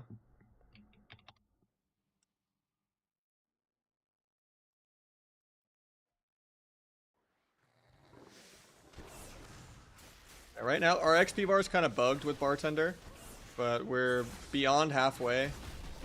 We are 60% into 75. Not bad. So we're close to finishing our third character.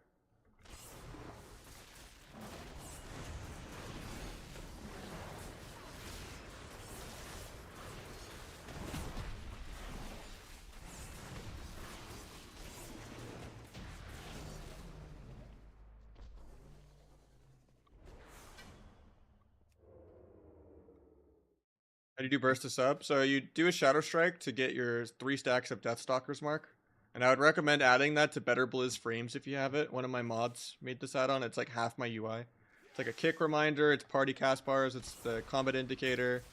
It lets me filter certain buffs and debuffs to be at the front or be larger or be highlighted. That's like a better way than big debuffs.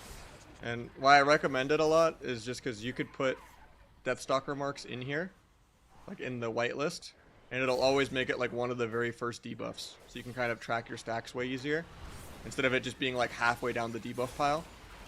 And the goal is whenever you kind of do a Shadow Strike on something, you'll make 3 stacks. And yeah, my profile should be on my Discord. But you get 3 stacks. You want to get all the stacks to 0. And when you get to 0 stacks, you'll get this buff called Darkest Night. You also get this if they just die with stacks up. And it gives you a Vis crit. It does more damage. It's a little nerfed in PvP. And it also reapplies the marks to go through the whole process again. So you kind of just try to do a bunch of finishers to get the Abyss crit, and then you swap someone else with it. But like ideally, you want to like line the finality up.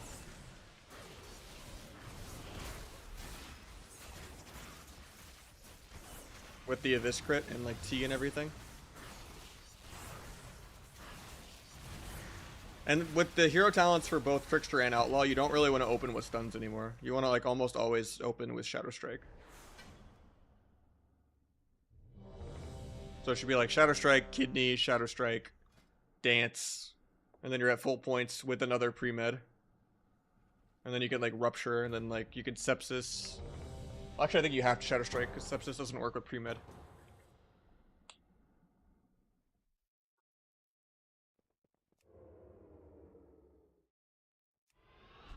But yeah, like a PvP opener would look... I don't have blades right now, but it would look something like this, kind of. And then you would Sepsis kind of here. And then the restun would do the Abyss crit. Right now, Deathstalker is kind of a little buggy. Where sometimes the marks have a mind of their own and refresh for no reason. But sometimes you'll Abyss with the buff, and it just won't use the Darkest Night buff, but it's pretty rare. They should be updated, yeah.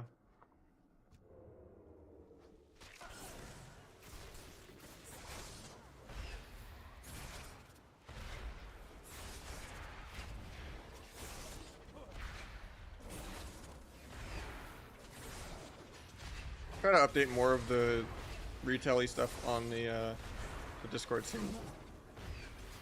So I have to kind of make more channels for keybinds and stuff. I've been trying to organize separating it from Kata.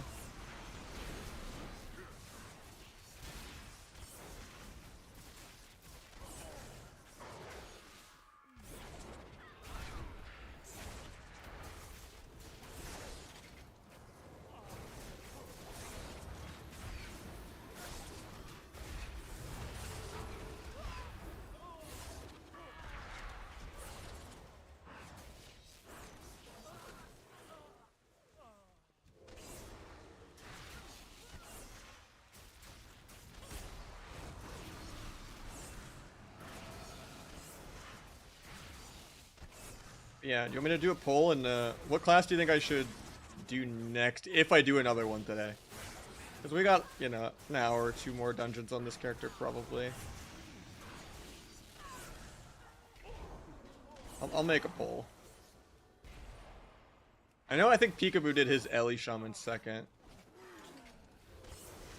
Problem with like my Warlock, which that's why I wouldn't do it today, is because I need to set up my action bars, and I haven't played Warlock in multiple expansions. So that is like a really long OCD process of like going on the beta to like set up my keybinds before I import them over.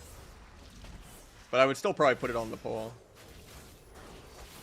But yeah, I was originally planning on doing Mage tomorrow.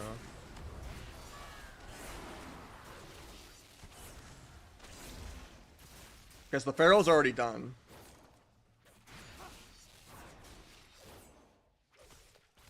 There.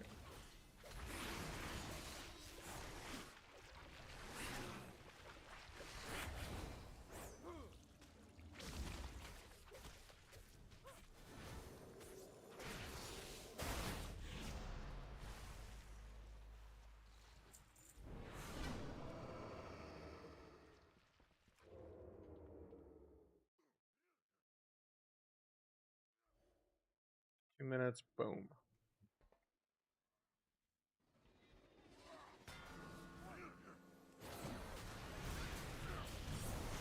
Tank died.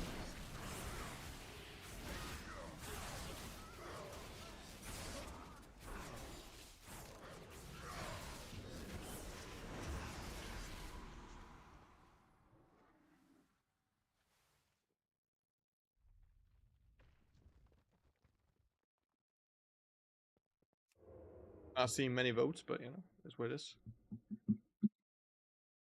I'll heal some dungeon spam. I might be down.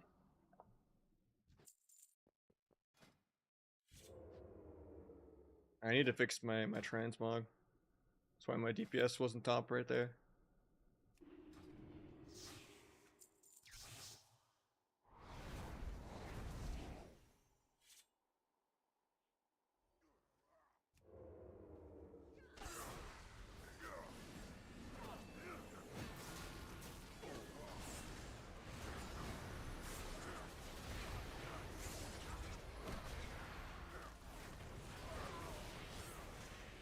PvP vendor is not ready now.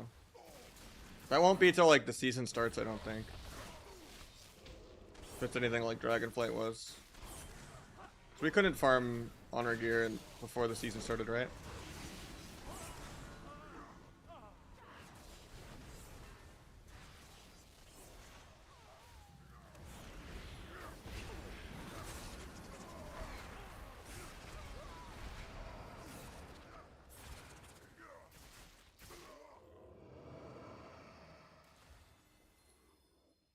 I gotta take out the Avisura command. For Abyss lists. Or at least not be...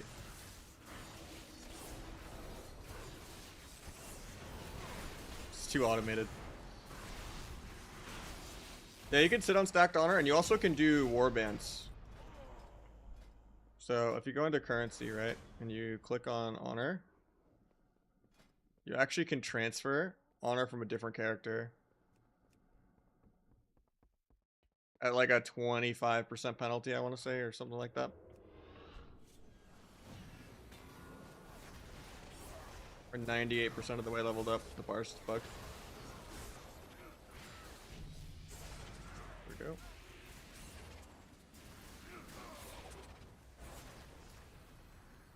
Yeah, even though you're technically throttled to 4K honor cap on the early access.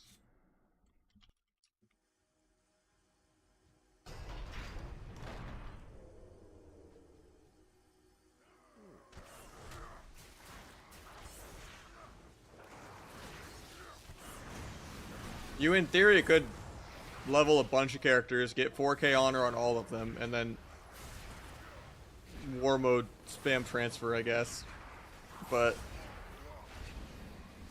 I don't think the honor vendor will be on Monday when the early access ends.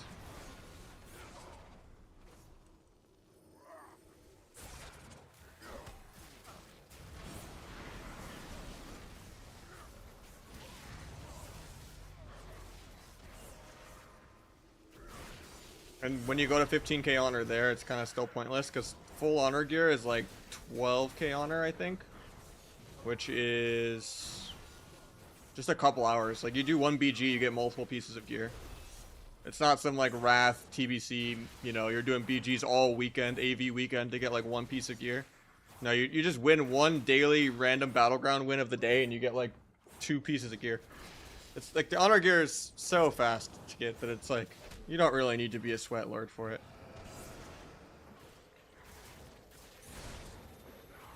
I'll probably even do the honor grind while I'm doing the arena. I'll just get the honor I need from playing arena.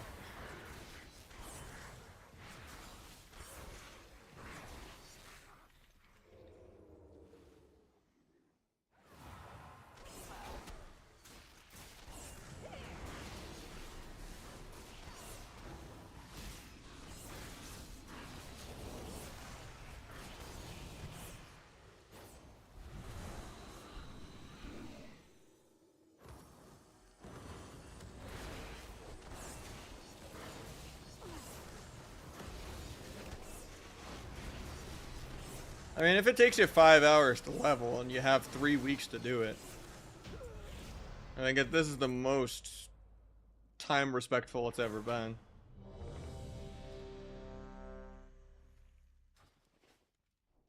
It's because of my better Blizz frames. I like can highlight certain buffs and debuffs and stuff.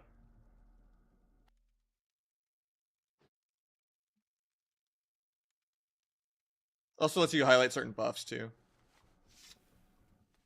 Oh, our tank left. Oh, we're gonna have a queue for a second.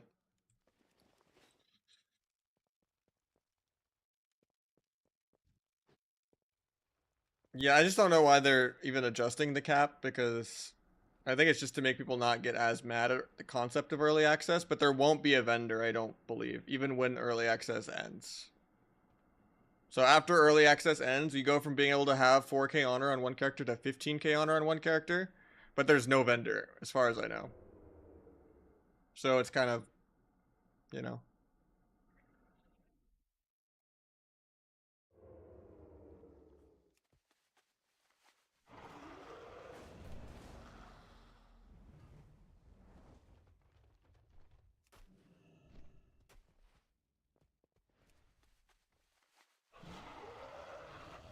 On the beta, it was kind of bursty in Shuffle, but that's just because Shuffle has way higher dampening.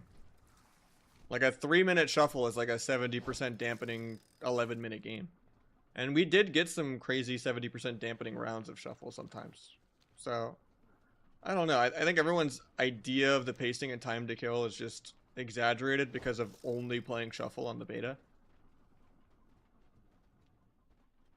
I think in like lower amounts of dampening, it's going to be hard for some people to die for sure.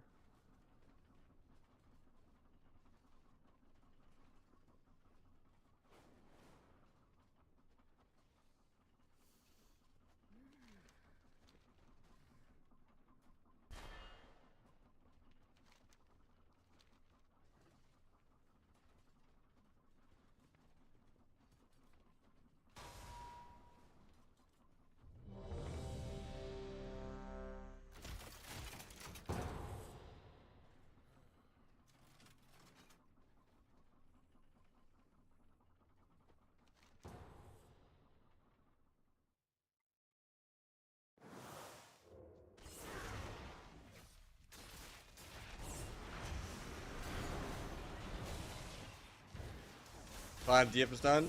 For the most part, yeah. I would like Kata to be a little less dead, but...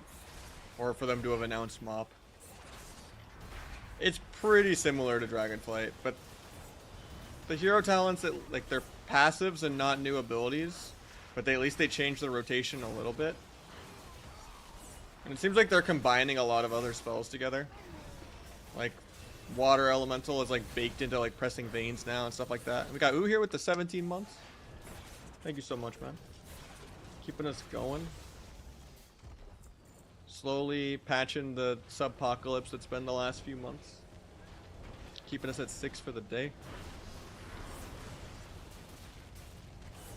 I would say Dragon is the best healer by far, and then probably Disc, and then our Druid. Or I don't know what you mean by Swarm. You mean like Adaptive Swarm? Or I think they still have it. For the most part, your class tree and talent tree are pretty much the same for most things. Gonna ditch early access? I mean, easy clap on the key. I think it'll be more of the same micro CC PvE meta as Dragonflight. They've even nerfed CC even more. So like Gouge is a 10-second longer CD and it has 1 second less duration on players. And then they obviously nerfed the kidney cooldown by 10 seconds as well. But Sub-Rogue is doing way more damage than it used to, at least. It's still nowhere near to like the true like God mode, you know, like DK, Ellie, Warrior, Mage kind of specs for like Frost specifically. Like I don't think Arcane and Fire is one of the worst specs in the game. And Arcane is kind of like A tier. It's okay. But Frost is really, really good. It's probably the best caster, and then Ellie's like the second place caster.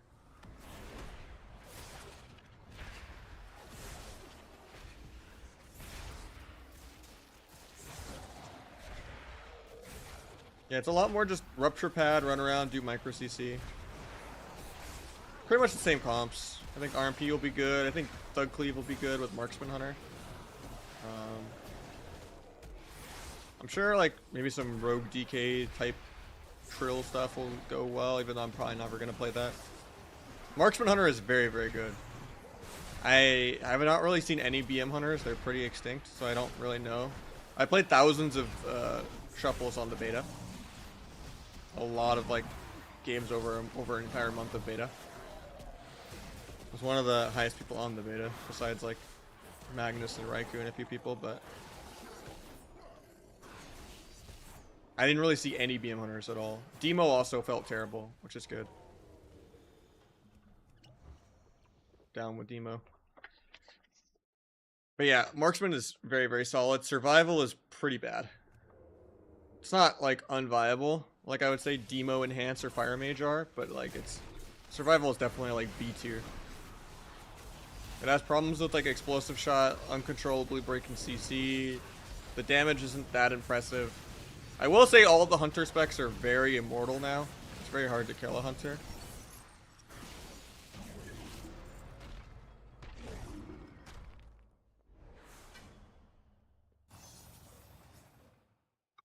Yeah, you'll primarily see Marksman, I think.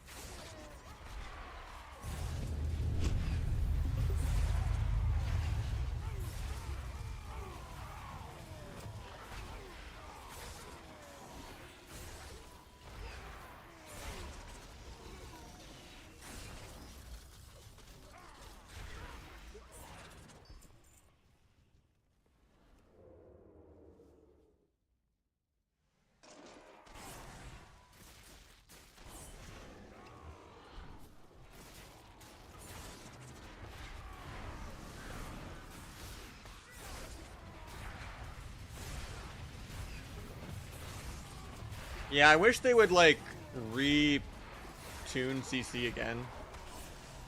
And like rebuff like Poly and Fear and everything with Blind back to like 8. And then just like, I mean they could even keep nerfed Blind.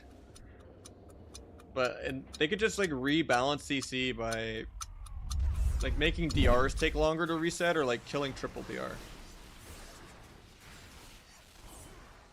No one likes babysitting a third Poly or getting cheap shot a third time, like that would be a much better CC nerf without like affecting the value of like CC per global versus like random pad damage. I think that would be good design.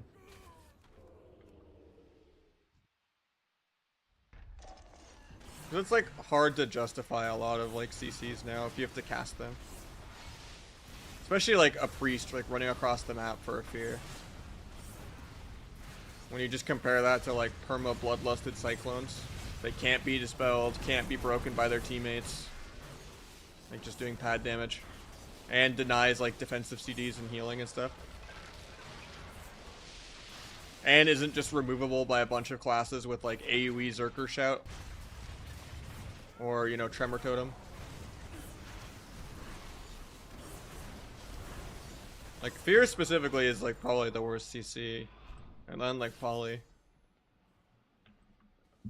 Like, Cyclone is, like, the only, like, really, really rewarding CC, I feel like. It's crazy they didn't nerf Cyclone at all. Like, Boomy was just rampant, like, almost all of Dragonflight. Like, right now it's, like, A tier, but I'm sure, like, it'll still have, like, some S tier comps. Like, I think Boomy DH will still go really well together. And I think Rogue Boomy will be really good, too.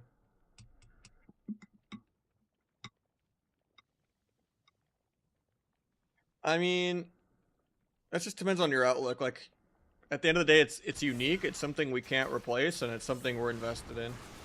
We don't have to be like negative about it just because we're, you know, dream of what the perfect version of it could be. That won't be.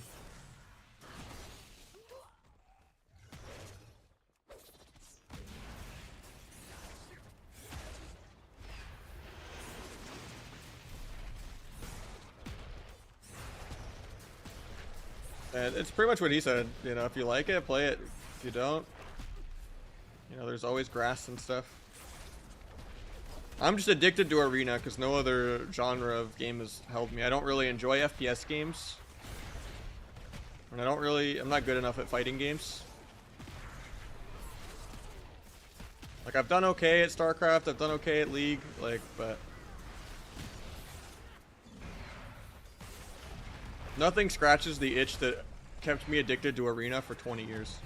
Whether I'm constantly sad at it, you know, and I'm just like full dreamer mode, wanting to make, you know, my own Arena canon in my head of what it could be, but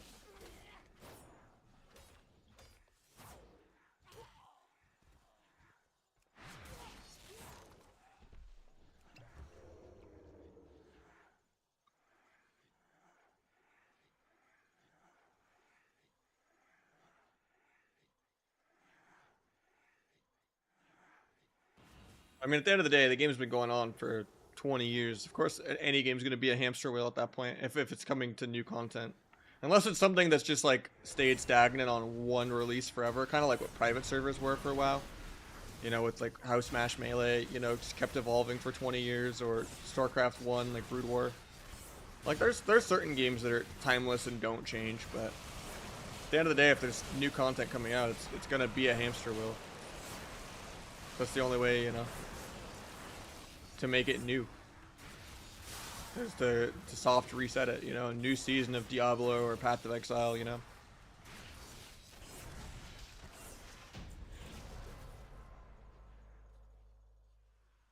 But yeah, I would say it's like 70% similar to Dragonflight. I used to say 90, but the hero talents, even though it's not new abilities, they did change my rotation enough that it does feel pretty different still.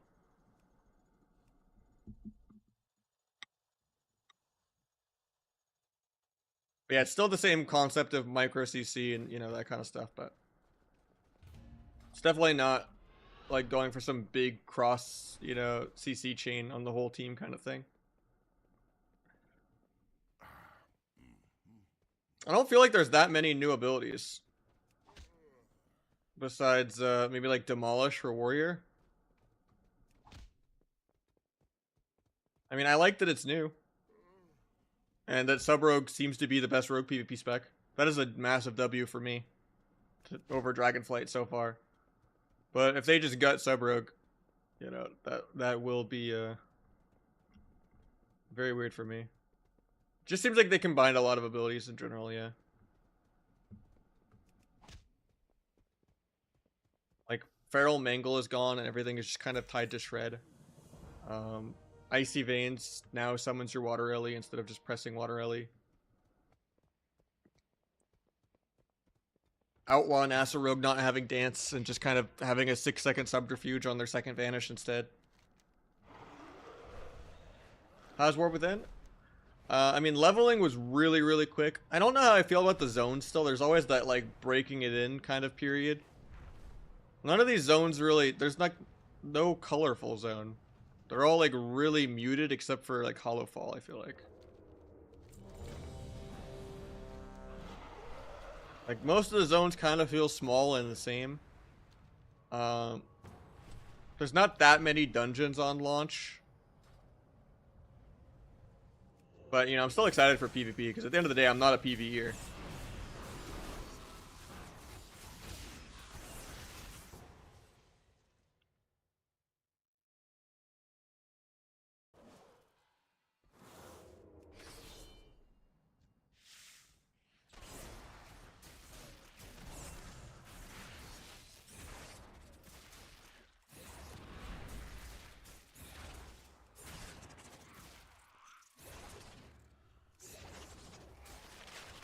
If you do pure campaign, no side quests, you will finish the campaign at around level 76.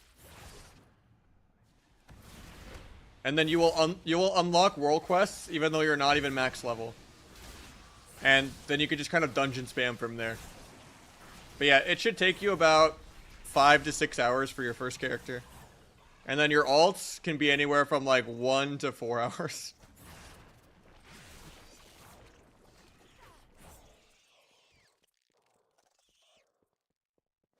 Depending if you're like in a really good sweaty dungeon group spamming, or if you're just like spamming solo queue dungeons, or if you're doing any quests on the side between dungeons, you know. Like, I took my time on my Feral. I was even doing a little bit of questing, and it took 4 hours.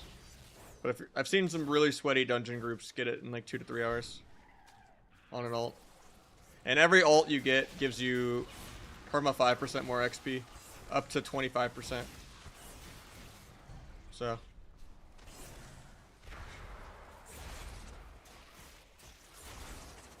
yeah, once you finish the campaign, you just start spamming dungeons.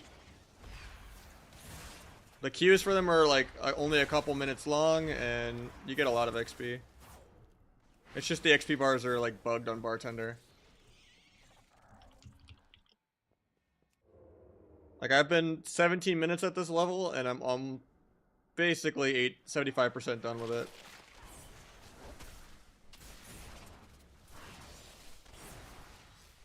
And the early levels are much faster paced too. Like,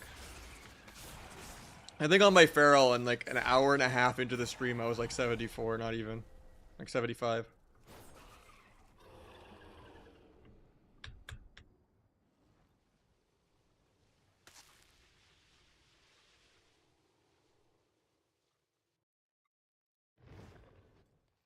Yeah, we're talking about PvP. I don't know what's the best PvE spec.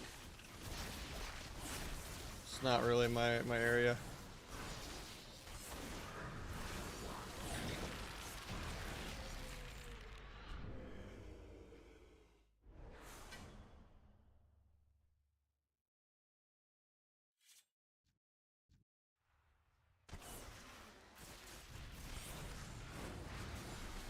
I think Sub Rogue right now is the best PvP or spec for PvP for sub for Rogue.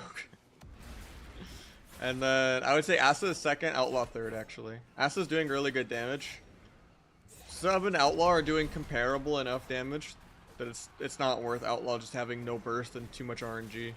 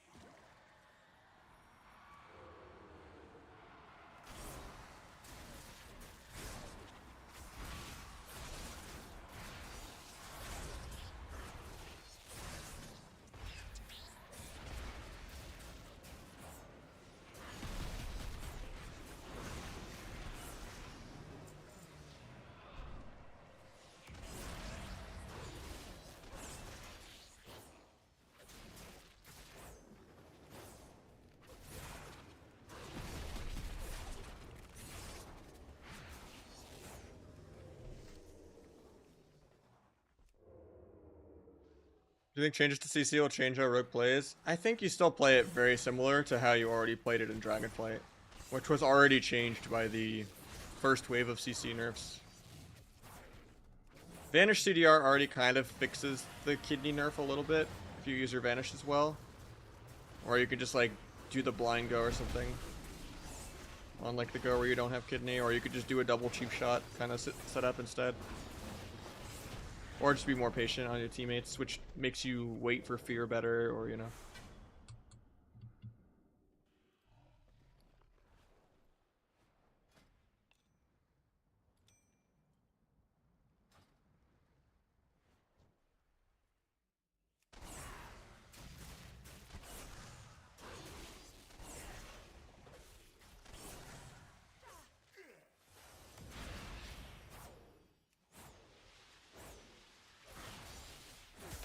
Yeah, I don't think it'll change that much from what already changed in Dragonflight. It's pretty similar playstyle. It's just more viable because you're doing more damage. So it feels not as good as like beginning of Season 3 sub before it got nerfed really hard when it was like when Calvish was doing so well in the solo shuffle tourney. It feels a little worse than then, but it feels definitely better than like Season 2 sub. If you weren't playing like the cheesy one dance AoE build. But yeah, the numbers feel good right now. It'll probably get nerfed though. Even though most of the S tier specs are doubling its damage.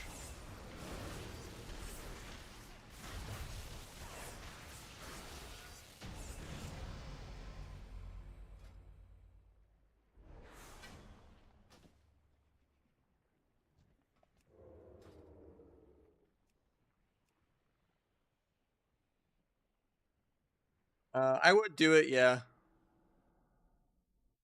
I think there's a lot of things tied to just doing the campaign.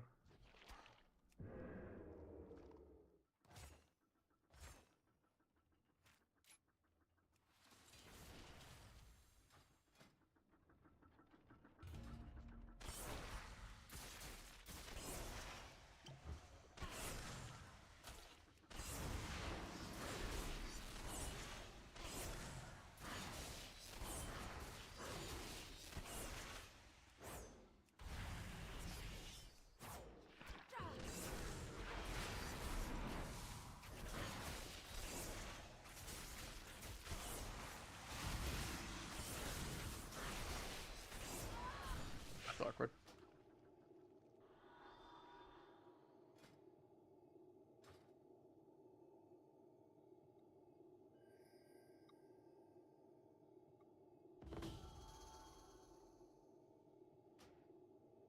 I think the only way it would change is if they just like rebuffed CC that isn't Cyclone and nerfed CC a different way.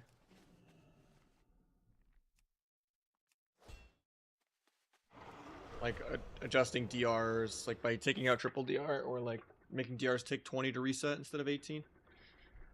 Like if they did that, it'd be good.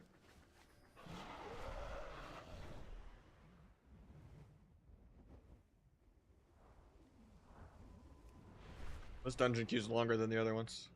It's the first one that has actually says ETA 5 minutes instead of like 1 to 2 minutes.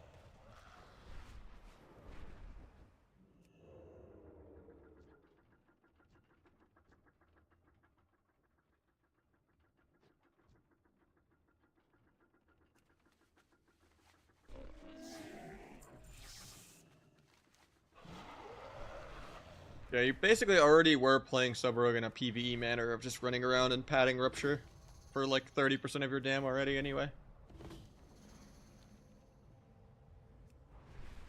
And you still go for the same outplays of like, oh, I gouged his trinket on blind, or, you know, gouged him into kidney. It's just 1 second worse.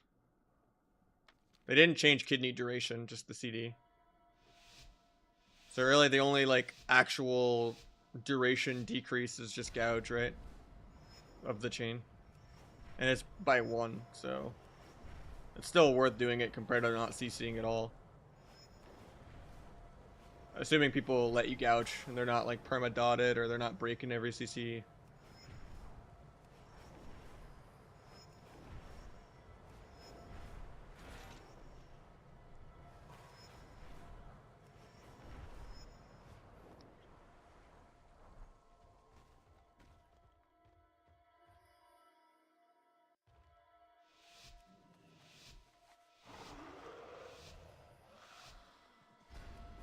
That's what I normally do.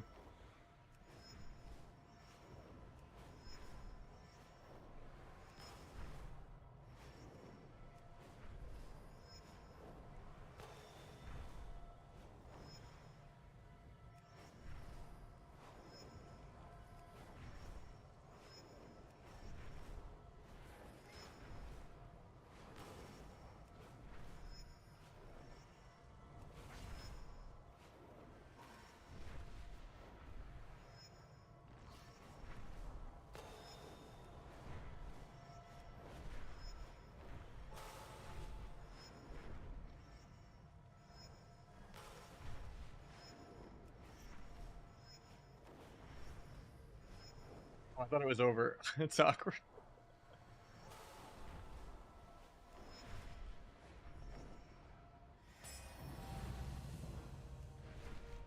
Never failed a race that bad. I just genuinely thought the race was over. Flew into the wall. Oh, well, I was just doing it for the XP.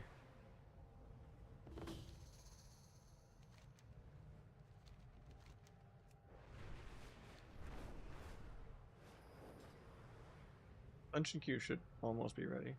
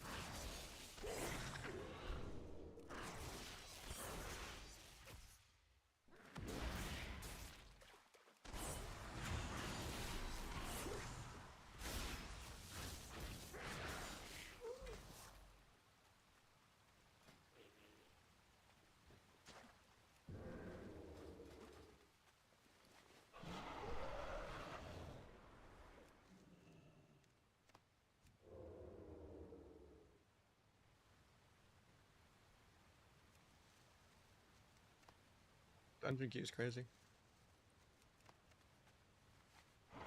I wish I could do like PvP leveling. What expansion was that where it was just like actually good to just random battleground and scare? I think it was like a Legion. It's like when pet battle leveling was also really good randomly. That'd be sick if like you could make people do the campaign on like their first character or something. But I'd love to just be doing a random battleground right now. Just to pretend to have some kind of PvP.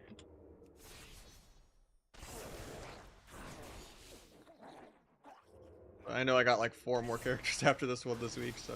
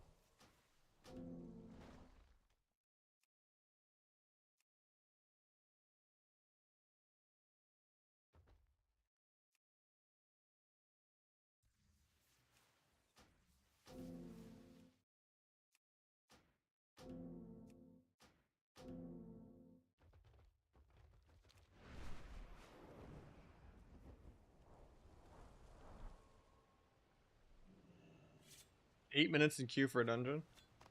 Did all the tanks just hit 80 and stop? 80 on like the third ult, I mean.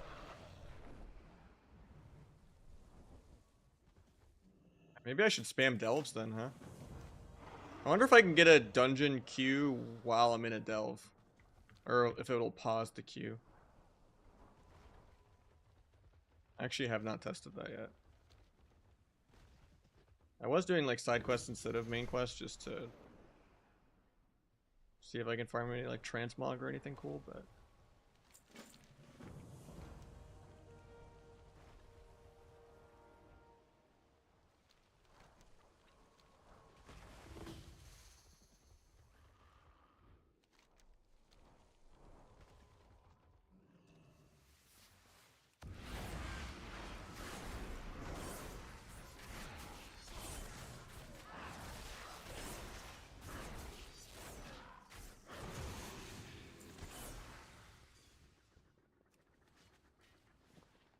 I need to get like a full group going.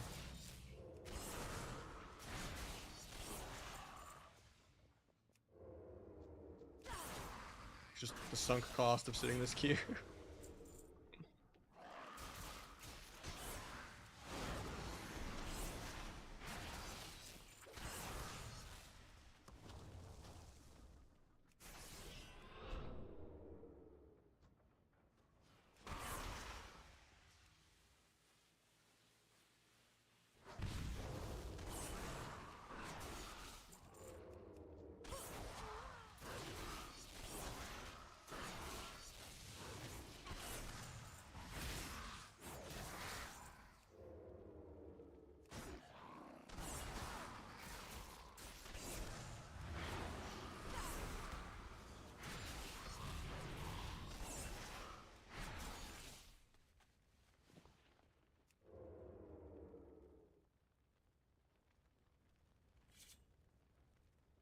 Which spell do you use the effect of sepsis most of the time? What do you mean?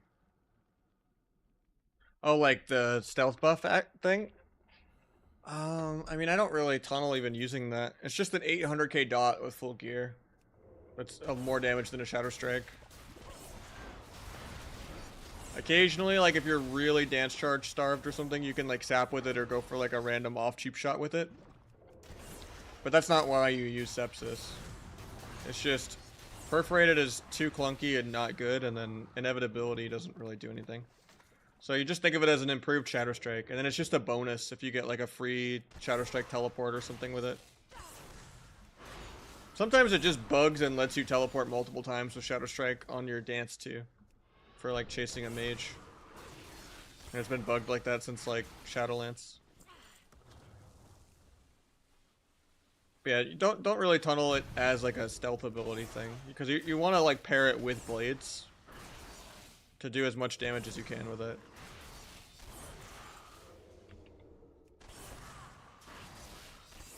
In which case you're already like dancing and stuff.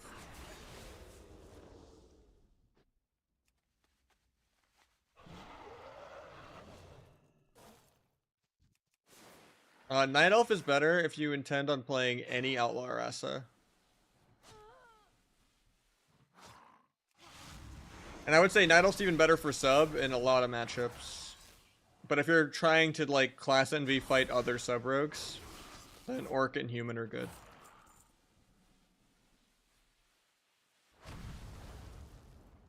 It's just good if you rotate Medallion and Human racial, you basically have 90-second Trinket. So you can kind of like avoid dying to blades more.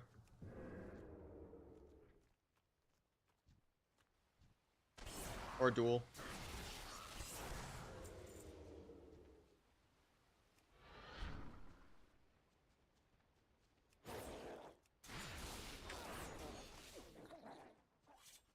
But yeah, if you intend on playing multiple specs, Night Elf is like mandatory. But I would say like Night Elf sub rogue into like Dragon is nice because you can like meld and get the nullifyings off. And it's kind of just good for like chasing, you know, mages and stuff, which is having another little Shadow Strike teleport.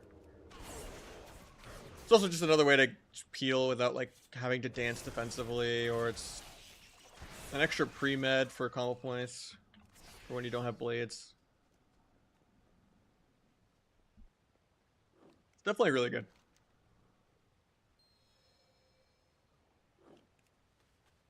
I don't think you have to go human to like play sub rogue.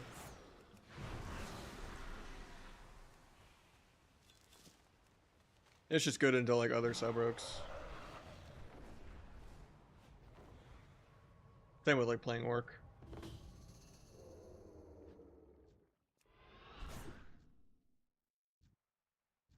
I don't think the game is like fast paced enough where if you just don't have orc you die. I don't think it's like that right now.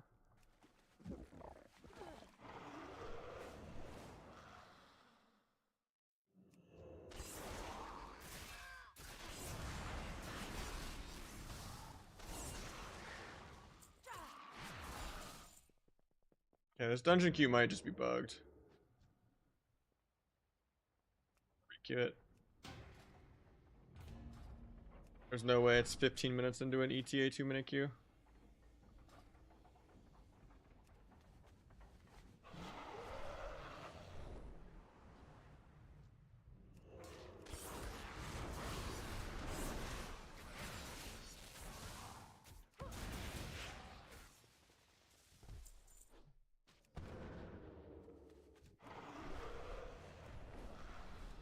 $71 healer. Good. Whisper me and I'll invite. If you want in. Let me test real quick if a delve pauses the queue or not. It's just good to know. Doesn't seem like it does. That's good to know.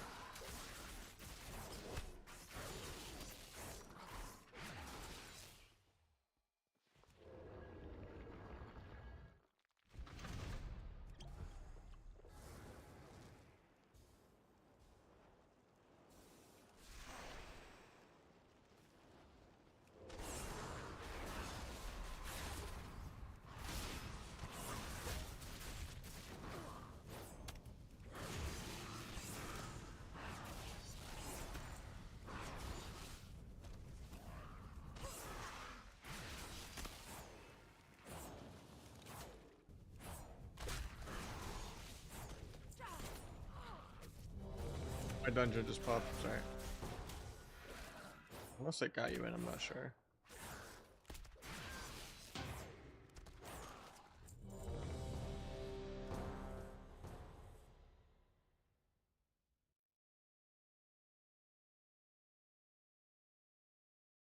Oh yeah, I did get you in, cool. That's why it popped then.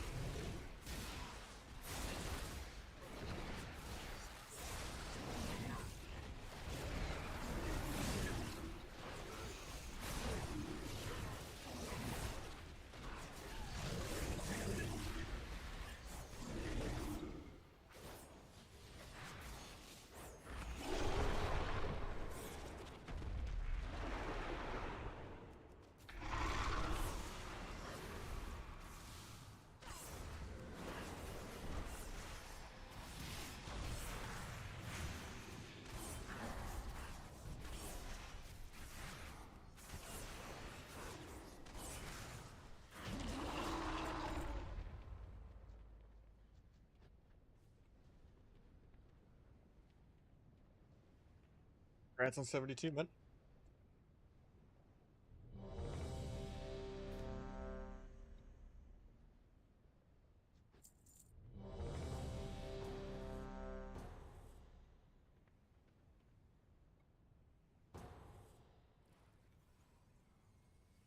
I don't see the XP buff on you though. You might want to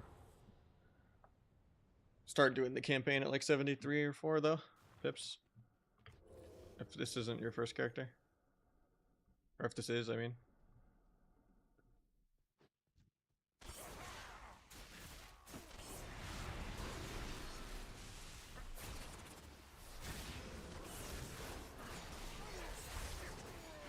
Yeah, if you just do no side content, pure campaign, it should get you to about 76.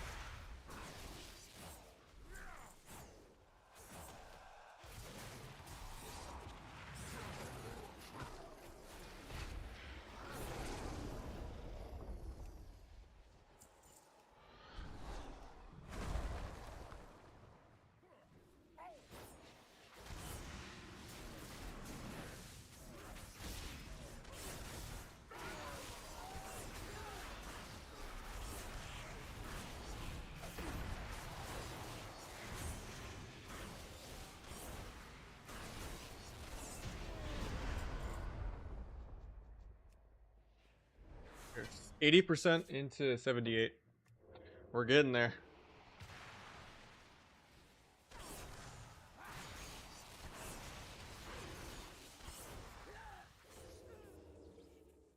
For the third character.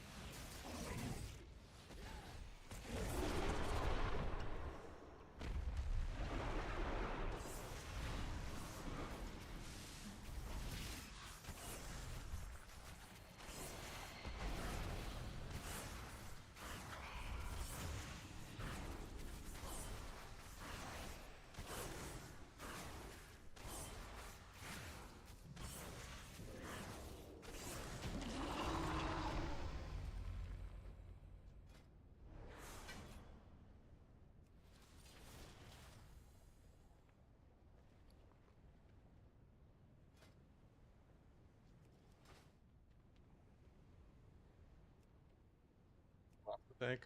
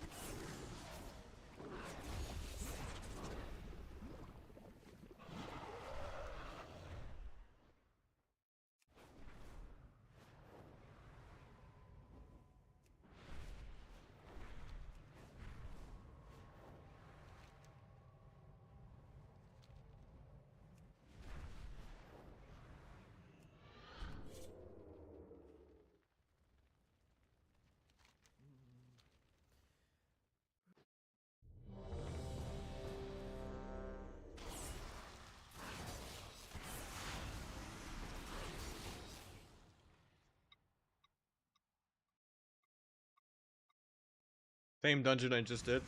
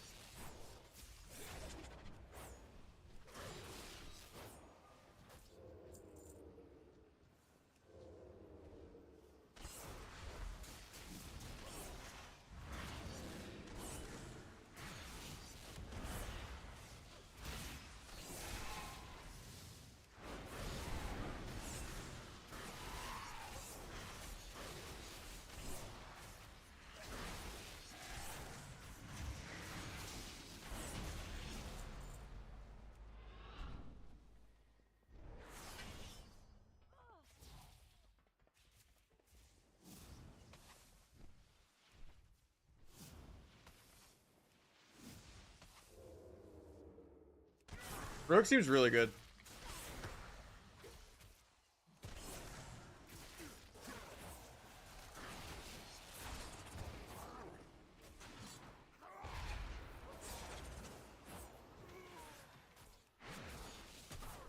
Like S tier. For sub. Outlaw's like A, and Asa might also be S, to be honest. People are sleeping on the damage that like Waz and shit is doing on it. Like if sub got nerfed into the ground, Asa probably would be better than Outlaw. Because Outlaw just has no burst. Yeah, sub damage is still getting doubled by like the God mode, Frost Mage, Fury Warrior, LE, DK type specs. But you're out damaging most of the game, or at least breaking even with most of the game, while still having a really good kit, so. Seems like they want sub to be the PvP spec, hopefully, unless they got it. It's less annoyed by the kidney shot nerf and stuff like that, too. But if they nerf sub, it'll probably just turn into Asarogue PvEing, just like Dragonflight. Tier S, even though the damage is met, yeah, pretty much. Like, they nerfed our Darkest Night big Abyss crit after 3 finishers by 41%. It went from 60 to 19 in PvP. And that hit Abyss like more than half almost. Cause it like Abyss nerfs for whatever reason on scale way harder. Or even like a 10% Abyss feels like way more than 10. Because there's just so many modifiers stacked on other modifiers. Went from like 2.5 mil Abysses to like 900k. There's like windows where you can kind of cheese like a 1.5 mil on cloth, but you're basically the biggest wet dream of this with like DFA and finality and the guaranteed crit buff and weapon enchant and maybe even like a dark arc or something on your team. It's basically what a non-crit feral bite is with CDs. But you still out damage feral because you do more bleed pads than they do somehow. You just run around, you rupture everything. Rupture's like 30% of your damage, and you just do good micro CC. And you're probably last on damage, but your gouges and stuns and kicks and duels and blind just win the game.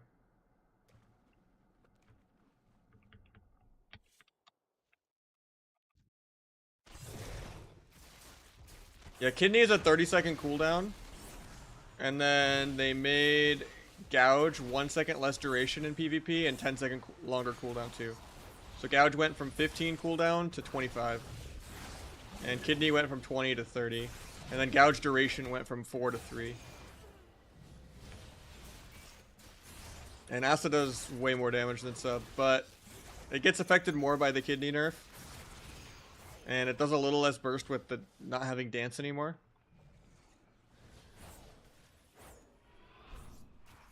Yeah, you just... And dragons are by far the best healer and really popular, and dragons bleed dispel Asa, which is also kind of annoying.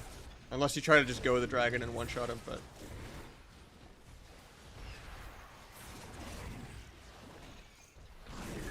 Yeah, the Gouge one is the one I kind of am sad about, but... Like, I think the trade-off for Gouge... Like, obviously it shouldn't be only 2 seconds worse than a poly, but that's a polymorph is bad problem. Not a Gouge is OP problem. Like, they should have just rebalanced CC. Like, put everything back at 8 that was at 8. And then just, like, make DRs take 20 to reset instead of 18 and kill triple DR. Because no one likes doing a third stun or third poly, you know? And that would have been more of a nerf to spam CC than it would be to like the raw value of CC per global versus damage per global. It'd make the game less patty. Because then at that point, like, if you do a Gouge, it's half the duration of a poly. And you're wasting a crucial DR. If it's not just an outplay of like gouging someone's trinket or gouging for pre or something like that.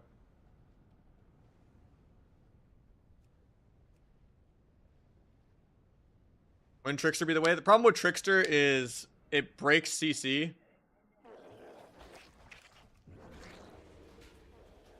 This talent that you can't avoid. And on top of that, the other problem with it is you CC yourself when you're doing the big damage coup de grace at the bottom of the tree. The way you burst with Trickster. You can't select a spec with missing, it'll be like, please spend all your talent points. So there's no way to like not take it.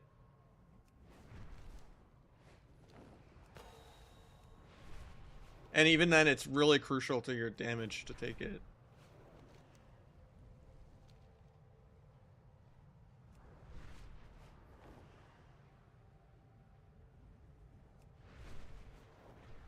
Hasn't returned in like 5 years, like DK or LE, just some whole WPV class.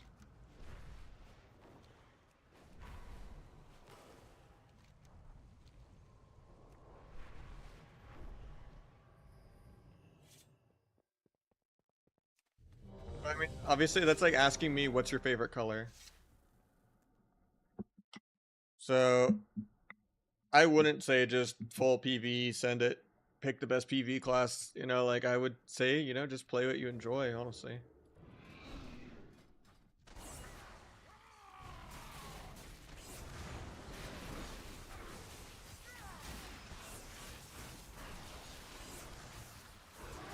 Favorite color? Your favorite color is now green. You're welcome.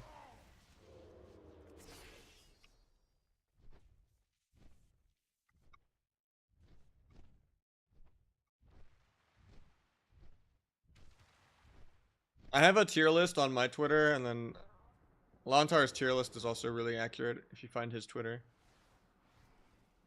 I feel like most of the tier lists were pretty spot on. I feel like almost everyone had the same tier list.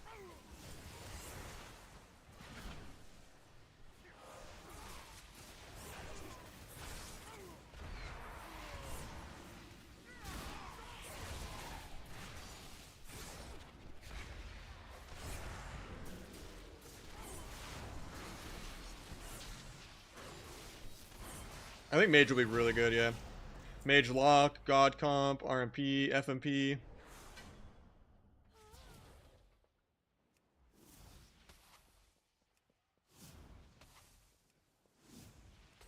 I intend on playing some Mage for sure.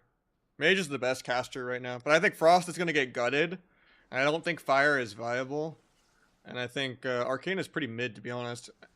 I wouldn't put Mage as like that bulletproof. Like, as of right now, they would have like multiple different S plus win a tournament comps. But after Frost just gets gutted in the first couple weeks, probably, I think it's going to be a repeat of Dragonflight. We're going to see like DH Boomy, we're going to see Rogue Boomy, because they're going to buff Boomy for no reason. And Cyclone is going to be the only good CC in the game still.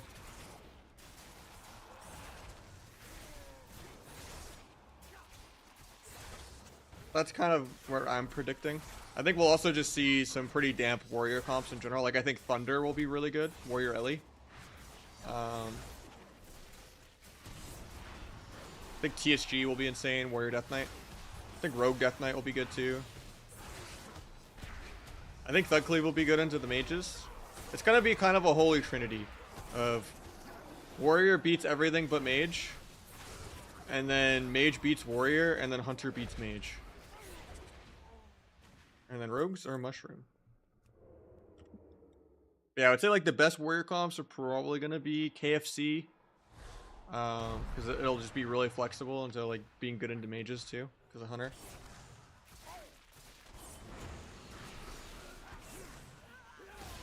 But KFC would be good. Thunder would be good. This is just completely speculation talking out of my ass, but just in terms of what classes are good and what comps kind of alleviate your weakness to the counter kind of thing, you know?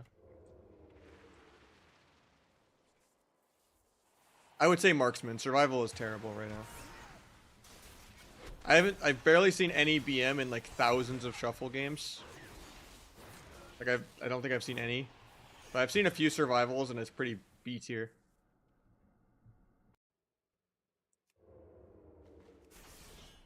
It's not like enhancement shaman level bad, but like it's not good. The damage isn't that impressive. It uncontrollably breaks CC. Marksman is just better.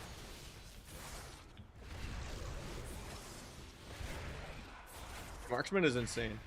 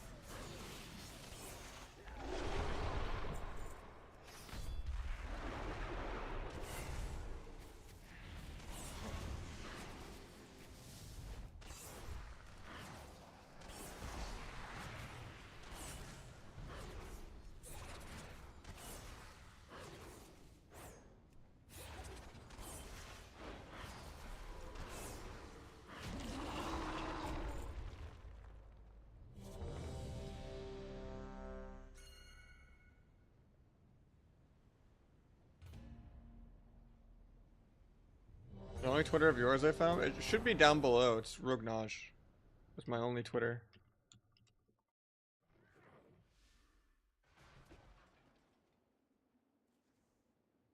link it.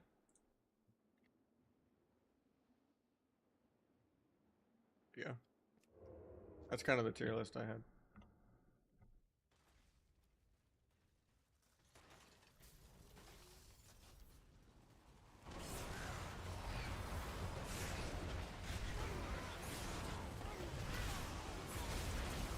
Obviously subject to change. That's just the beta.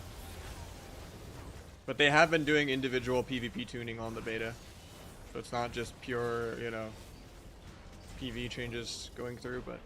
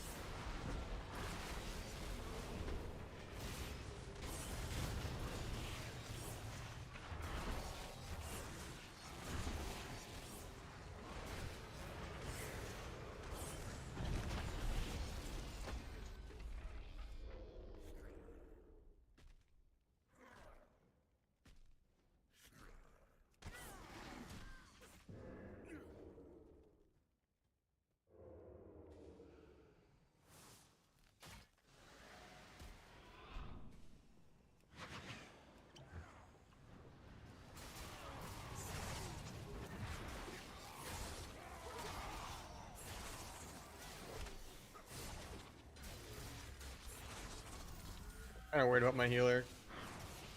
Ah, he's far enough away. Thought he was just gonna have aggro on the mobs that I pulled, but we're chilling.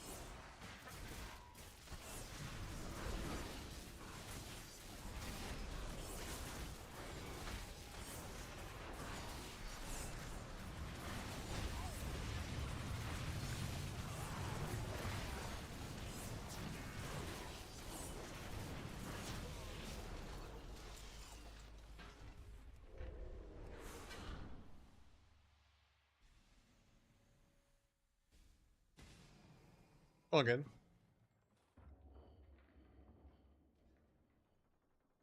I think the campaign is still mandatory.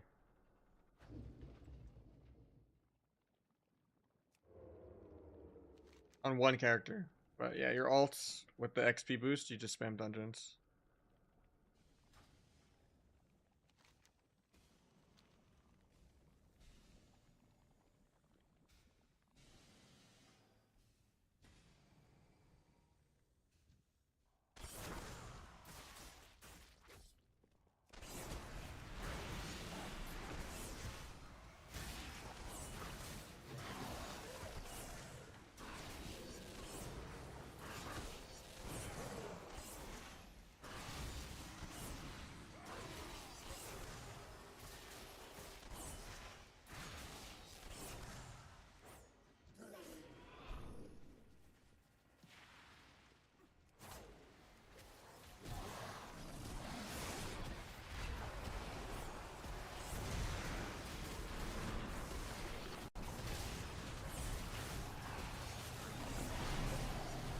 Bad.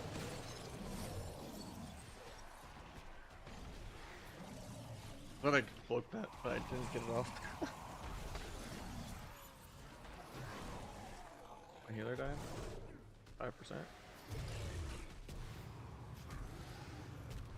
Okay, the tank can solo this.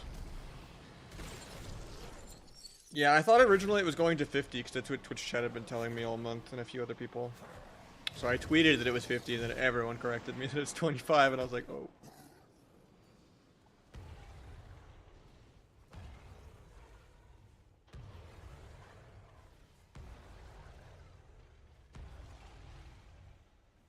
This guy doesn't have battle res.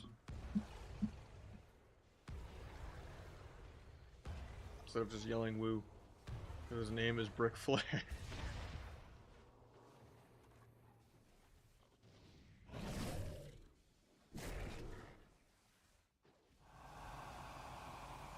The bipedal bear forms always trip me out.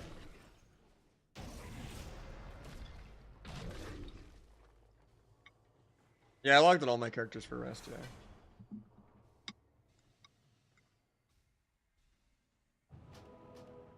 Running out of characters to level. I mean, I have every class at 70, I guess, but...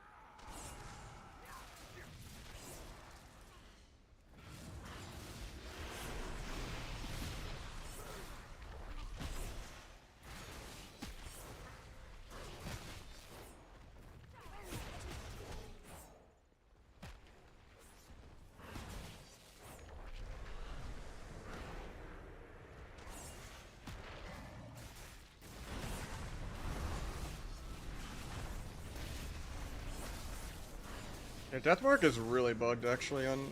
It wasn't this bugged on the beta. I don't know what's causing it, but... Half the times you just reset back to 3-stack marks when you're not even shadow striking or doing anything. It was pretty rare that it would bug like that on the beta. I feel like it bugs a lot on here.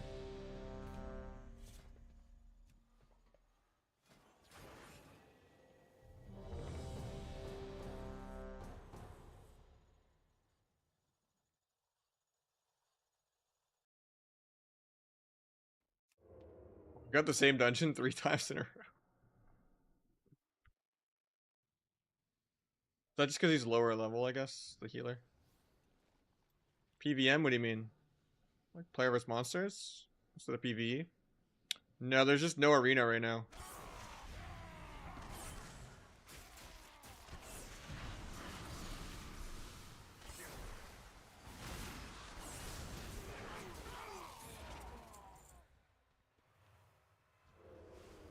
Trust me, I'd be doing PvP if I could. The new expansion launched, and arena doesn't start for 2 weeks. So I'm just leveling a bunch of characters to get ready for arena.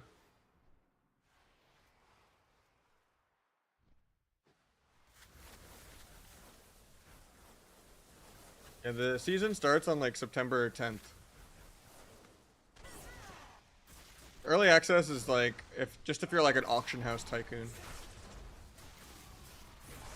But yeah, for leveling to be this quick, where like alts take 2 to 3 hours and your main takes like 5 to 6 hours, they really shouldn't do 2.5 weeks of downtime. Because at this rate, if I'm finishing 2 to 3 characters a day, just doing a normal 8-hour stream, what am I gonna do?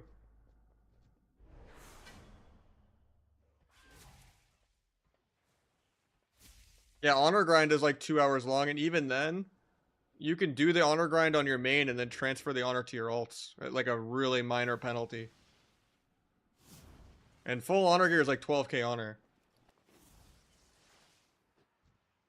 And there's not going to be an honor vendor, I don't think, until the season starts. So even if you grind 4k honor right now for no reason, and then grind 15k honor on Monday when early access ends, to be able to buy your honor gear when the season comes out, it doesn't really matter.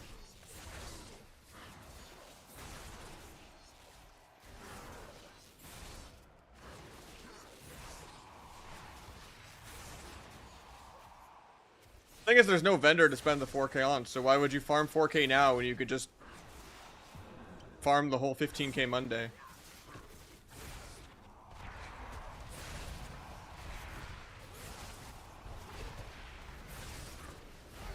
Especially if you just can't even get a Q pop right now. Because it's just not productive to PvP, so no one does it. Oh, I guess you could do Stomp Comp if it's here, yeah. That's true.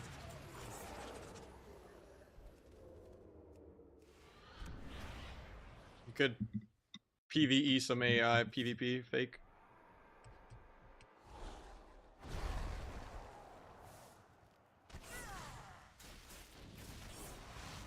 It just sounds like Winter Grasp when it's like 120 versus 8.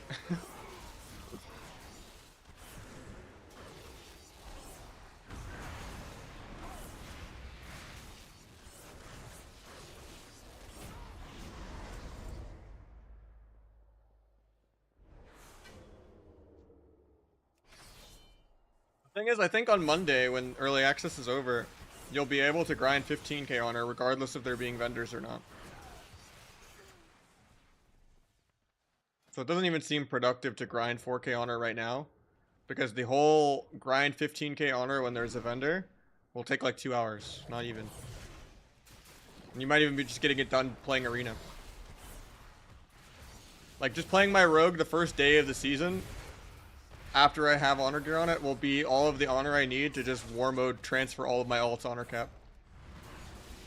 Just from playing arena for like 6 hours. I really need to like go out of my way to try to like farm transfer honor cap on every ult. Because I'm probably not going to play every single ult day 1 of the season, you know? Even if I have them all leveled.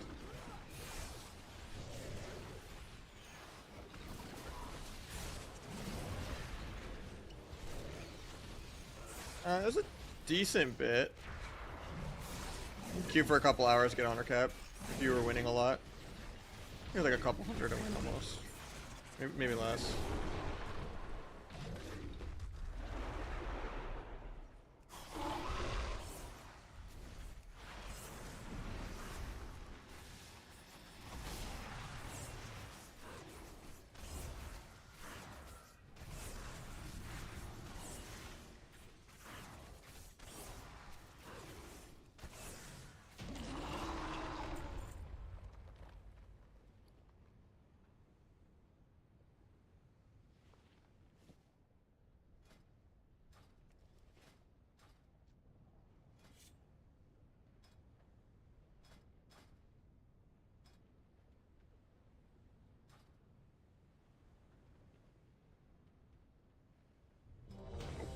Me too.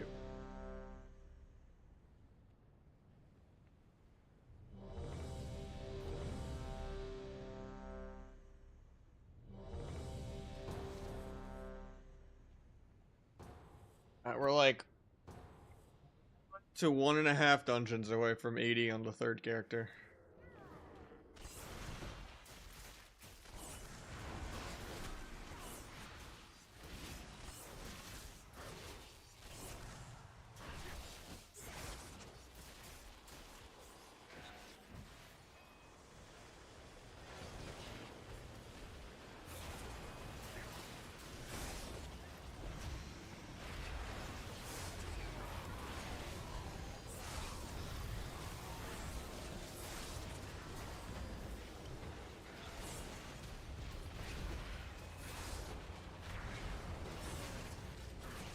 Yeah, no vault is great.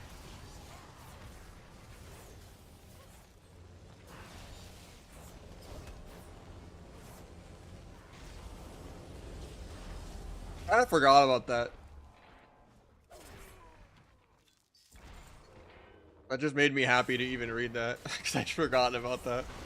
Because I was just dreading how many ults I'm gonna have.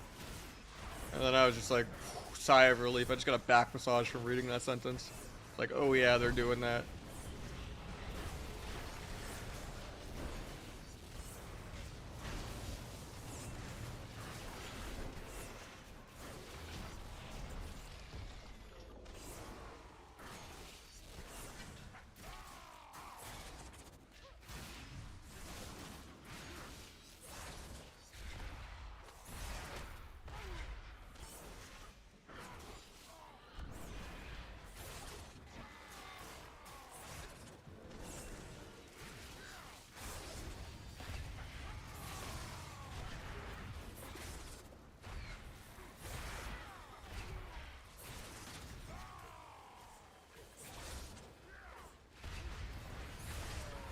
Make that command stop going off.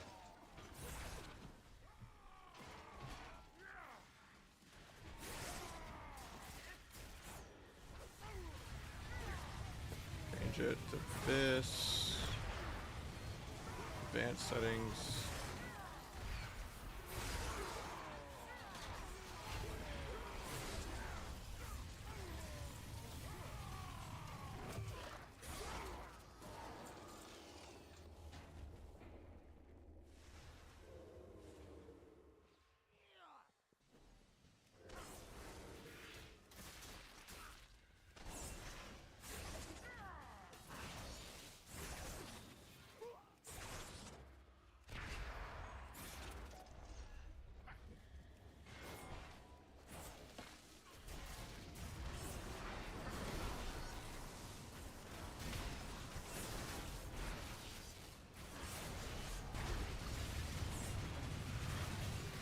I would say crafting is probably still confusing for noobs, but part of, you know, a gateway into them making the excuse that gearing is too confusing again when they got rid of vendors the first time.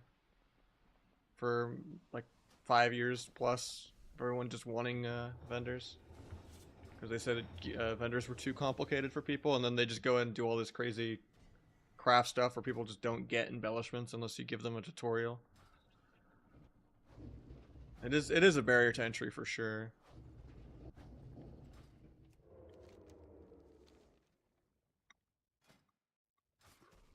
And it kind of makes the game a little too time gatey. I'm sure Blizzard loves it because it makes people buy more WoW tokens.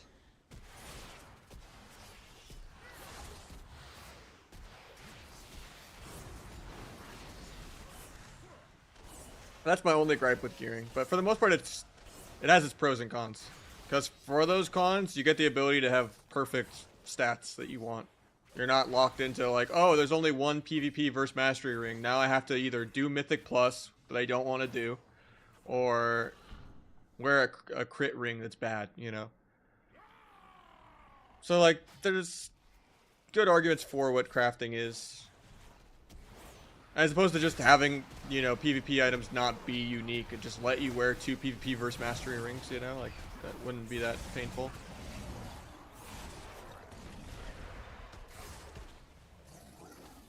Actually, a lot of people get confused with crafting.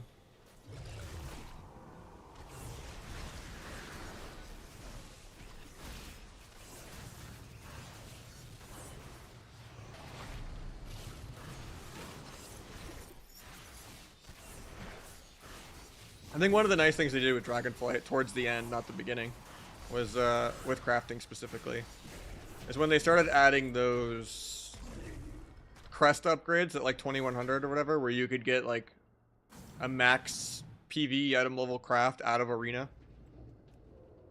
So you wouldn't have to go do Mythic Plus if you wanted to like blacksmith and craft a, you know, 3 item level off Bis verse mastery dagger. I think that was good. But also just letting people actually sweaty get PvE level gear from PvP. The Boolean system was kind of cool too. It's just a lot of the PvE items just shouldn't be in PvP period though. Like the fire damage rings and stuff on Outlaw when it was good in the tournament.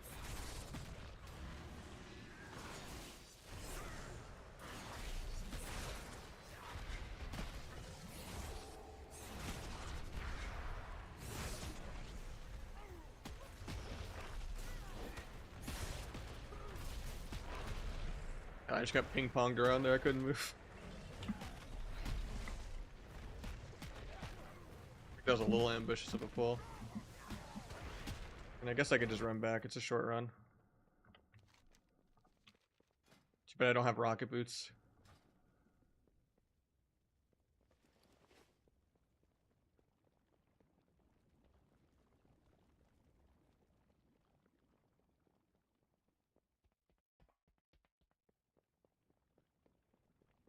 Yeah, the crests were really bad in like season 2 or whatever, but then like towards the end you got a lot in like season 3 and 4, I think.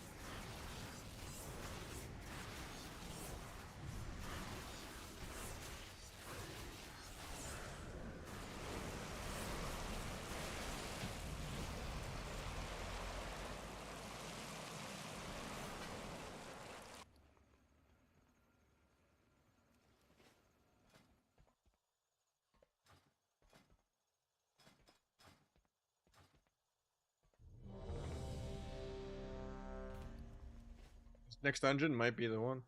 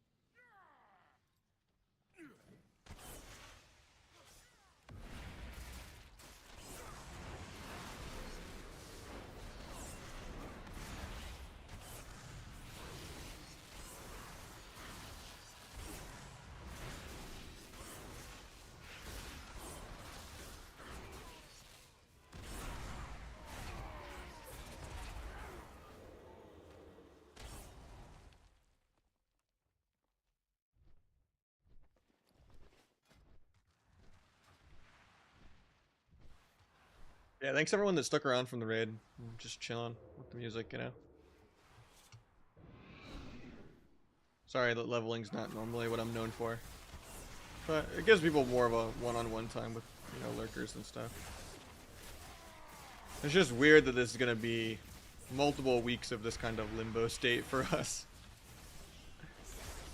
So, after we're done with leveling multiple characters, maybe we'll try to get back on the beta or something to have some arena. Or find some catechues.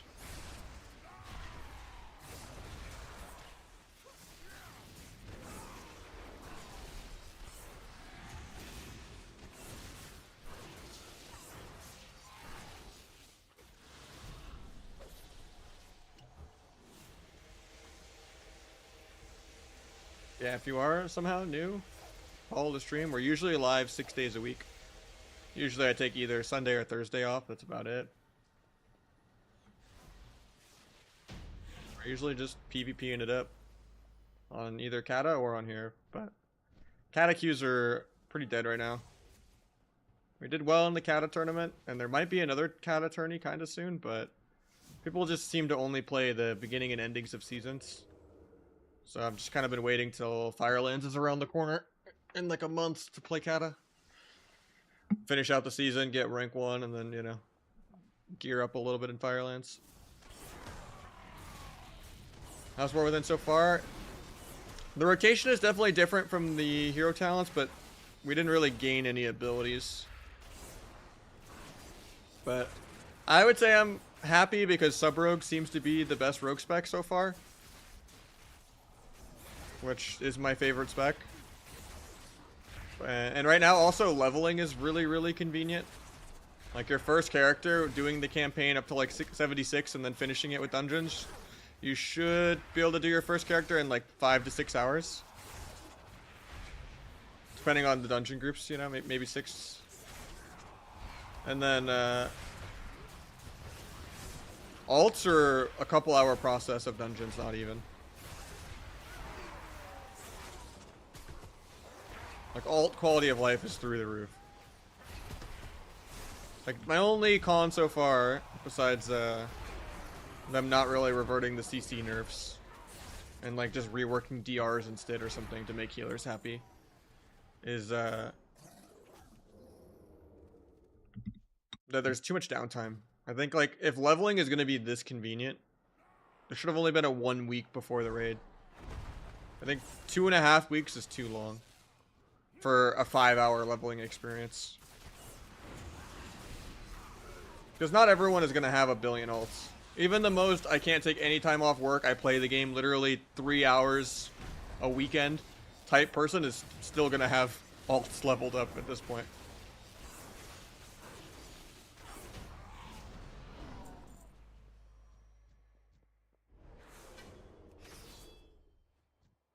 I think 2.5 weeks is kind of a long time to wait for the rating / the season, you know?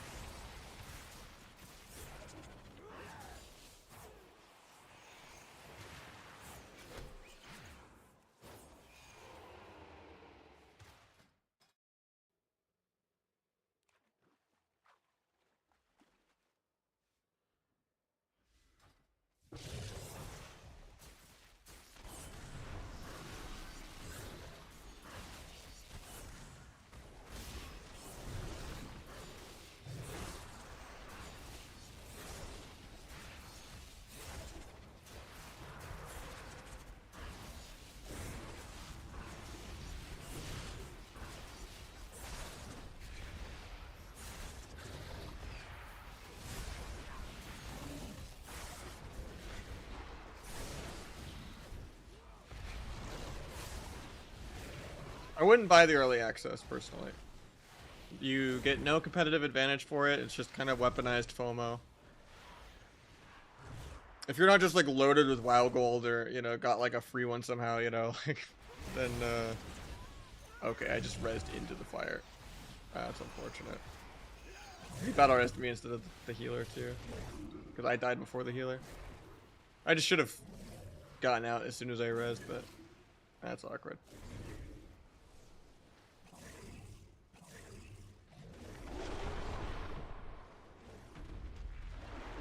Yeah, if you're talking about just buying the base edition, then yeah, it's worth it, for sure. It's a new expansion. Unless they're just done with Arena forever, yeah.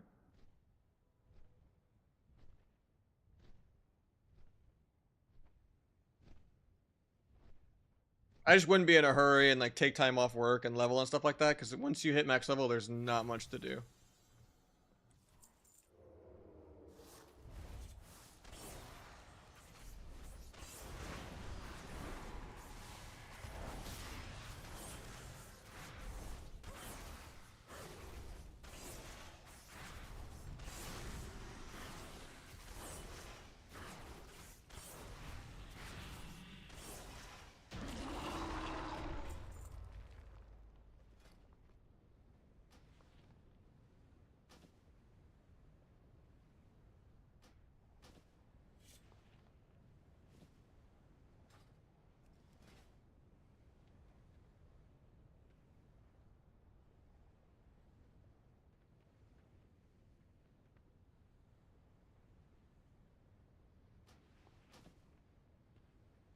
It's cloth. It's cool that they gave me a warning for that. Alright, do I finish on quests instead of doing another dungeon? I think I just do another dungeon.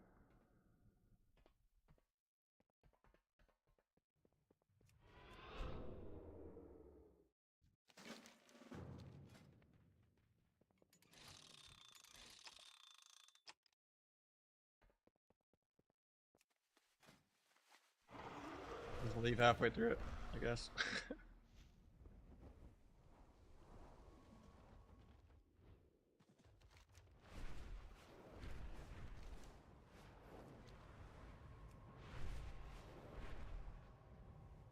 I mean, yeah, the quality of life is pretty through the roof, double down on quality of life changes they made previously.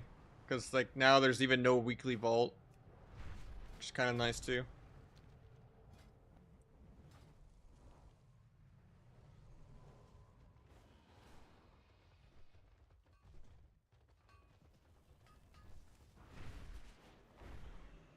Less of a chore when you're, like, going between, like, your, you know, second and fifth characters of just, like, oh, I guess I'm just gonna give up on this ult because I'm not camping it every week kind of thing. It's tied to my Better Blizz frames. This is, like, half my UI, or more. This is, like, my party cast bars, dark mode, combat indicator, the certain buffs and debuffs being highlighted more than others.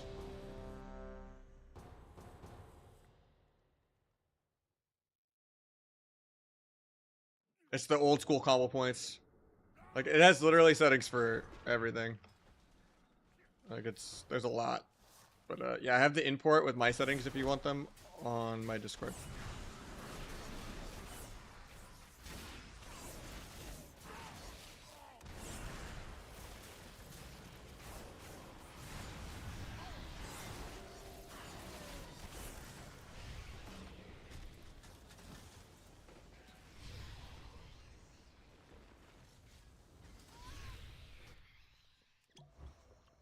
Dying in Fears, am I fighting Chanimals in this dungeon?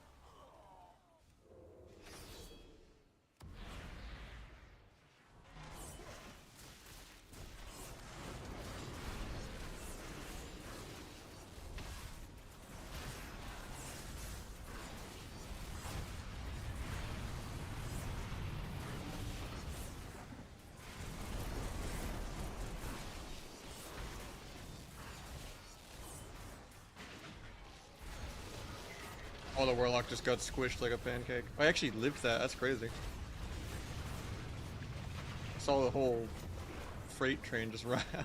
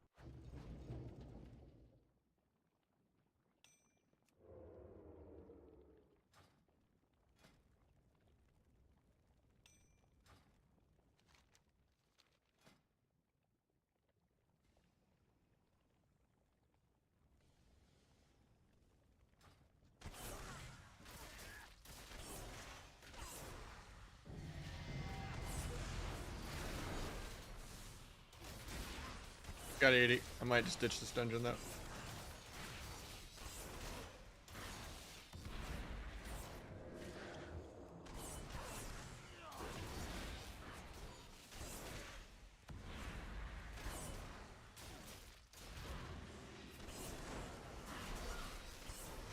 Basically, at the last boss. I guess I finish it.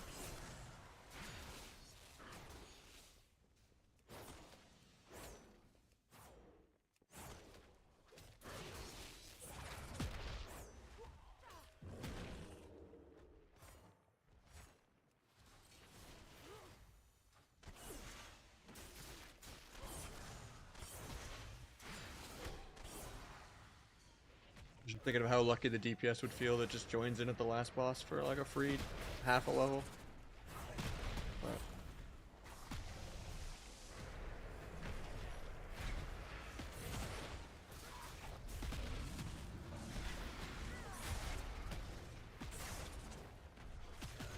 Drew can be any good in Shuffle? Probably.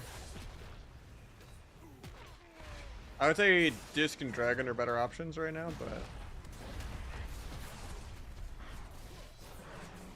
people are going to go Druids a lot, and most Druids are bad at being trained. They don't really do anything besides just, oh, I buried that, I should be okay, you know, and they just stand in the middle of the map too much.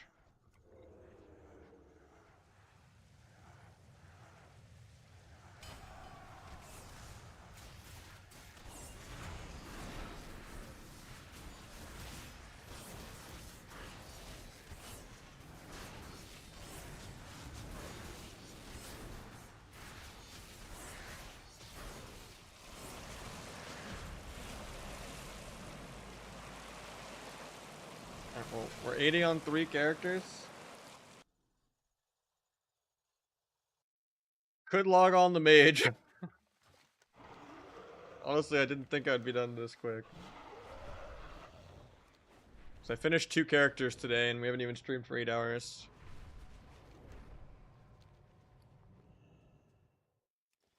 HD? I mean, I'm trying to be.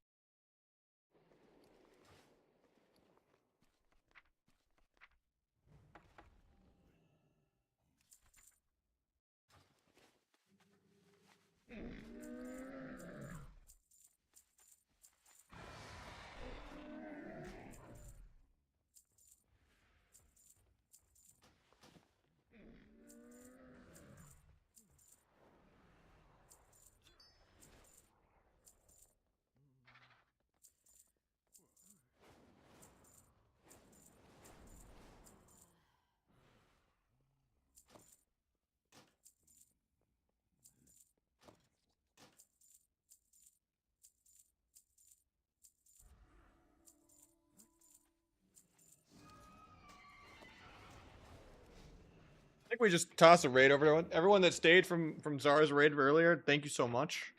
I appreciate you. I think I'm leveled out for the day, so I'm gonna run some ads, and I will catch you guys tomorrow.